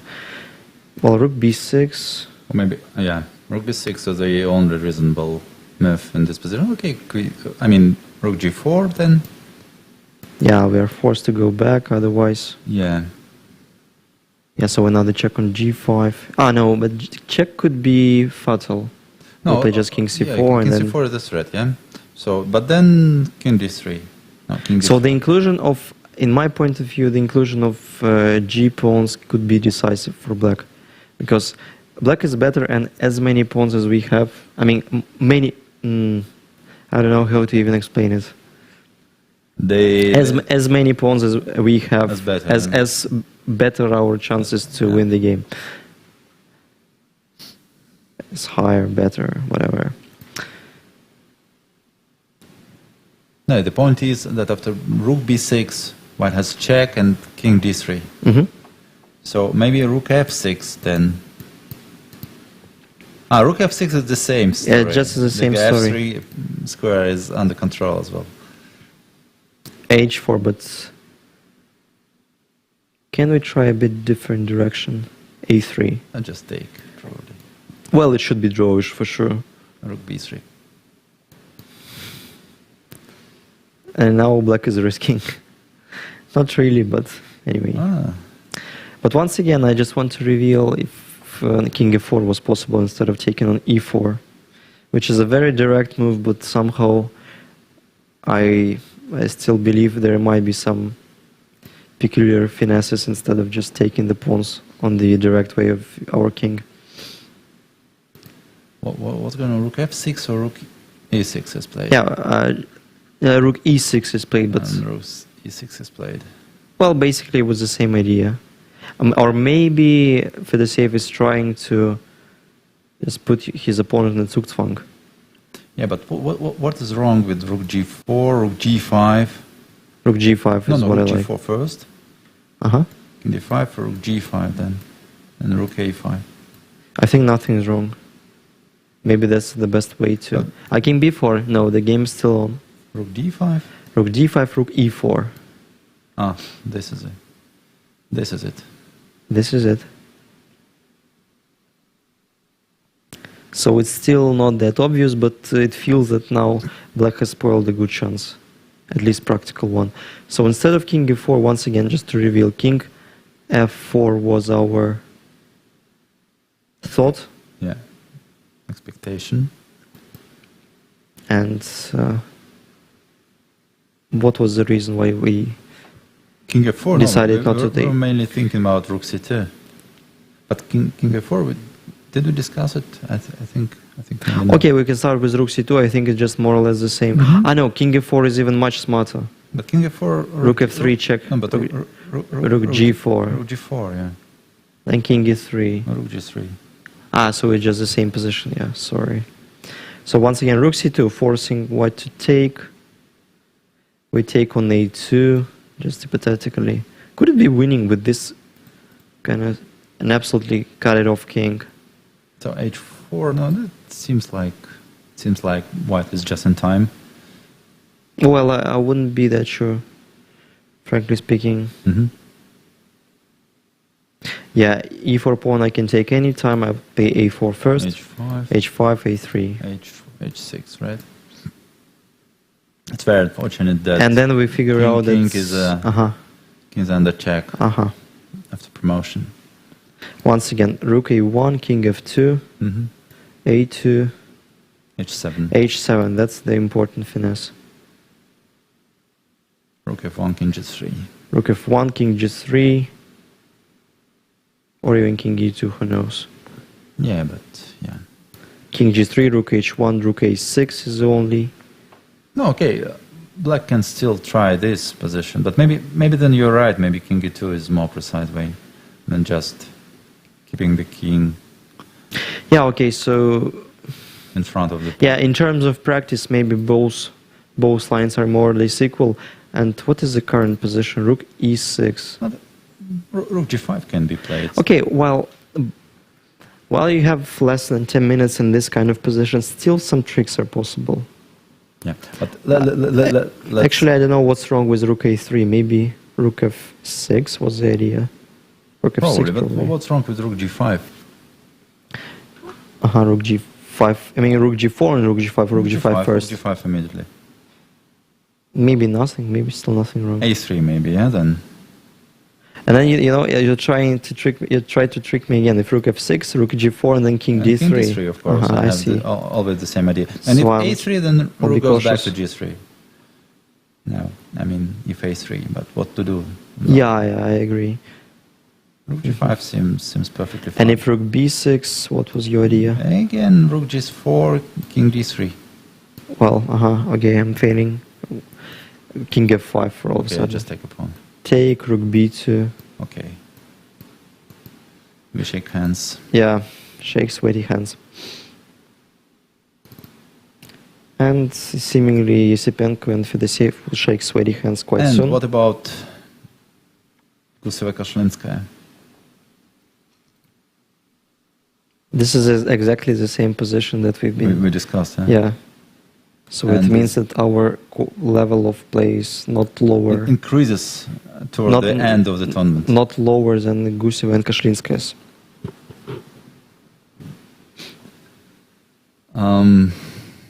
So our prediction was, king e1. You proposed this. Yeah, king e1. Funny move, yeah? It looks a bit cooperative, but I think white cannot really resist against this queen g5 idea. Okay, h4, let's say. h4. So we didn't create much threats with this move. Maybe we did actually. Queen f2. Queen f2, so king h3. King h3, the only move, yeah. Otherwise, queen d4. Well, there it might be somewhere. It's very near. It's very near. I do not believe it's in a safe. I do not believe. Maybe queen f2 check was a bit premature. Maybe instead king e1, maybe we should try something like g5, but then there are some checks, right? g5 was a very clever move. It was a very clever move, avoiding. But maybe e6. But still h4. But h4 loses because of g takes h4 at least. Yeah, but what about e6? e6.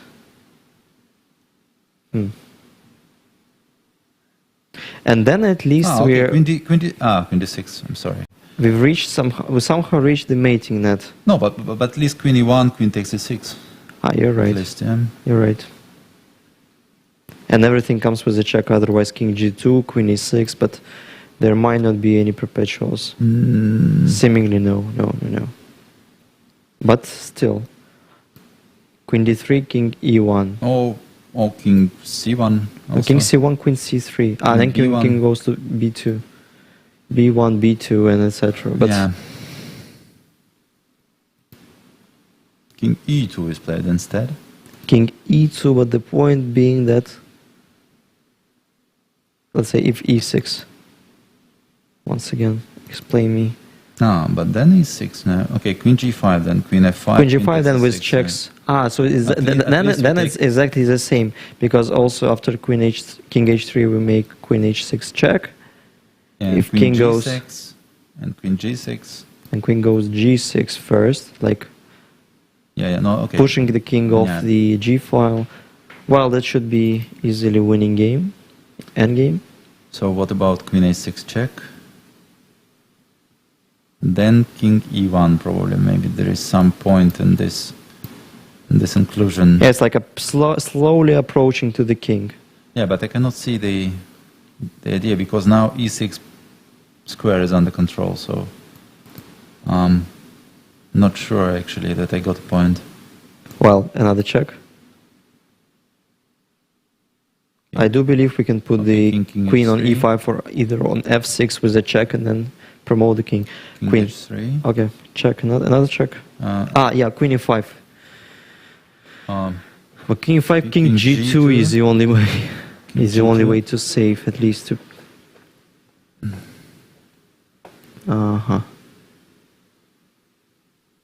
So probably you can also hide on h1. Once again, king h3. Now it's getting serious.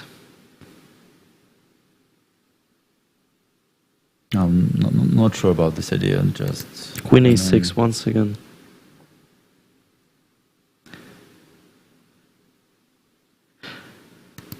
Besides, could black avoid this e6 and queen a6? g5 of h5. G5 was very technical.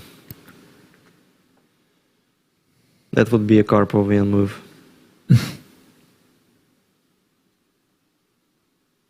Then e6. No, queen e1. That's we figure out that g5 was cleaner. That's true. Okay, queen a6 check. Queen a6. King goes where? King e1. It seems like, I don't know, maybe just Alina forgot about e6 possibility. Or she see something we don't see. Maybe queen f2.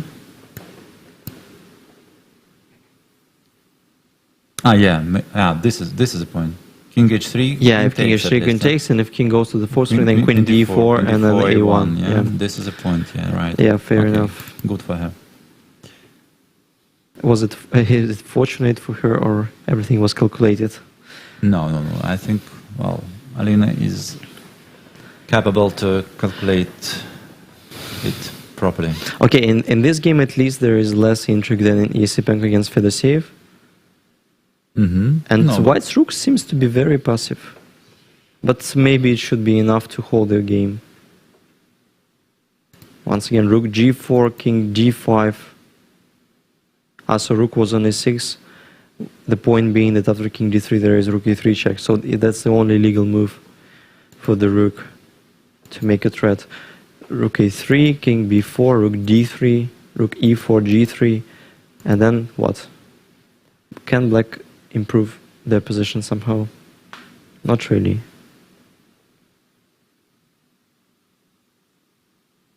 What is the last move played? G3. And G3, no? Yeah. So it's black to move and cannot really progress. No.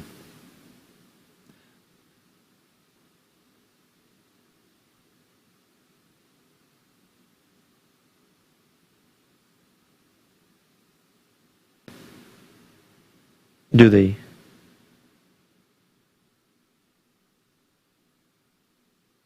Yes, they do. So the draw will be agreed very, very soon.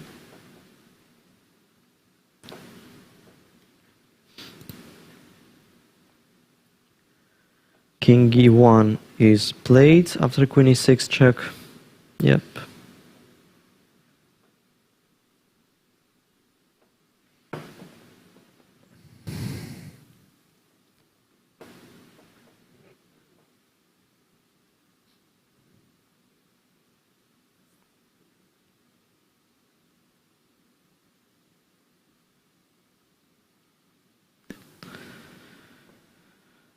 Well, just a little bit sad finish for Marina Guseva. It seems to be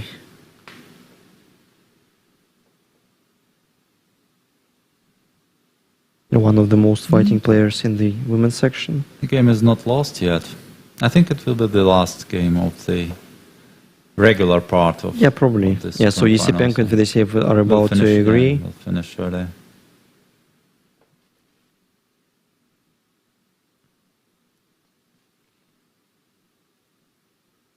And it means that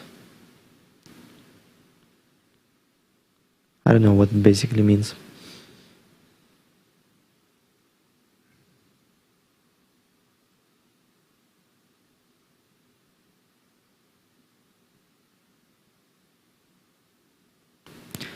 Yeah, King E1. I can't even see an idea of creating a threat with white. No, that some. I mean, neutral move probably can be made, but which one? Queen F2 is a threat, right? Yeah. Once again, if we play Queen A7, taking the control of F2, then maybe check. There might be a check. What about King F1? To put the king on H1, I would rather start with H4, G5. G5, yeah. Queen A7. Following your advice? Well, there is no good advice in a bad position, but... G5, maybe Queen G1 is nothing, right?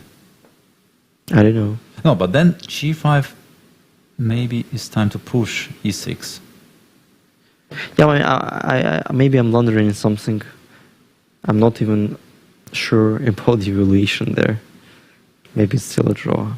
But seemingly black has to be winning.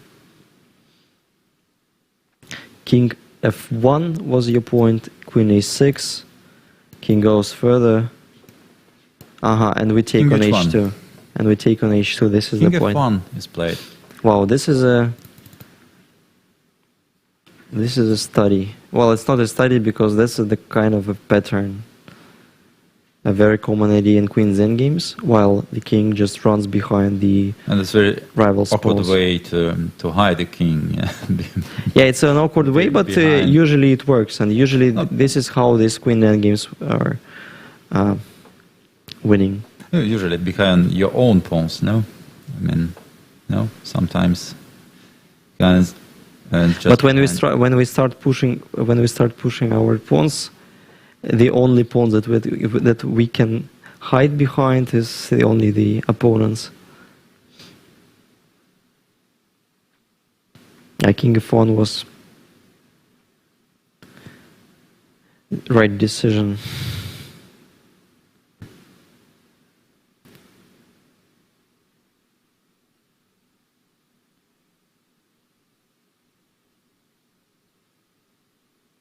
Yeah, no good moves. So if E6, then at least Queen E1, Queen E6 should decide the game. And still no checks. Funny enough. So A6 Queen E1 is just winning instantly. Queen 1 taking a pawn, yeah? Yeah, but I maybe mean Queen G5 is even stronger. Because Queen goes to E5 by force, right? Yeah, you're right. But f4 will be possible. F4 will be possible, then mate is hanging. Okay, queen. Well, probably queen e1 is an easier line to calculate, but queen g5 could be stronger in terms of shortening the time of conversation. No, but there is no mate. Okay, let's go for it. Yeah, let's go for it. Oh, queen h5 to be sure. To be sure of what? No, just avoiding king h4. I mean, yeah. Okay. Check and queen c3 check. Yeah, that's also easy. That's also easy. This is the most even easier. The most queen e1 way, yeah, probably. Queen e1 is played. Is played. So an 11th round. But after 5 games A1 of playing. is also possible. I'm sorry, but what we're talking about, A5. Oh yeah, A1 you're is right. Still possible. Maybe yeah, just even easier. Of course. Yeah, two idiots. And this is just. It's funny that in the women's section, the only exception is Gorachkin a bit Getman. Otherwise, the players having lower score beat the opponents. So you mean that like the yeah, all the favorites lost their games, or what? At least. Well, I would not call them necessarily favorites, but playing having more points. You mean in the cross table? Lost their games. Okay, except Matlakov against Gaganov. No, in women's section. In women's section, I mean, and yeah, the round. Giria, I mean, was pushing also against Shuvalova. Yeah, the round of. That's the last round. Relative surprises, or what? That's not a surprise. Okay, A1. Okay, Valentina played so badly today, and well, finally Grigoriev managed to win the game. She had a lot of chances. A1 queen will be the last move in this game, or seemingly yes, or not. Yeah, well, it will be. It's no checks. I mean, and even G7 pawn is protected. Yeah, A1 will be played for sure. Oh, then it can also take the pawn. Also, it would not. And come back for the same line. Come back for the same line. And then queen e5 or queen f6. She'll probably take a pawn, I know. And yeah, it seems like both games are about to finish at the same time. So I just finished, right? Yes, the Pencore. Yeah, so this was the position, and it would be tiebreak for the third place. And tiebreak? There is no. No, I mean it will be. Yeah. It will be a calculation of the tiebreak. Right, so, right. Tie for this. Proper to say it properly. And probably the bronze in the men's section goes to Dubov. As well as we underlined many times that he's beaten two. And Lina will catch leaders. Marina Gulseva, and there will be a big tie for the third place. Wow. Yes, fourth place if I calculate well. Yeah, take and then A1 will be played, and it's time to stop the clock and shake the hands.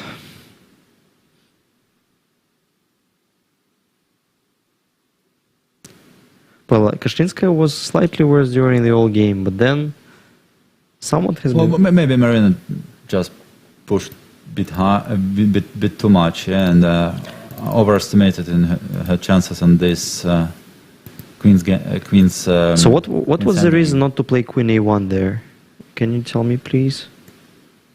No, but then she remains passive, and maybe she didn't. Queen A2, the threat. But you mean? You have Queen C5. That could be the reason. C5, that could be the potential reason, but still, I'm not 100% sure that the black would be even worse there. But what's wrong with King D2? Queen D6. Queen D6, King E1. Maybe Queen D3. Still Queen D3. No, then I'm mating myself. Yeah. So, well, now it seems to be not that easy at all. At least it was not easy, and maybe she just overpushed and find herself. Can we try Queen D5, which looks very peculiar? Queen takes pawn, takes knight D4, knight E4. This is also a very tricky endgame, right? You have knight B2 square. Why you not? can also push the king. King, yeah, king goes. Okay, so it wasn't that easy, but Queen e2. Well, the game is going on. Not for a long time.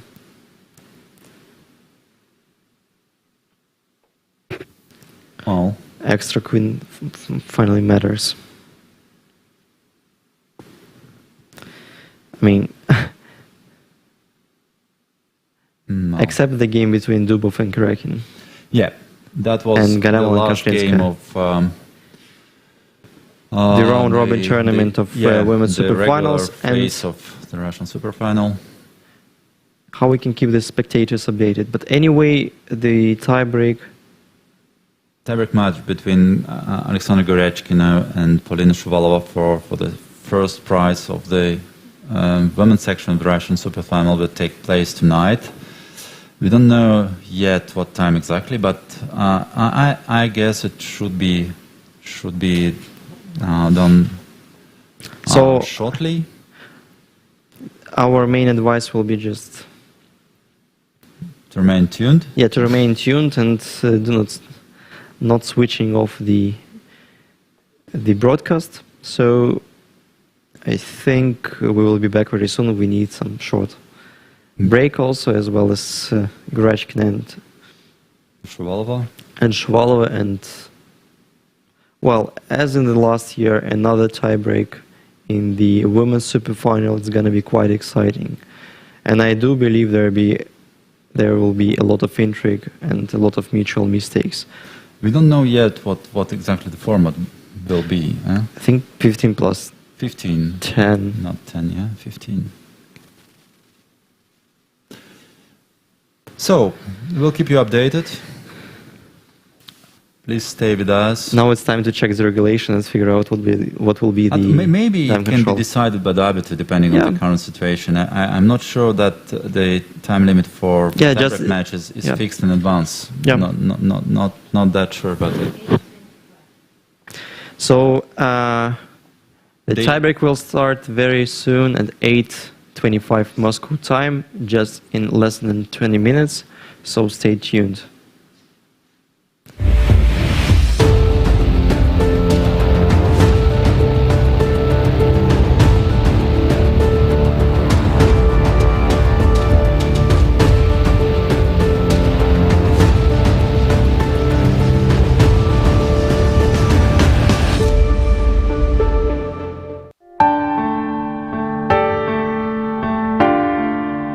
Уже свыше 40 тысяч жизней унес коронавирус с тех пор, как все началось. COVID-19 уже в 80 российских. Медики предупреждают, в зоне риска заражения в основном находятся пожилые люди. Им рекомендовано не выходить из дома без острой необходимости.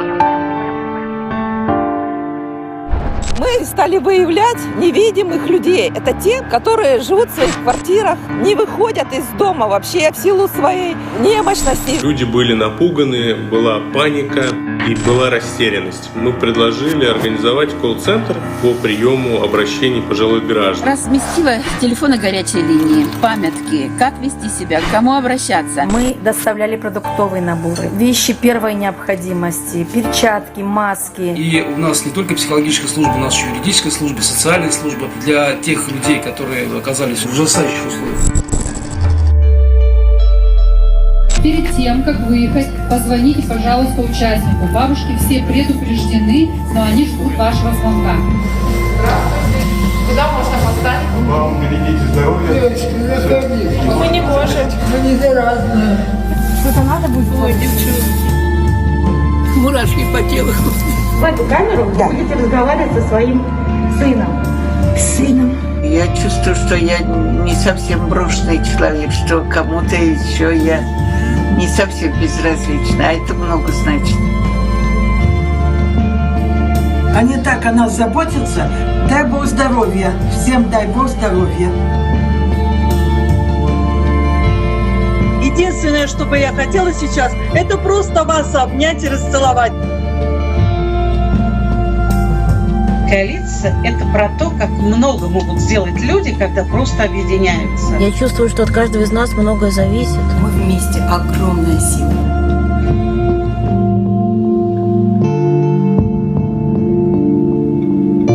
Солидарность – это норма. Солидарность – это норма. Солидарность – это норма. Солидарность – Это норма.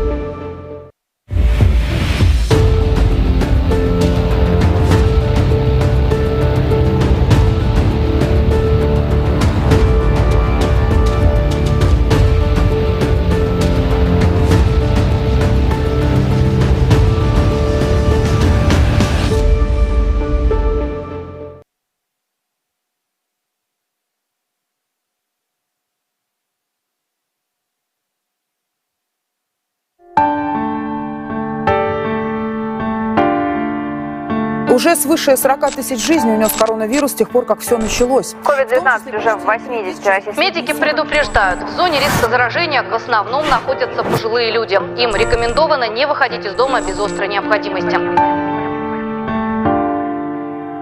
Мы стали выявлять невидимых людей. Это те, которые живут в своих квартирах, не выходят из дома вообще в силу своей немощности. Люди были напуганы, была паника и была растерянность. Мы предложили организовать колл-центр по приему обращений пожилых граждан. Разместила телефоны горячей линии, памятки, как вести себя, к кому обращаться. Мы доставляли продуктовые наборы, вещи первой необходимости, перчатки, маски. И у нас не только психологическая служба, у нас еще юридическая служба, социальная служба для тех людей, которые оказались в ужасающих условиях.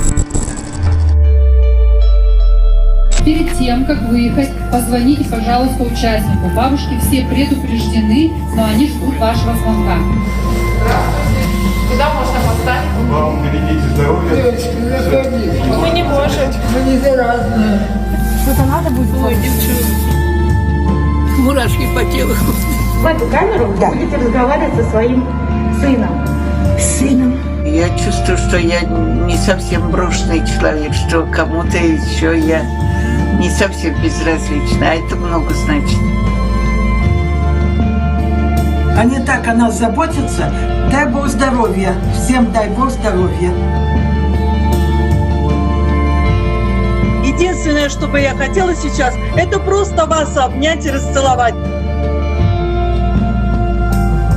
Коалиция – это про то, как много могут сделать люди, когда просто объединяются. Я чувствую, что от каждого из нас многое зависит. Мы вместе огромная сила.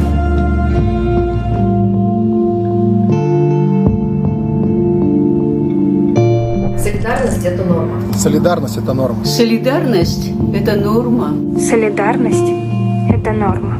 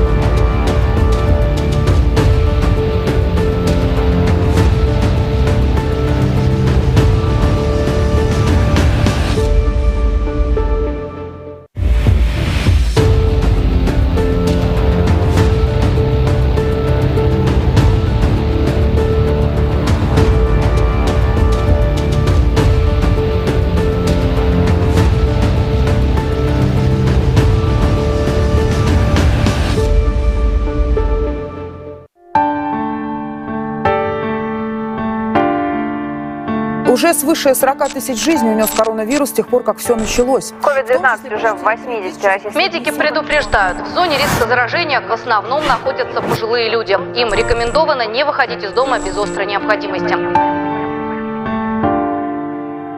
Мы стали выявлять невидимых людей. Это те, которые живут в своих квартирах, не выходят из дома вообще в силу своей немощности. Люди были напуганы, была паника и была растерянность. Мы предложили организовать колл-центр по приему обращений пожилых граждан. Разместила телефоны горячей линии, памятки, как вести себя, к кому обращаться. Мы доставляли продуктовые наборы, вещи первой необходимости, перчатки, маски. И у нас не только психологическая служба, у нас еще юридическая служба, социальная служба для тех людей, которые оказались в ужасающих условиях. Перед тем, как выехать, позвоните, пожалуйста, участнику. Бабушки все предупреждены, но они ждут вашего звонка. Здравствуйте. Куда можно поставить? Вам берегите здоровье. Мы не можем. Мы не заразные.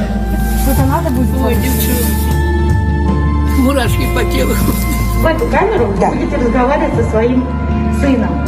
Сыном. Я чувствую, что я не совсем брошенный человек, что кому-то еще я не совсем безразлична, а это много значит. Они так о нас заботятся. Дай Бог здоровья. Всем дай Бог здоровья. Единственное, что бы я хотела сейчас, это просто вас обнять и расцеловать. Коалиция – это про то, как много могут сделать люди, когда просто объединяются. Я чувствую, что от каждого из нас многое зависит. Мы вместе огромная сила.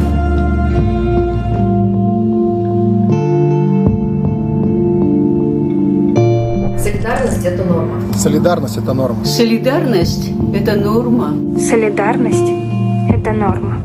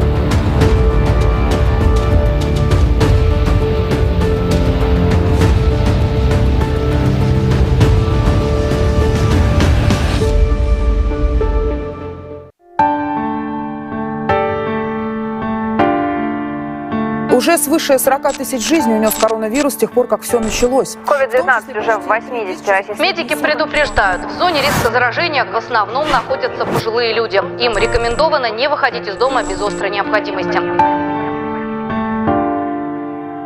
Мы стали выявлять невидимых людей. Это те, которые живут в своих квартирах, не выходят из дома вообще в силу своей немощности. Люди были напуганы, была паника и была растерянность. Мы предложили организовать колл-центр по приему обращений пожилых граждан. Разместила телефоны горячей линии, памятки, как вести себя, к кому обращаться. Мы доставляли продуктовые наборы, вещи первой необходимости, перчатки, маски. И у нас не только психологическая служба, у нас еще юридическая служба, социальная служба для тех людей, которые оказались в ужасающих условиях. Перед тем, как выехать, позвоните, пожалуйста, участнику. Бабушки все предупреждены, но они ждут вашего звонка. Здравствуйте. Куда можно поставить? Вам берегите здоровье. Мы не можем. Мы не заразные. Что-то надо будет? Ой, девчонки. Мурашки по телу. В эту камеру вы будете разговаривать со своим сыном. Сыном. Я чувствую, что я не совсем брошенный человек, что кому-то еще я не совсем безразлична, а это много значит. Они так о нас заботятся. Дай Бог здоровья. Всем дай Бог здоровья. Единственное, что бы я хотела сейчас, это просто вас обнять и расцеловать. Коалиция – это про то, как много могут сделать люди, когда просто объединяются. Я чувствую, что от каждого из нас многое зависит. Мы вместе огромная сила.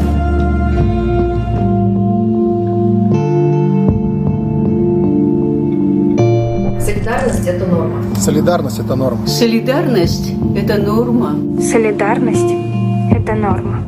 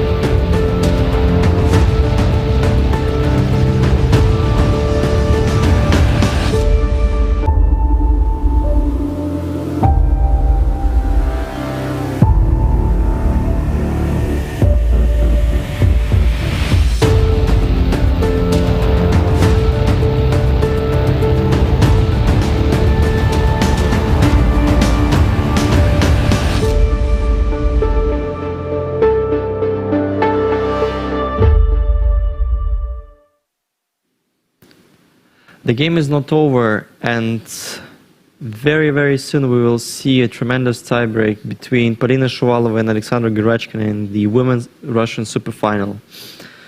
And talking about the chances of the players, whom you would bet on? Oh, still. Oh, by the way, the first game is about to start. And Polina has white pieces? I would not be original. I would bet on Alexandra. But no, well, first because I still believe that she's just stronger. And well, Polina's half part of the tournament was not that impressive. I better feeling that she is a bit tired physically, maybe, and also emotionally. So, Berlin. Yeah. Mm-hmm.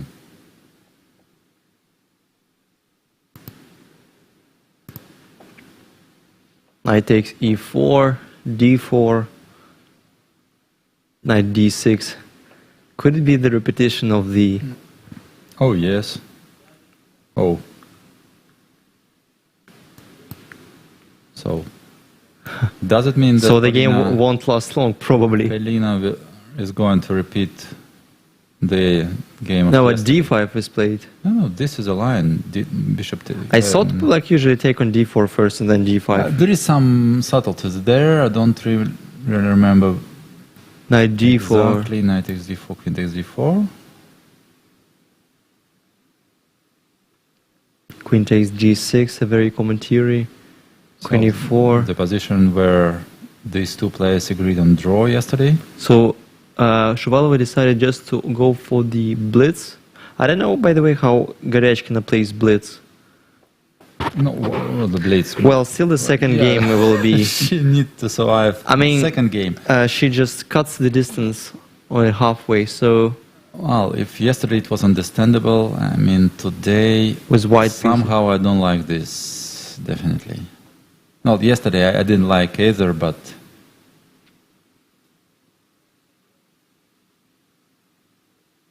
Yeah. And the draw agreed. So after this exhausting game, we need to have a rest, right? A little break. I don't know how long. Yeah, I mean, okay, it's even better than to talk nonsense. This is your strategical choice. Okay, and probably she doesn't believe in herself, and I mean she doesn't believe she is able to beat Alexandra with white. So okay, she will try to survive, or maybe. Come on, but show some spectaculars, show some attacking chess. It's not about attacking chess. It's about making the result. Yeah, Russian champion title. So. Well, but. Well, I don't like that match, this attitude, but okay. So where is the coach? Where is Polina coach? Who is Polina's coach? Oh, it's just close to her. Well, as far as I know, Sergei Zagribelny. Yeah, Sergei Zagribelny. So was it his decision to advise her to go for the perpetual? No, I think it's always the player. This is the player who decides, but maybe he approved her choice, or maybe. Okay, we'll see what will be the final result. The only final result matters. Well, maybe it was a wise decision, but. And if she's very tired, well, it can be understandable, because well, she will not be able just to hold two games. Just well, maybe she prefers just to survive in one. And okay. Well, at least it has some sense, but this is somewhat the spectators do not like. I do not admire at all. So basically, yeah, we have to. We need to know when exactly will be the second game, and now. Yeah, we'll try to find out it.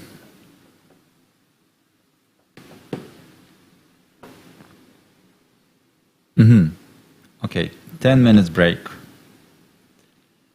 10 minutes break. Okay, maybe this is a good time to remind you that last two women Russian Superfinal ended with tiebreak. I don't remember exactly 2018. Again, it was Pagonina Aguirre as 2019, but was it a tiebreak? Yes, also. Wow. It was a tiebreak. Both consecutive. And this year, no Pagonina Aguirre in much younger generation, Shuvalova and Goryachkina. So the average age of this pair is 20. Two young girls. Right. Is it a tendency? Well, that's a tendency for sure. But even comparing with the last year men's superfinal, which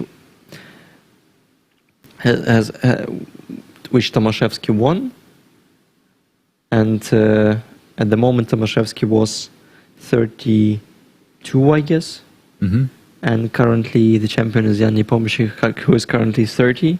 So at least we can see a clear tendency of the dropping the age of the champions. No, okay, but 32 or 30. Yeah, okay. Frankly speaking, I'm kidding. Yeah, frankly speaking, I'm kidding. But overall, this year we see Andrei Sipenko, who is 18, Maxim Chigaev 24, Dubov 24, Fedoseev 25. A lot of players younger than 30. Right. So if you want to play quality chess, you need to be energetic, you need to be young. Mm-hmm. Well, basically you can do it even being not being youth, but it would be hard, it would be much more difficult to do. Yeah, but not actually now we can conclude that in the Russian women chess, the new generation is finally coming, because we've been waiting for them for quite a long time, because all the current, all the members of the current Russian women team are about 30 now. So, except Alexander Gorechkin. Generation change, yeah. Yeah, and now we can see that at least two players representing the new generation has come, and I think they will stay here they're going to stay here for a long time. For quite a long time. Polina Shuvalova and Leila Garifulina, who also did quite well in this tournament. So these two names.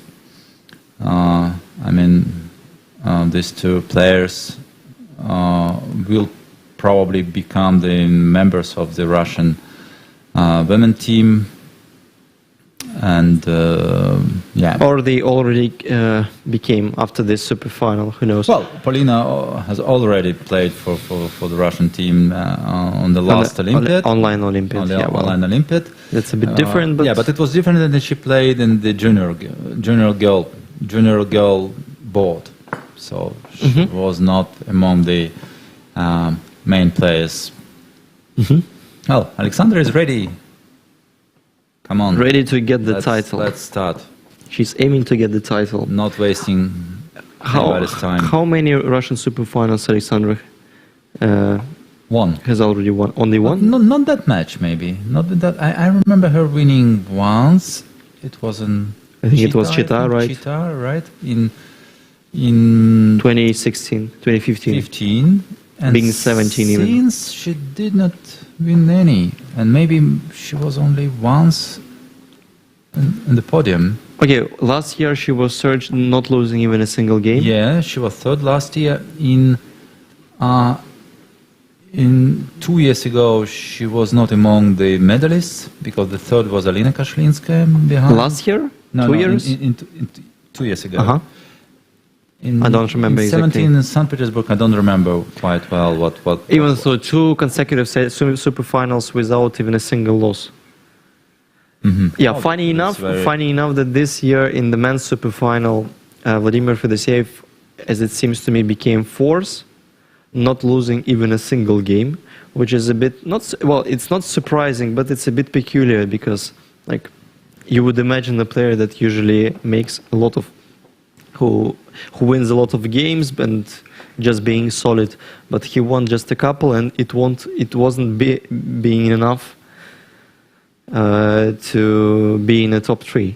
So that's a little bit pity for Vladimir, showing that kind of. I still believe that he has all the reasons to be satisfied with his result. Yeah, of course, like not losing even a single game is a big achievement, especially in this strong tournament. Right. Basically, if I would score 50% in the super final, I would be quite happy. And it would be a very difficult task. Yeah.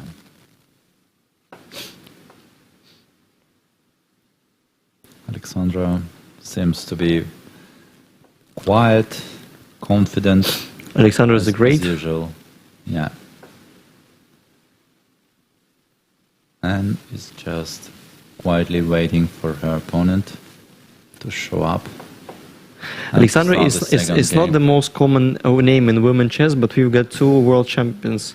Well, Gorechkina is not a world champion yet, but I'm pretty sure she will be in a few years, maybe even in the next year.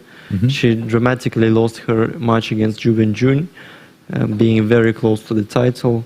Well, that was a match of ups and downs, and in this manner, Gorechkina is not very familiar with playing in this kind of circumstances, like losing, winning, losing, winning. She usually makes more draws than Yeah, she's very solid. Wins or either loses. Suits very well, I would say, suits very well. Well, in general, it's good. And especially in the women's chess. Okay, and especially suits very well. C4, E5. So C4 the game just Alexandra. started. Knight C3, bishop, knight F6, knight F3 probably. Knight C6, and what? E3 or E4. Ah, the modern line played by Magnus Carlsen for several occasions. Well, yeah, there are two possible ways to react. Bishop B4 opted by Paulina, and Bishop C5, which goes for some the pawn sacrifice. Nice pawn sacrifice. Knight E5, Bishop F2. Let's show it. Maybe. Do we really need the board? Okay, yeah, we do. Yeah. Yeah, so we just asked to put the Bishop board C5 on the screen. is another option, but then after knight E5, knight xc5, d4, bishop takes, knight takes. Yeah. I think I was talking about the theory. Very complicated. And the funny thing that nowadays the computer shows queen d4. Yeah, maybe we can ask to put the board on the screen, please. Yeah, so I think that was the line, castle and then long castle. So this is the modern D4 theory. was played by Magnus, not queen f3. Queen d4, yeah? Queen d4 was the move at least. So this is the current position, and I think it's been one of Andrei Yesipenko games, as far as I know. Well, now... Anish Giri also played this line. Well, the point is that white can... If I'm not mistaken, once again... Which is usually an important piece, but maybe playing b5 first, I don't know exactly. But then the only problem for white that... The awkwardness of a4 knight. Yeah, knight is very... So in case if white plays b5, knight... Plays so it's black to move first. What about bishop g4? Is it that logical? It seems that yes. Bishop g4, then bishop e2, and I think in some kind of positions we can receive a pair of bishops again, a pair of knights. Yeah, it's time to take, and I would rather play a6, which I do like, but well, still the position remains complicated, and it's bishop g4 a position with virtual chances. So bishop e2 is on the board, and it's all about the plans, it's all about the strategy. Well, bishop f3 should be played at about knight d4. Just winning a piece. Well, okay, or maybe there is an alternative like queen d7 and h5. Bishop f3 is the simplest. Okay, bishop takes, bishop a6, yes, probably should be played. a5 even, a5. You think a5? a5 is played, yeah. a5 is played, okay. This is the point.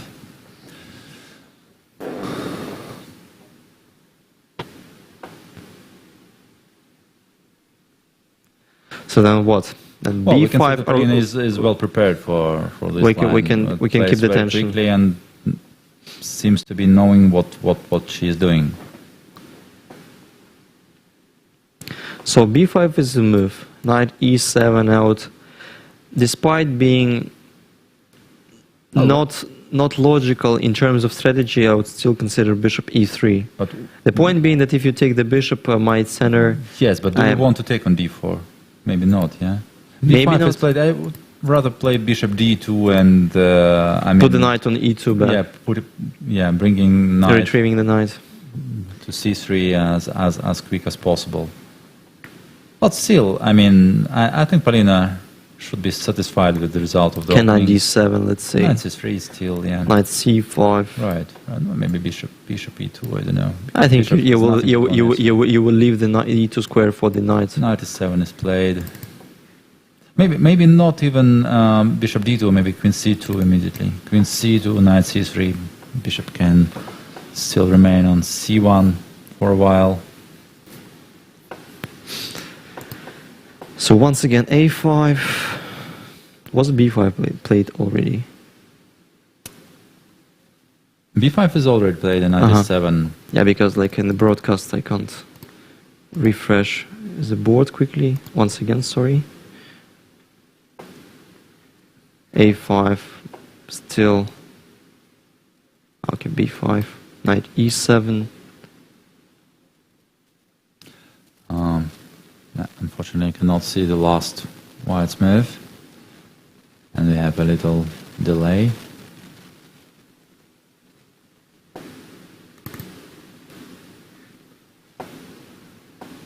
Once again, b5, knight e7. Let's guess what was the move. Bishop d2. Bishop d2, castle. So this yeah. is the position. No, castle or knight. Castle first. Well, white's plan should be g3, bishop g2, f4, or just bishop e2, or king h1 at some point and f4. I think this is a 97 is played. All as What was the white moves? Castle 97. Castle 97, yeah. Uh-huh. And so maybe king h1, somehow I like it. Then g3, bishop g2? Bishop, it depends, yeah. Probably g3, bishop g2, because, well, just in case, bishop should remain on this diagonal. Knight c5, yeah, probably white should just take. And then try to play g3, bishop g2, and so on. Maybe even d takes c5. Maybe d takes c5, right. Black is very solid. Yeah, black is more than solid, right. Knight d7, white to move. Yeah, Alexander is very focused. Very concentrated.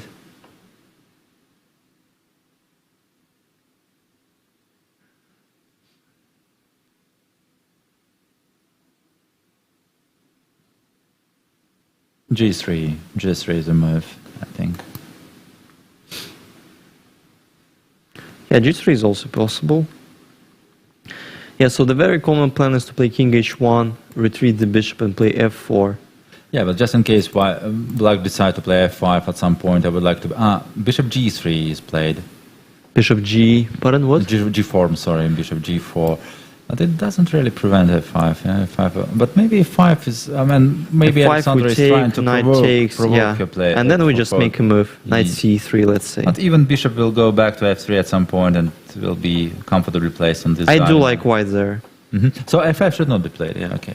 But this is often the problem in this kind of position, because it is very solid. All black pieces are well placed, but normally black has no real play, because once she starts moving her pawns, the position can open, and then pair of bishop will matter. Of course. This is a problem. So black should just patiently wait for white to push. White to push, right. I think this is not in Polina Shuvalov's style of play. She would either play f5. Well, despite the fact that she made a couple of draws with white pieces at the same line. Bishop g4, knight c5. Could knight c5 be the move? No, Polina needs to decide if knight takes, bishop takes, a4. a4 probably, yes. There is nothing wrong with a4. And I do need a transfer of my knight. And then king h1. And I would play, okay, knight g6, g3 then. g3, somewhat right. unpleasant. Okay, it's still a game. It's still a game, and okay, if black could put their knight on d4, or at least on e6. No, but then she needs to push f5. Then she needs to push f5 even there. Then she can be thinking about bringing knight to d1, d4. Okay, queen f3 could be the move. Oh, okay, maybe she should start with b6 first. B6 Yeah, this is somewhat we do not really like. It would weaken white squares. I mean... And white has a carte blanche on the king side. Right. So what is the current position? Bishop g4. Polina is still thinking after bishop g4.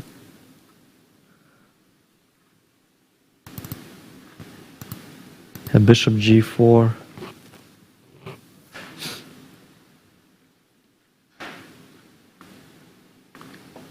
Yeah, I'm also I'm also puzzled with this knight c5. I'm not sure that we should get rid of this knight on a4.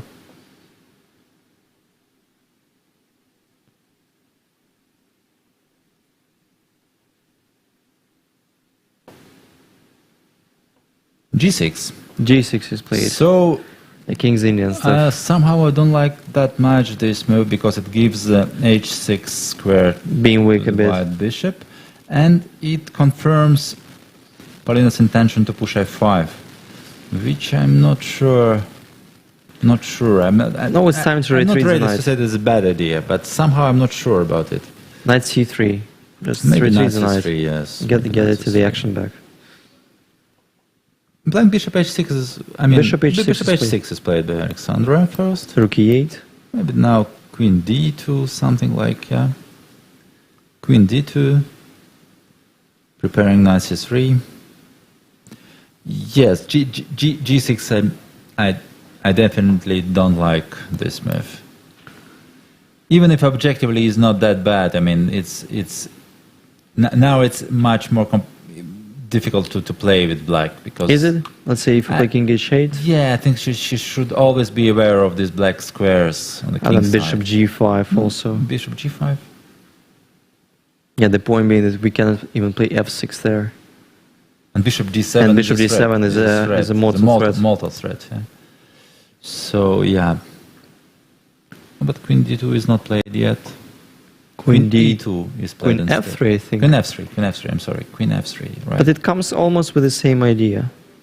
And preventing f5 on the and same preventing time. f5 at the same time. Yes. g6. So Garechkina feels this kind of moments very very f3, easily. Queen f3, of course, yes. And bishop g7 is a threat, and could black really avoid it? It feels that that's almost over. I can't see the refutation. Bishop d7 is hanging, and I think it's just the game. Just a pair was bishop g4, bishop h6. How logical it was! Just a brilliant play by Alexandra, and probably it's a little bit. It's late. Just f5, yeah, but there's nothing to do. But then it looks just. Pawn takes. Sure, pawn takes.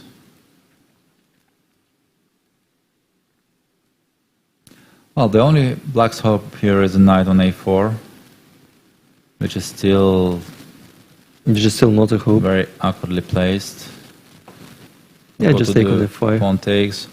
Black is obliged to take with the pawn, but then even bishop h5 can be considered. No, she will take on f5. Why not bishop h5? Well, with some dirty threats like queen g3, bishop takes c8.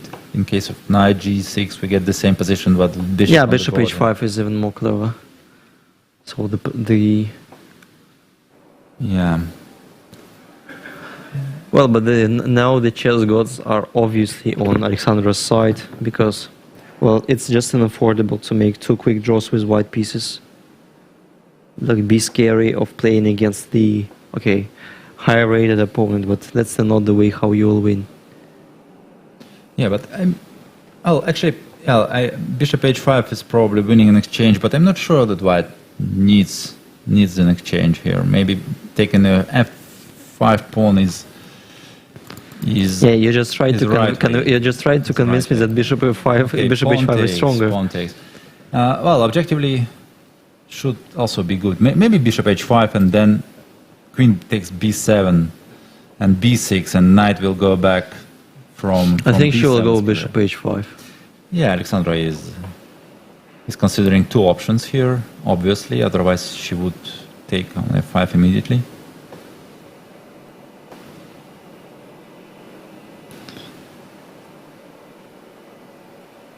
So probably knight g6. Knight g6 is not the move, I think. And just queen takes f5 and.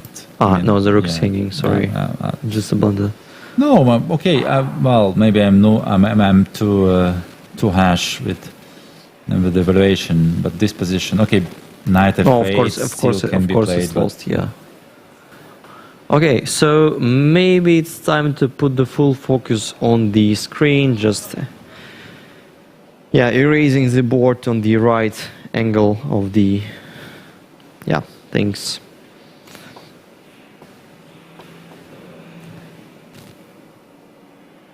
Yeah, we can just put a little zoom on the board on Gurachkin's mimics. Yeah, that's the perfect view. And bishop h5 and bishop f5 are two mainly considered. But bishop f takes f5. Maybe it's just a classy move. I mean, maybe Alexander understands that because like this pawn is more important. Playing the bishop h5 is still leaves the winning position on the board, but some active concept can be.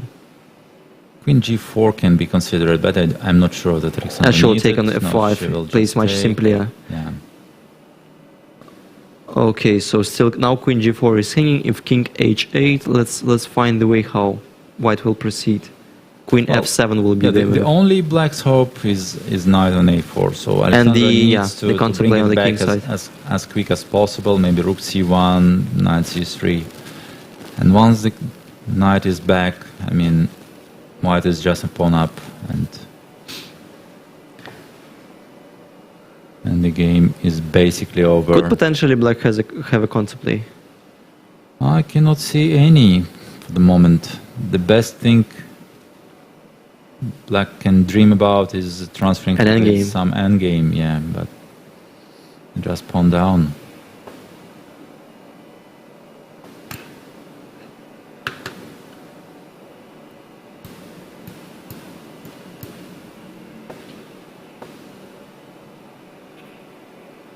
Well, so not an easy task to find the move, by the way.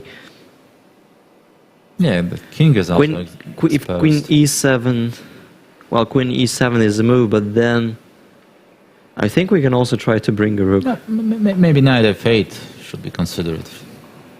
Knight f8 is probably, yeah, it's a good option.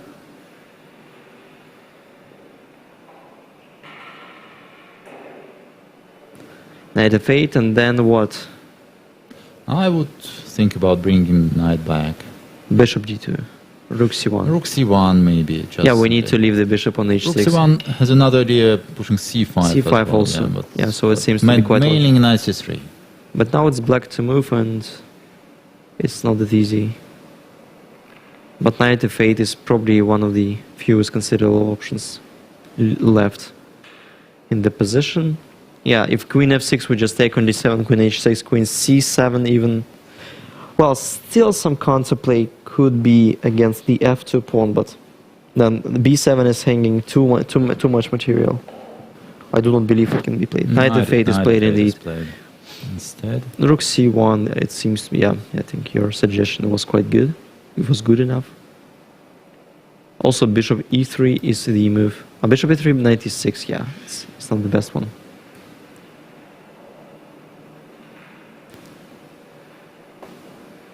I also do like queen g4 check first, knight g6, and then queen e4 or bishop e3. Bishop e3 immediately, but then knight e6 can be played. At least it leaves black in a game. I would rather play queen g6, queen g4 first. Yeah, knight e6 will be played obviously. Still white has a pawn up.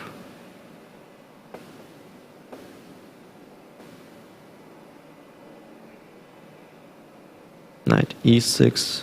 Maybe Alexander will just take on d4. If pawn takes, then c5. If knight takes, then queen e4, and knight will come back by c3.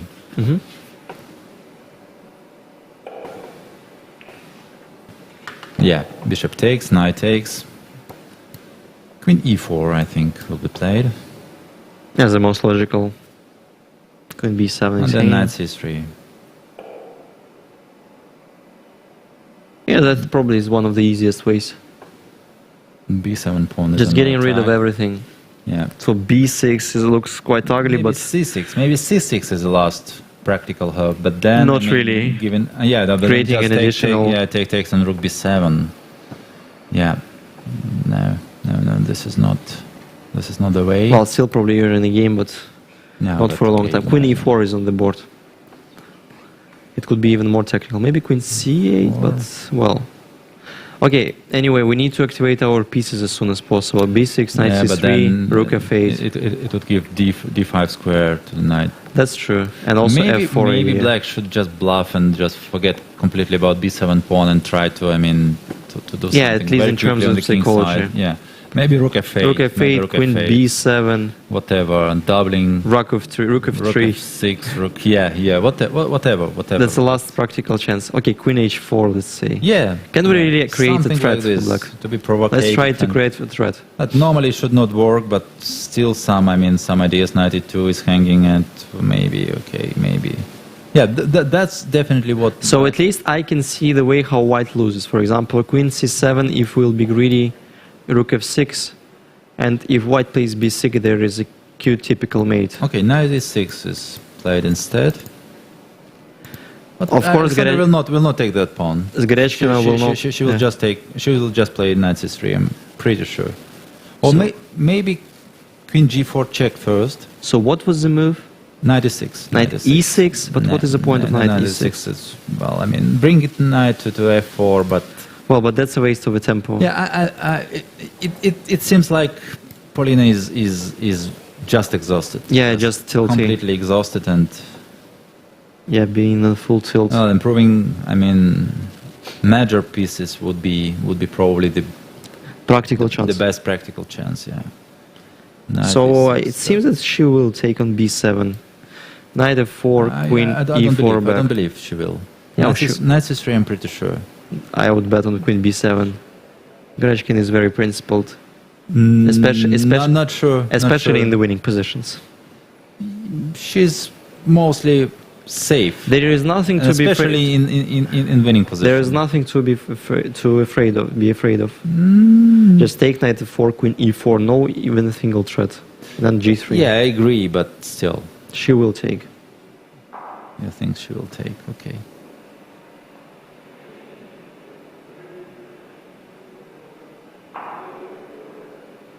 Because all the time queen on b7 is connected with the g2 pawn.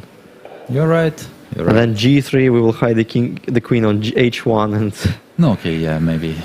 So say let's show up some mating threats. I'm just getting old. This is a conclusion. I wouldn't take on b7. I would play knight c3. Well, objectively, queen b7 probably is the most principal move. And queen b7, king h8 is on the board. Knight c3 finally, or b6. Queen e4, I bet, or b6. G3 is also a move. G3 is also a move, yeah. Well, Alexandra is just 2 pawns up, and her position is definitely winning. b6, b6.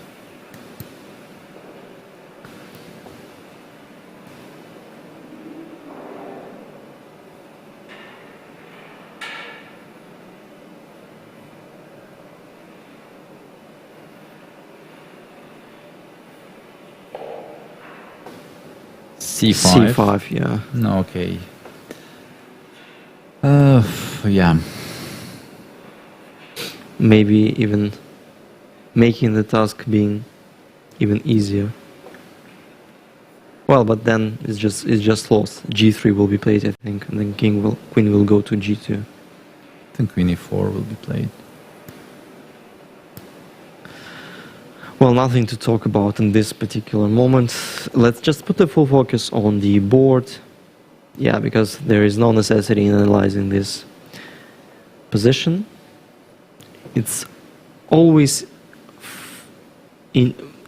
more interesting to look up the faces, watching the emotions,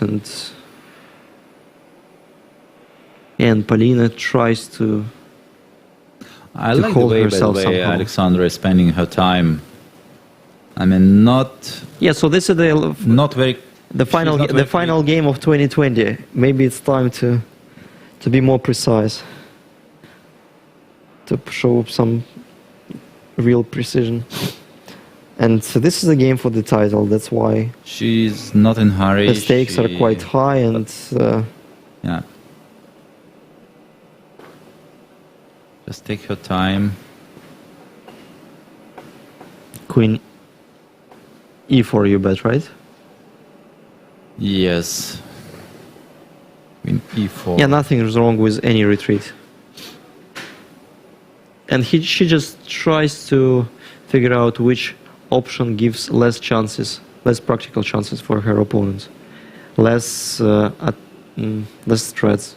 Well, knight c3 is also an option. But Queen, then Queen e4 creates a threat. Queen knight c3. Knight c3 is also not bad.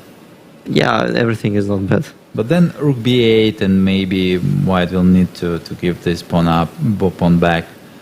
But even so, knight c3 is played. Knight c3 is also good. What is the point of rook b8? Yeah. Well, because Alexander will not play queen a7. But queen a7, rook a8. So she will need to go back. If queen c6, then knight well, d4. she can play queen c6, knight d4, queen c7. This is the move. Ah, this is possible, right? Queen h4, b7. Well, that's no more a game. Well, you still have rook g8, as I figure out. Yes, still some tricks. So white should be careful.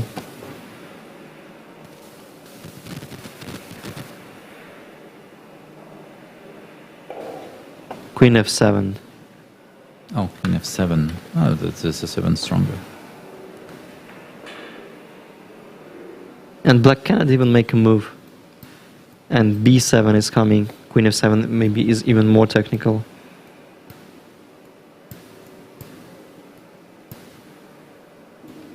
So queen f7.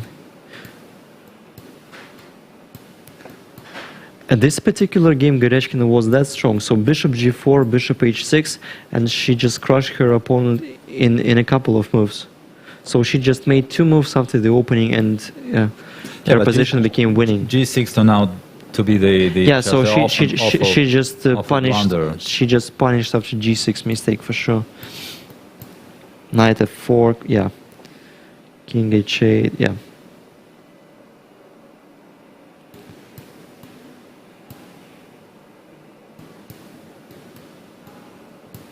Yeah, queen f7, knight f4 is made, and then knight d5. Knight d5, knight d5. Yeah, just a brilliant play by Alexandra. Very classy. Maybe classy is the right word.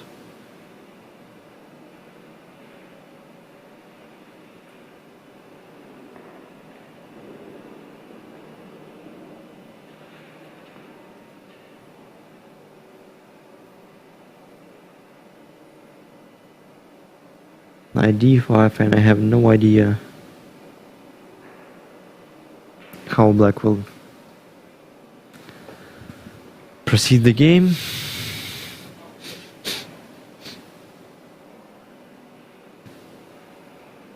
Knight d5, rook f8, could it be the chance? Queen e7 then.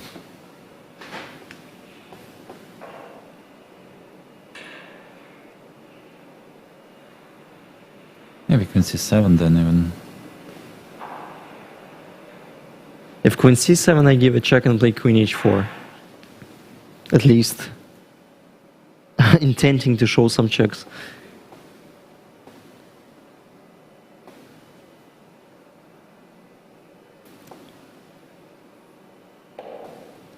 Rook f8 is played. Queen e7 will be played in my point of view. Queen e7, yeah? I think, yeah. Queen e7, if queen takes, knight takes, check, king h1, knight c3. Well, that's... This line is too long and still white is winning. Queen e7 doesn't give any chances. As well as queen c7, that's all about math. That's all about the concrete calculations. But queen e7 just restricts the queen.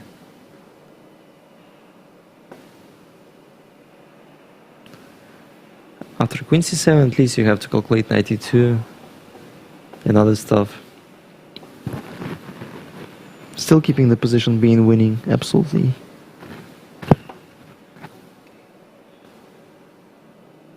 This is just domination.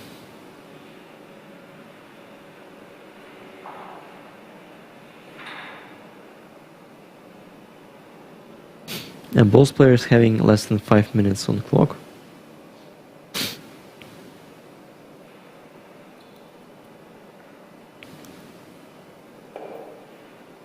Yeah, Queen is 7. Queen c8 will be played, otherwise... Yeah, sorry, knight e2 check first. Yeah, black cannot trade the knights. Knight check, king h1, queen c8, then even knight d6, queen takes d6, whatever. Yeah, just a tremendous game.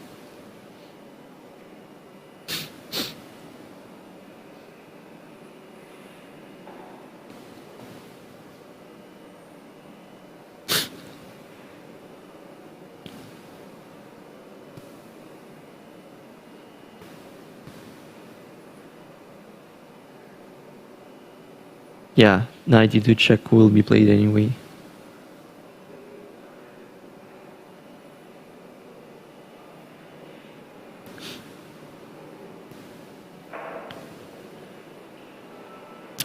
Well, she can also play queen takes e7, knight takes e7, rook b7. Intending to... Basically, maybe it's just a better chance. Yeah. It could be easily missed. Queen a7, knight e7, rook b7 is a good chance. At least to take a pawn, knight c6. But knight c6, I mean... So a5 is saying... Knight c6, yeah, but then knight c6... Taking the control of... Sorry. Yeah.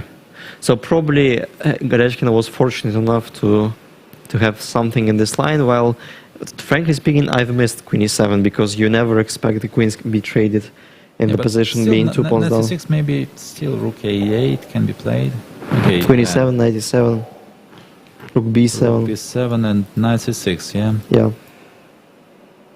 Is expected. Yeah. Rook a8 would be the only reasonable move, but then even g3.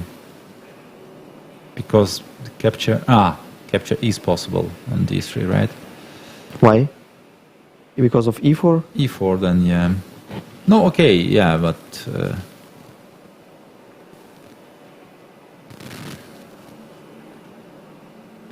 well, also knight d5 is but knight d5 take rook b8. Rook b8, rook b5. I mean, white is still... But okay, this is technically is not the best option. It's not clear. It's not clear, and rook b3, for example. No, it is far from being clear, actually. What? Maybe you can hold me somehow playing rook a6. What is better after rook a6? Yes, but yeah, things are getting... No, I thought I would play rook d8 first, because this one should be easily winning for white. Oh. But unfortunately, spectators cannot see our analysis.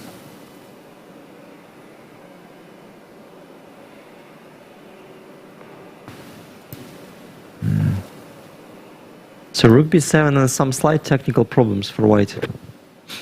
No, but knight c6 should be played. Knight c6, rook a8, and then rook a6 is the then we will see. And then we will see. Maybe just... Well, what's wrong with rook b1? You can play rook b5, for instance. Rook b5 is even stronger, right? So it's not clear what... Yeah, so once again we can ask to show the board on the knight d5 just to illustrate. Queen e7, knight e7, rook b7, knight d5 is also seemingly winning, but maybe knight c6, rook a8, rook b5 is even stronger. The point being that after we are threatening knight a5, and if rook a6 we play rook b1, knight e2, king f1, knight c3, and there might be some simple way to win the game. I think at least rook a5 can be losing. No, okay, knight a5. I just want to show it, because then there's a double attack and rook b1 might is threatening. Oh. But so king knight f1, knight a5 maybe first. Knight a5 first, rook b8. Rook cannot take on a5, right? Because if rook takes... Yeah, that's the point. So if rook takes a5, rook takes, knight takes, rook check, and a simple win. But it's far from being obvious. I mean, knight c6, right, rook a8, still some game, still some game. Is still thinking over her move.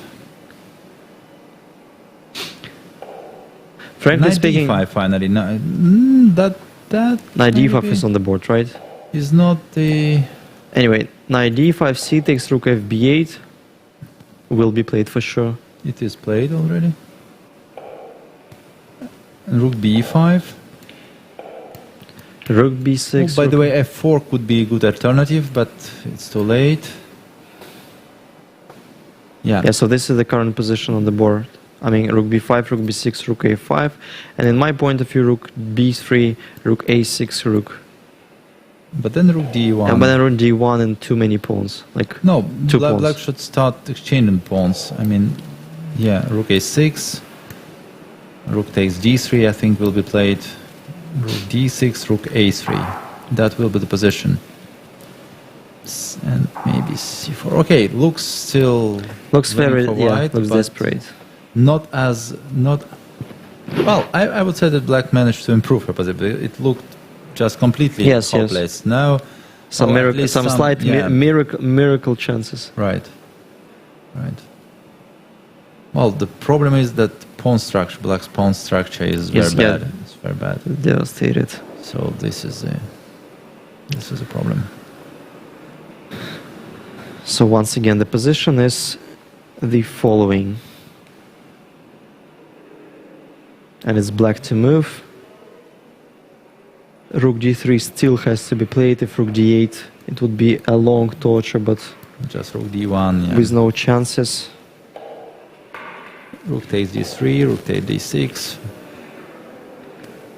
Maybe c4 can be tried instead of taking an a3 now. No, but I think that you have to eliminate all of the remaining pawns. c4, but there is no threats at all. No, not yet. Like, I don't know, g3 or h4, which one is better? No, I would play rook c6 still. But, okay, we're not in a hurry. Should we? I don't know. I mean, just trying to win by force. And now not g3 maybe. Now g3, now time to play g3.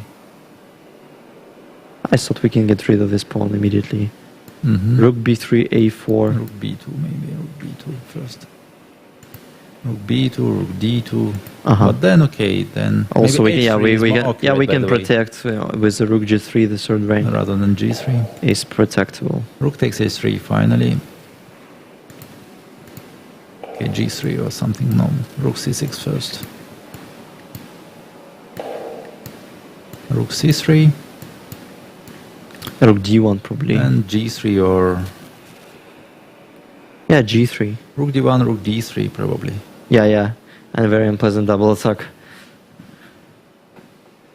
I don't know which move is more accurate, h3 because h3 or g3, because maybe g3 should be left for the rook and just in case in some lines can be useful if, for example, Black is doubling by... Yeah, I understand, but I do not believe they can do it. Yeah. Anyway. Okay, d6 is pushed instead. Also logical. And now, so Black cannot play rook d3 because we take both pawns. And it would be an easy winning position. But then king g7 has to be played. d7. No, not sure about d7. Yeah, but we're creating a threat at least. Still g3. I would play g3 at some point. I don't know how to protect against. Yeah. No, rook d8. Rook d8. Rook d8. Rook d6 has to be played. But I know we can play rook d1 there. Pardon me. Rook d1. In a very concrete way. And with these weaknesses, it will be easily winning position for white. Yeah, king g7 is played. But who knows? Maybe you're right. Yeah, maybe d7 is a straightforward move. I mean, yeah, I'm trying to play in the forcing way, creating the threats. This position could be. But then, I mean, one without this, d7, yeah, d7, rook d8, rook d1 would allow. Rook d1 is played. But somehow I don't like this rook d1 because e4 with the rook d3 or c4, I don't know, with the same idea. At least black is gaining a tempo after rook d3, after rook d1. In this position. Yeah, and what's wrong with rook d3? But then rook e1 probably, yeah, this is... okay, but I think black has improved a little. Yeah, still but lost. Somehow g3 should be played. It is very strange that Alexandra... Rook d3 is played.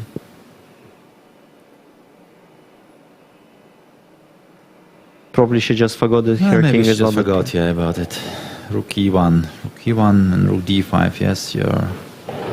It has to be played, yeah, rook d5. Well, it doesn't change the valuation of the position, but... It has to be winning for sure, but now there are some slight difficulties. Yeah. At least black improved. Yes. h4 or g3 has to be played urgently. Okay, h3 is played, finally. Rook d8, nothing to do. Then check on c7, I think.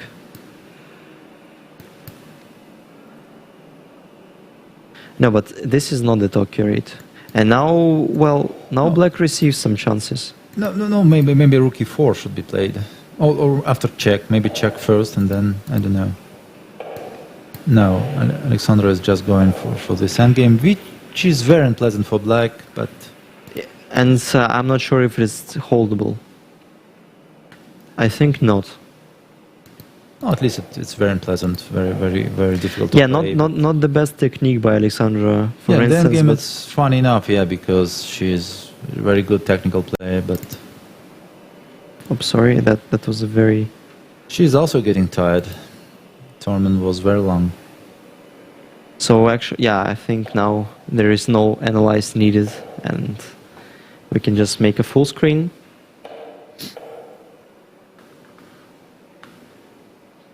Yeah, the only obstacle is this visor, this screen.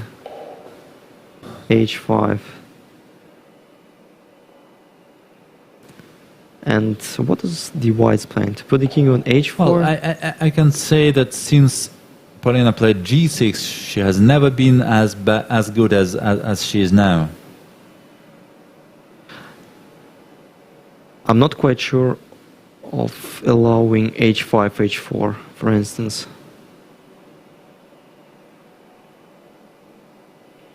I'm not quite sure. h4 is played.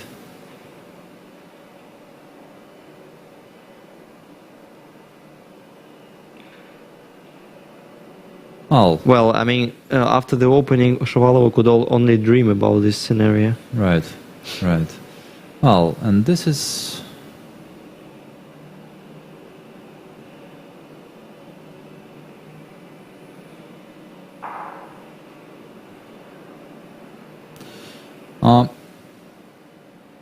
Yeah.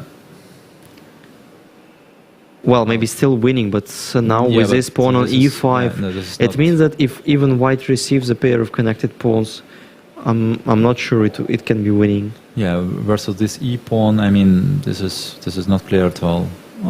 Okay, Polina will put her rook on fourth rank, of course.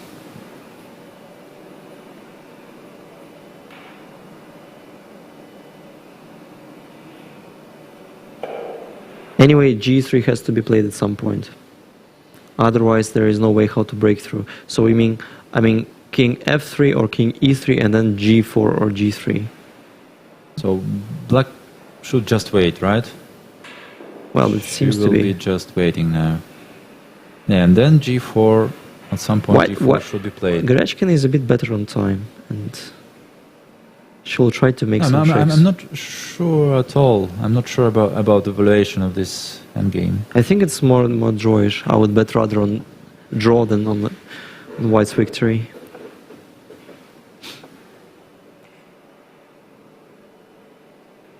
Well, black should just wait. Okay, rook c4. Rook Is the c4. move. Yeah, king e3 probably. Rook e4 e4. check. Doesn't matter. Ah.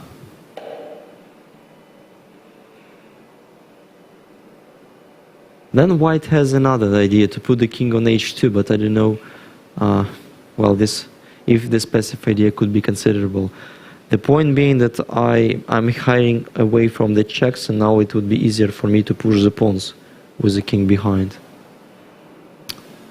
I can see another idea. I don't know if it's realizable. I mean, rook f3 first, king g5, king g5, rook f8, then f3.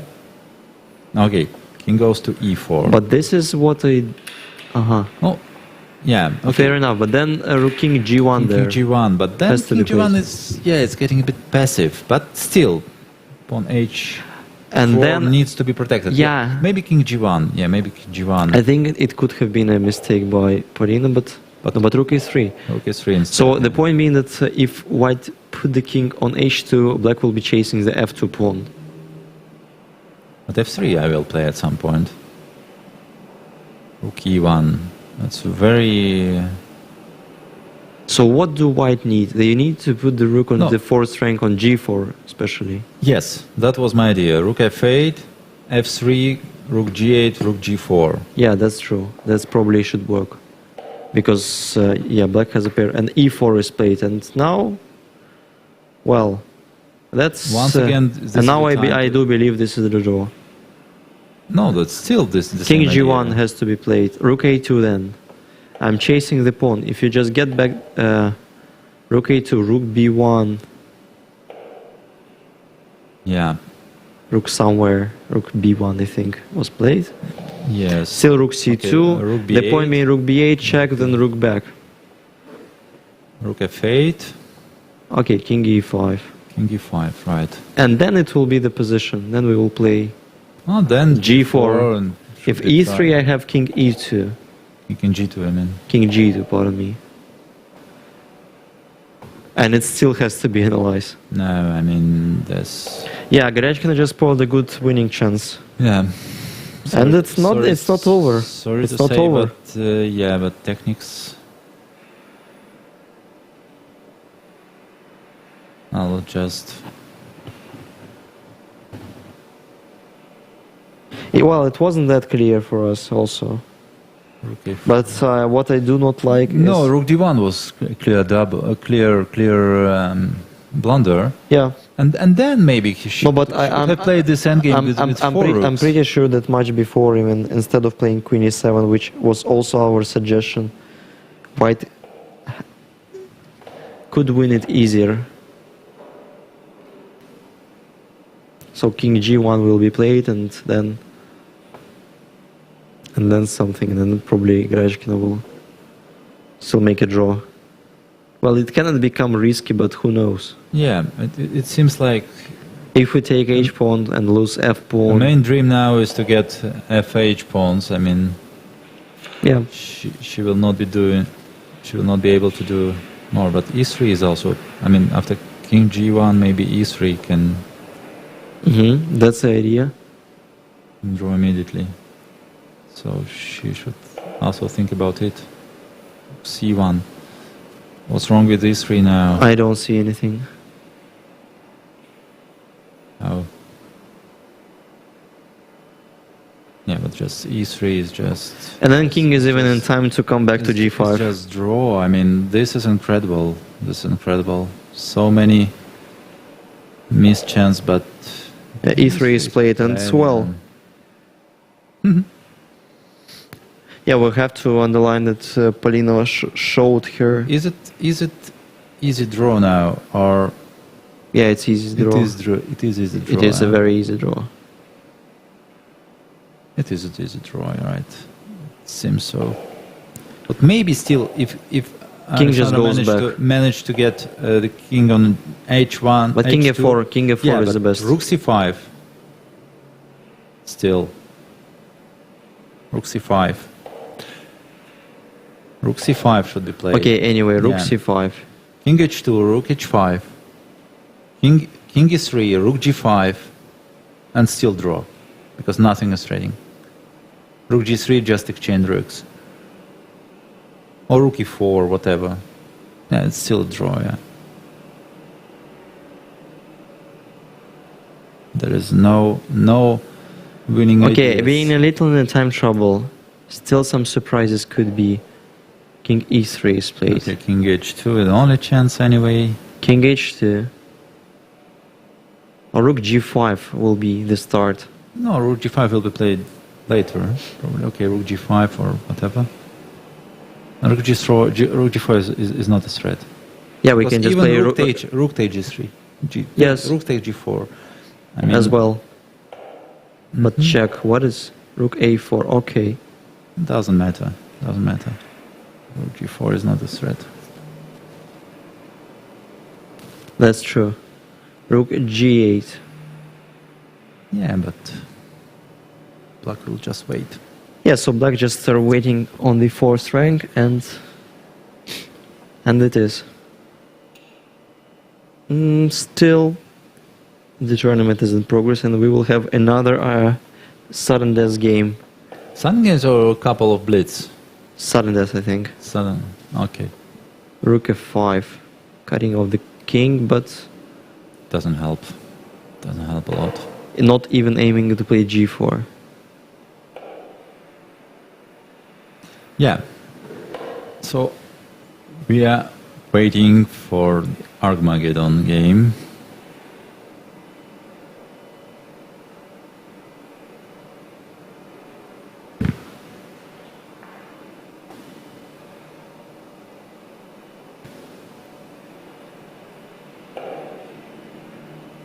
King g1. Yeah, still no idea, still check or even just... And even exchange is possible, right? Yeah, put rook a4. Yeah, but why not, of course.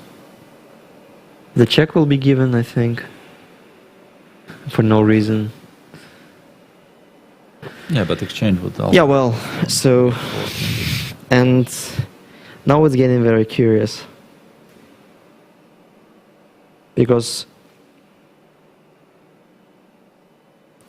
Grechkina has pulled a very transparent and not that difficult opportunity to just take it all. G3. Desperate attempt to complicate matters a little bit. But maybe comes too late. Yeah, just play rook a8. Rook a8 is the most awkward way. What about rook f4? Okay, rook f4, there is a check.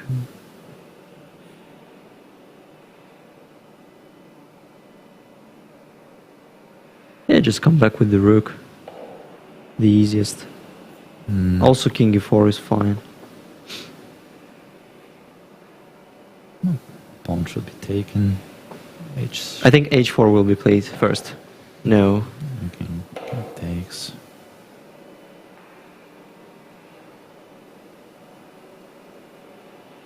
All.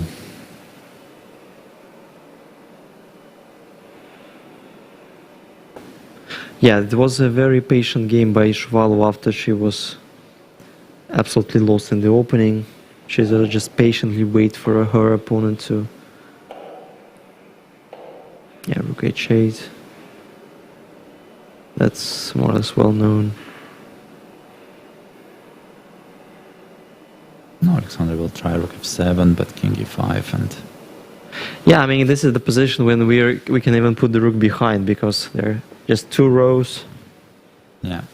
This is the rule. Only 4 rows lead the strongest side to the victory, because king is in time to run away and rook is helping it. Yeah, well, basically nothing's changing. King e6 is the most precise. And then the checks will go. Rook f4. Even with the G pawn on the fourth rank, it would be a draw. But with H pawn, there is just no chances. King E5. Well, any move is good. It's good enough. Just provoke white to play King H5, King H6, King H7, then put the rook behind. Yeah, the only problem is time, but King E7. Well, King E7, this is somewhat... Aiming for Rook F8. Ah, okay. That's not pointless. It's good enough. Yeah, that's true. That's obviously true.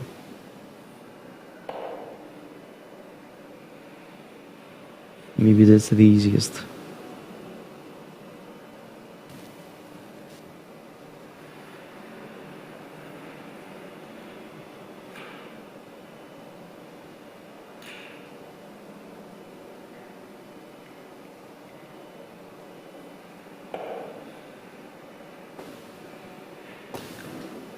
Take King F6, and we are heading to a Armageddon game.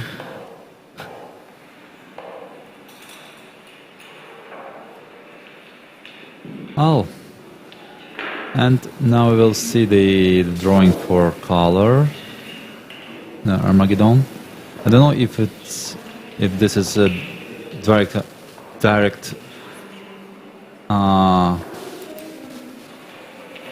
draw for color, or is drawing for choosing the color.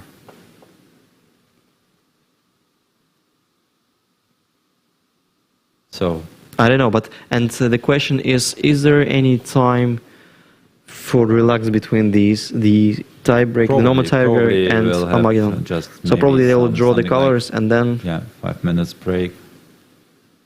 But I'm not sure. Maybe they can start even now. And Paulina chooses white. And does it mean that she plays white, or she's supposed to choose now?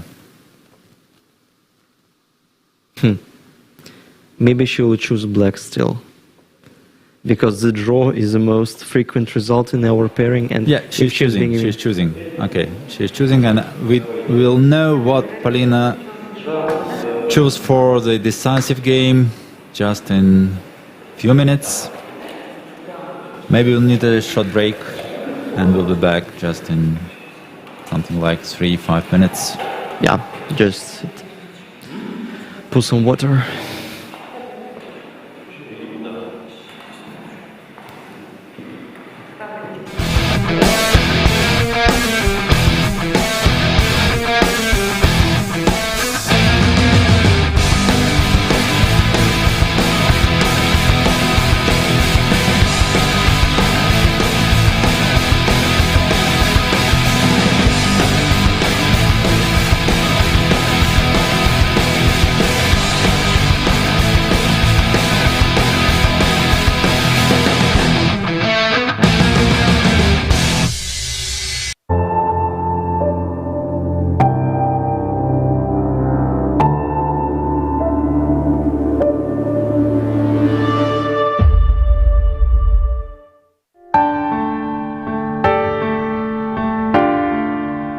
Уже свыше 40 тысяч жизней унес коронавирус с тех пор, как все началось. COVID-19 уже в 80 российских. Медики предупреждают, в зоне риска заражения в основном находятся пожилые люди. Им рекомендовано не выходить из дома без острой необходимости.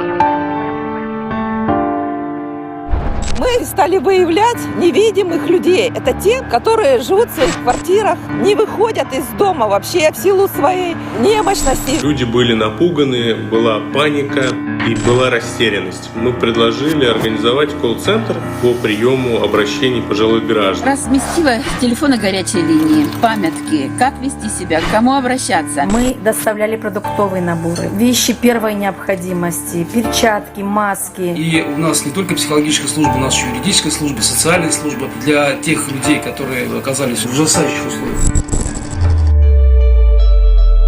Перед тем, как выехать, позвоните, пожалуйста, участнику. Бабушки все предупреждены, но они ждут вашего звонка. Куда можно поставить? Вам берегите здоровье. Мы не можем. Мы не заразные. Что-то надо будет? Ой, девчонки. Мурашки по телу. В эту камеру вы будете разговаривать со своим сыном. Сыном. Я чувствую, что я не совсем брошенный человек, что кому-то еще я не совсем безразлична, а это много значит. Они так о нас заботятся. Дай Бог здоровья. Всем дай Бог здоровья. Единственное, что бы я хотела сейчас, это просто вас обнять и расцеловать. Коалиция – это про то, как много могут сделать люди, когда просто объединяются. Я чувствую, что от каждого из нас многое зависит. Мы вместе огромная сила.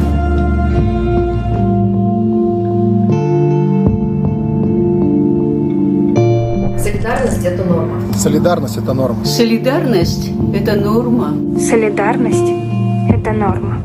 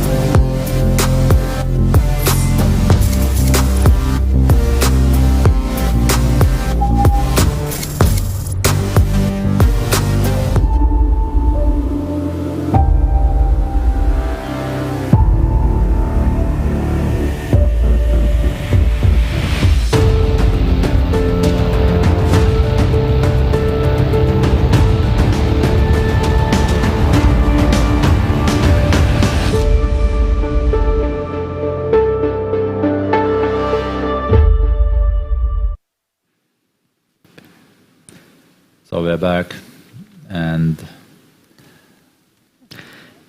as you probably were impatiently waiting for the very last game. So this is the ending of this infinite tournament. Yeah, and yeah, the clock. Okay, Polina chose black pieces.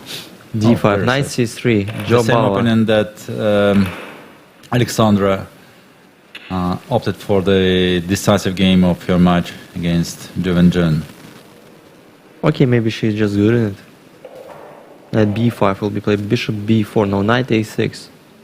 Bishop b4, bishop a5 is also a move. I think we do not need the board, but we do. Yeah, we have it. They have the board. Castling, yeah. White remains a little bit more active. But the only blacks problem is the knight on a6. c5. Mm-hmm. And what if knight b5? I would rather play knight b5 first, not allowing knight c7 there. Yeah. Yes, probably it would be. Bishop d7, knight e5. Rook c8. Just giving up the bishop, yeah? Yeah, black has to play faster. They have a minute less. Knight c7. Well, basically white can take on d7, but there is no necessity, and they will try to use the awkwardness of c7 knight. D takes c5. Bishop takes c5, I guess. And then knight takes d7. Bishop takes d3 first. No, bishop d3. Probably aiming e4. What is the reason? Yeah, queen at some f3 point, probably. At some point, yeah. I'll rather play queen f3 and rook a1. a6. Queen f3. Then queen h3 also. Now it's getting dangerous. Good strategy, at least for the blitz game, or maybe even for playing for the any checkmate other game. Yeah.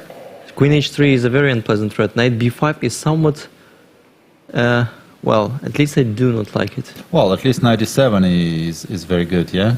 I mean, spoiling the pawn structure after knight b5 later. So knight d7 could White be the has move. a very good choice now. Also, bishop g5 dissolves certain attack. Bishop g5, yeah, it's even stronger. And now, if knight takes c3, b takes c3, but then bishop e7 is the move. Maybe knight c3, even bishop takes f6. Bishop takes f6 first. And if g takes... That's what probably Polina blundered.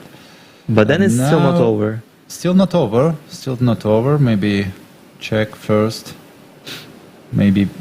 Aha! No, 94 is it. So it's not that easy. Area. Maybe b takes c3 is a more... And then bishop e7 will be played, and still not that easy to progress. Queen h3 is a move, but I think c4 will be played there. Bishop f6 is played. Wow, that's brave. That's a brave decision. G takes. And then what's going on? Alexandra took some time to calculate the complications. The problem is that there is no mate. Will be met by knight e4, so it could be a blunder. So Queen f6. Queen f6. Queen f6. Yeah, indeed. But what was the problem with g takes f6? No, but I'm sorry. Yeah, what about just taking on f6 and knight d7? Yeah, I cannot understand. Just blundering a piece. Oh, but knight d7 is played immediately, but it doesn't change a lot actually. White is just exchange up, right? Yeah, so knight has to retreat. Yeah, it was more accurate. But then white is just piece up. White is just piece up. Well, no, this one is being. No, but what's going on? Why not g takes f6? Yeah, but it's too late. What could? Now it's too late. Could it be some very? White is absolutely winning and better in time. I mean, no chance. It's just time to. Well.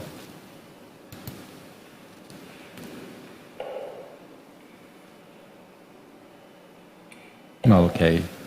Well, but yeah, I still cannot believe g takes f6 wasn't played. At least if you see that queen f6 is losing on the spot. Yes, but probably it's all about tiredness, you know. I mean, maybe she just didn't realize that she maybe she believes she was now getting mated after queen g4, queen h5. Maybe she just forgot about knight e4. And now, well, I mean, this is. And the king goes where? Pawn piece up. Yeah.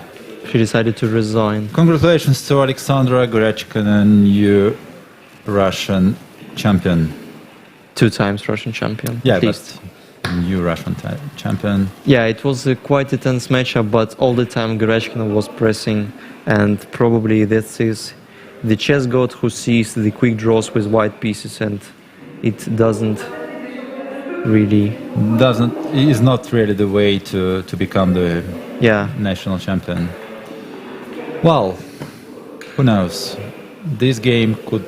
Meanwhile, it's still quite an impressive result for Polina Shuvalova, scoring 8 points. That's quite a lot. In such a strong tournament. I think increasing a lot of rating, maybe 30 other points.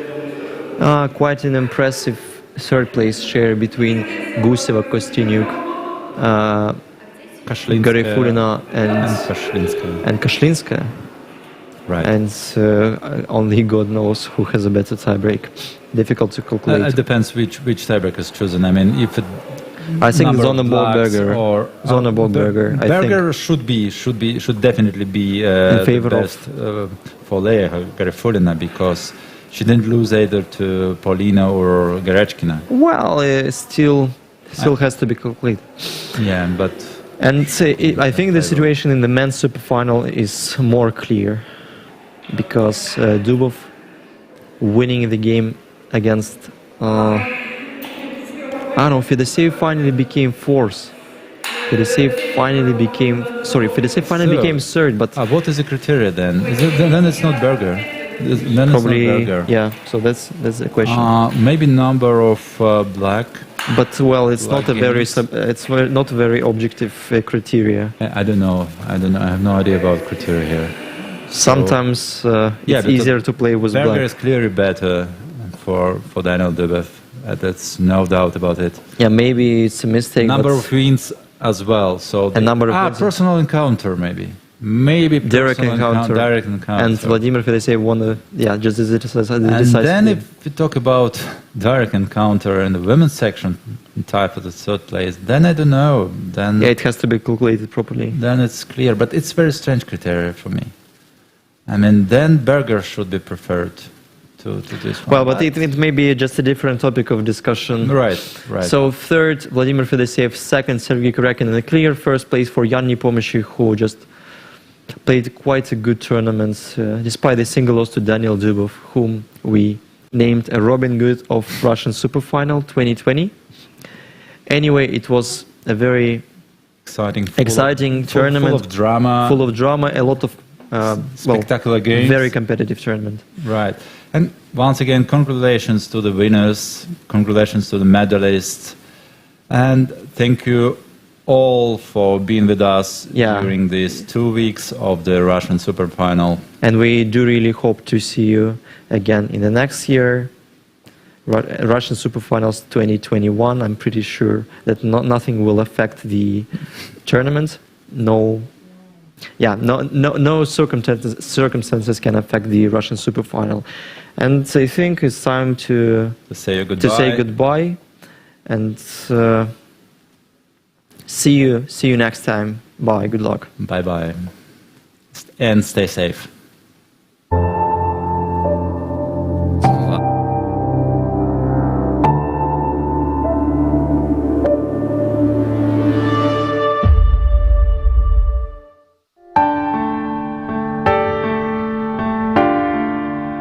Уже свыше 40 тысяч жизней унес коронавирус с тех пор, как все началось. COVID-19 уже в 80 российских. Медики предупреждают, в зоне риска заражения в основном находятся пожилые люди. Им рекомендовано не выходить из дома без острой необходимости.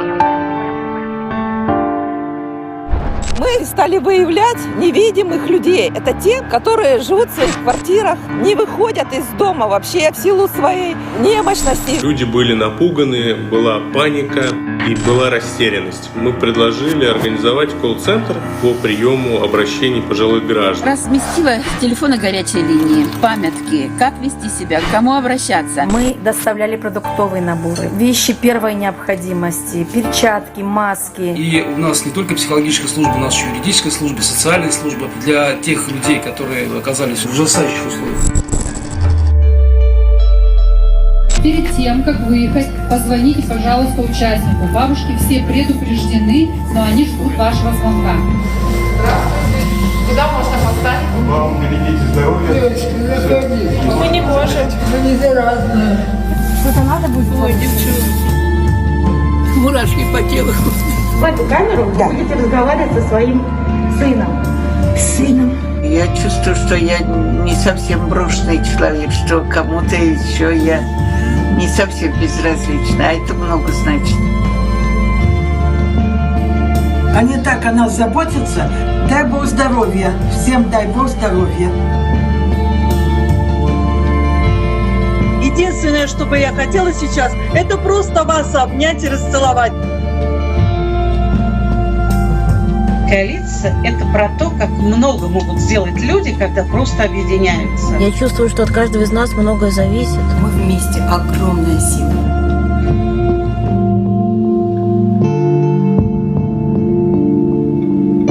Солидарность – это норма. Солидарность – это норма. Солидарность – это норма. Солидарность – это норма.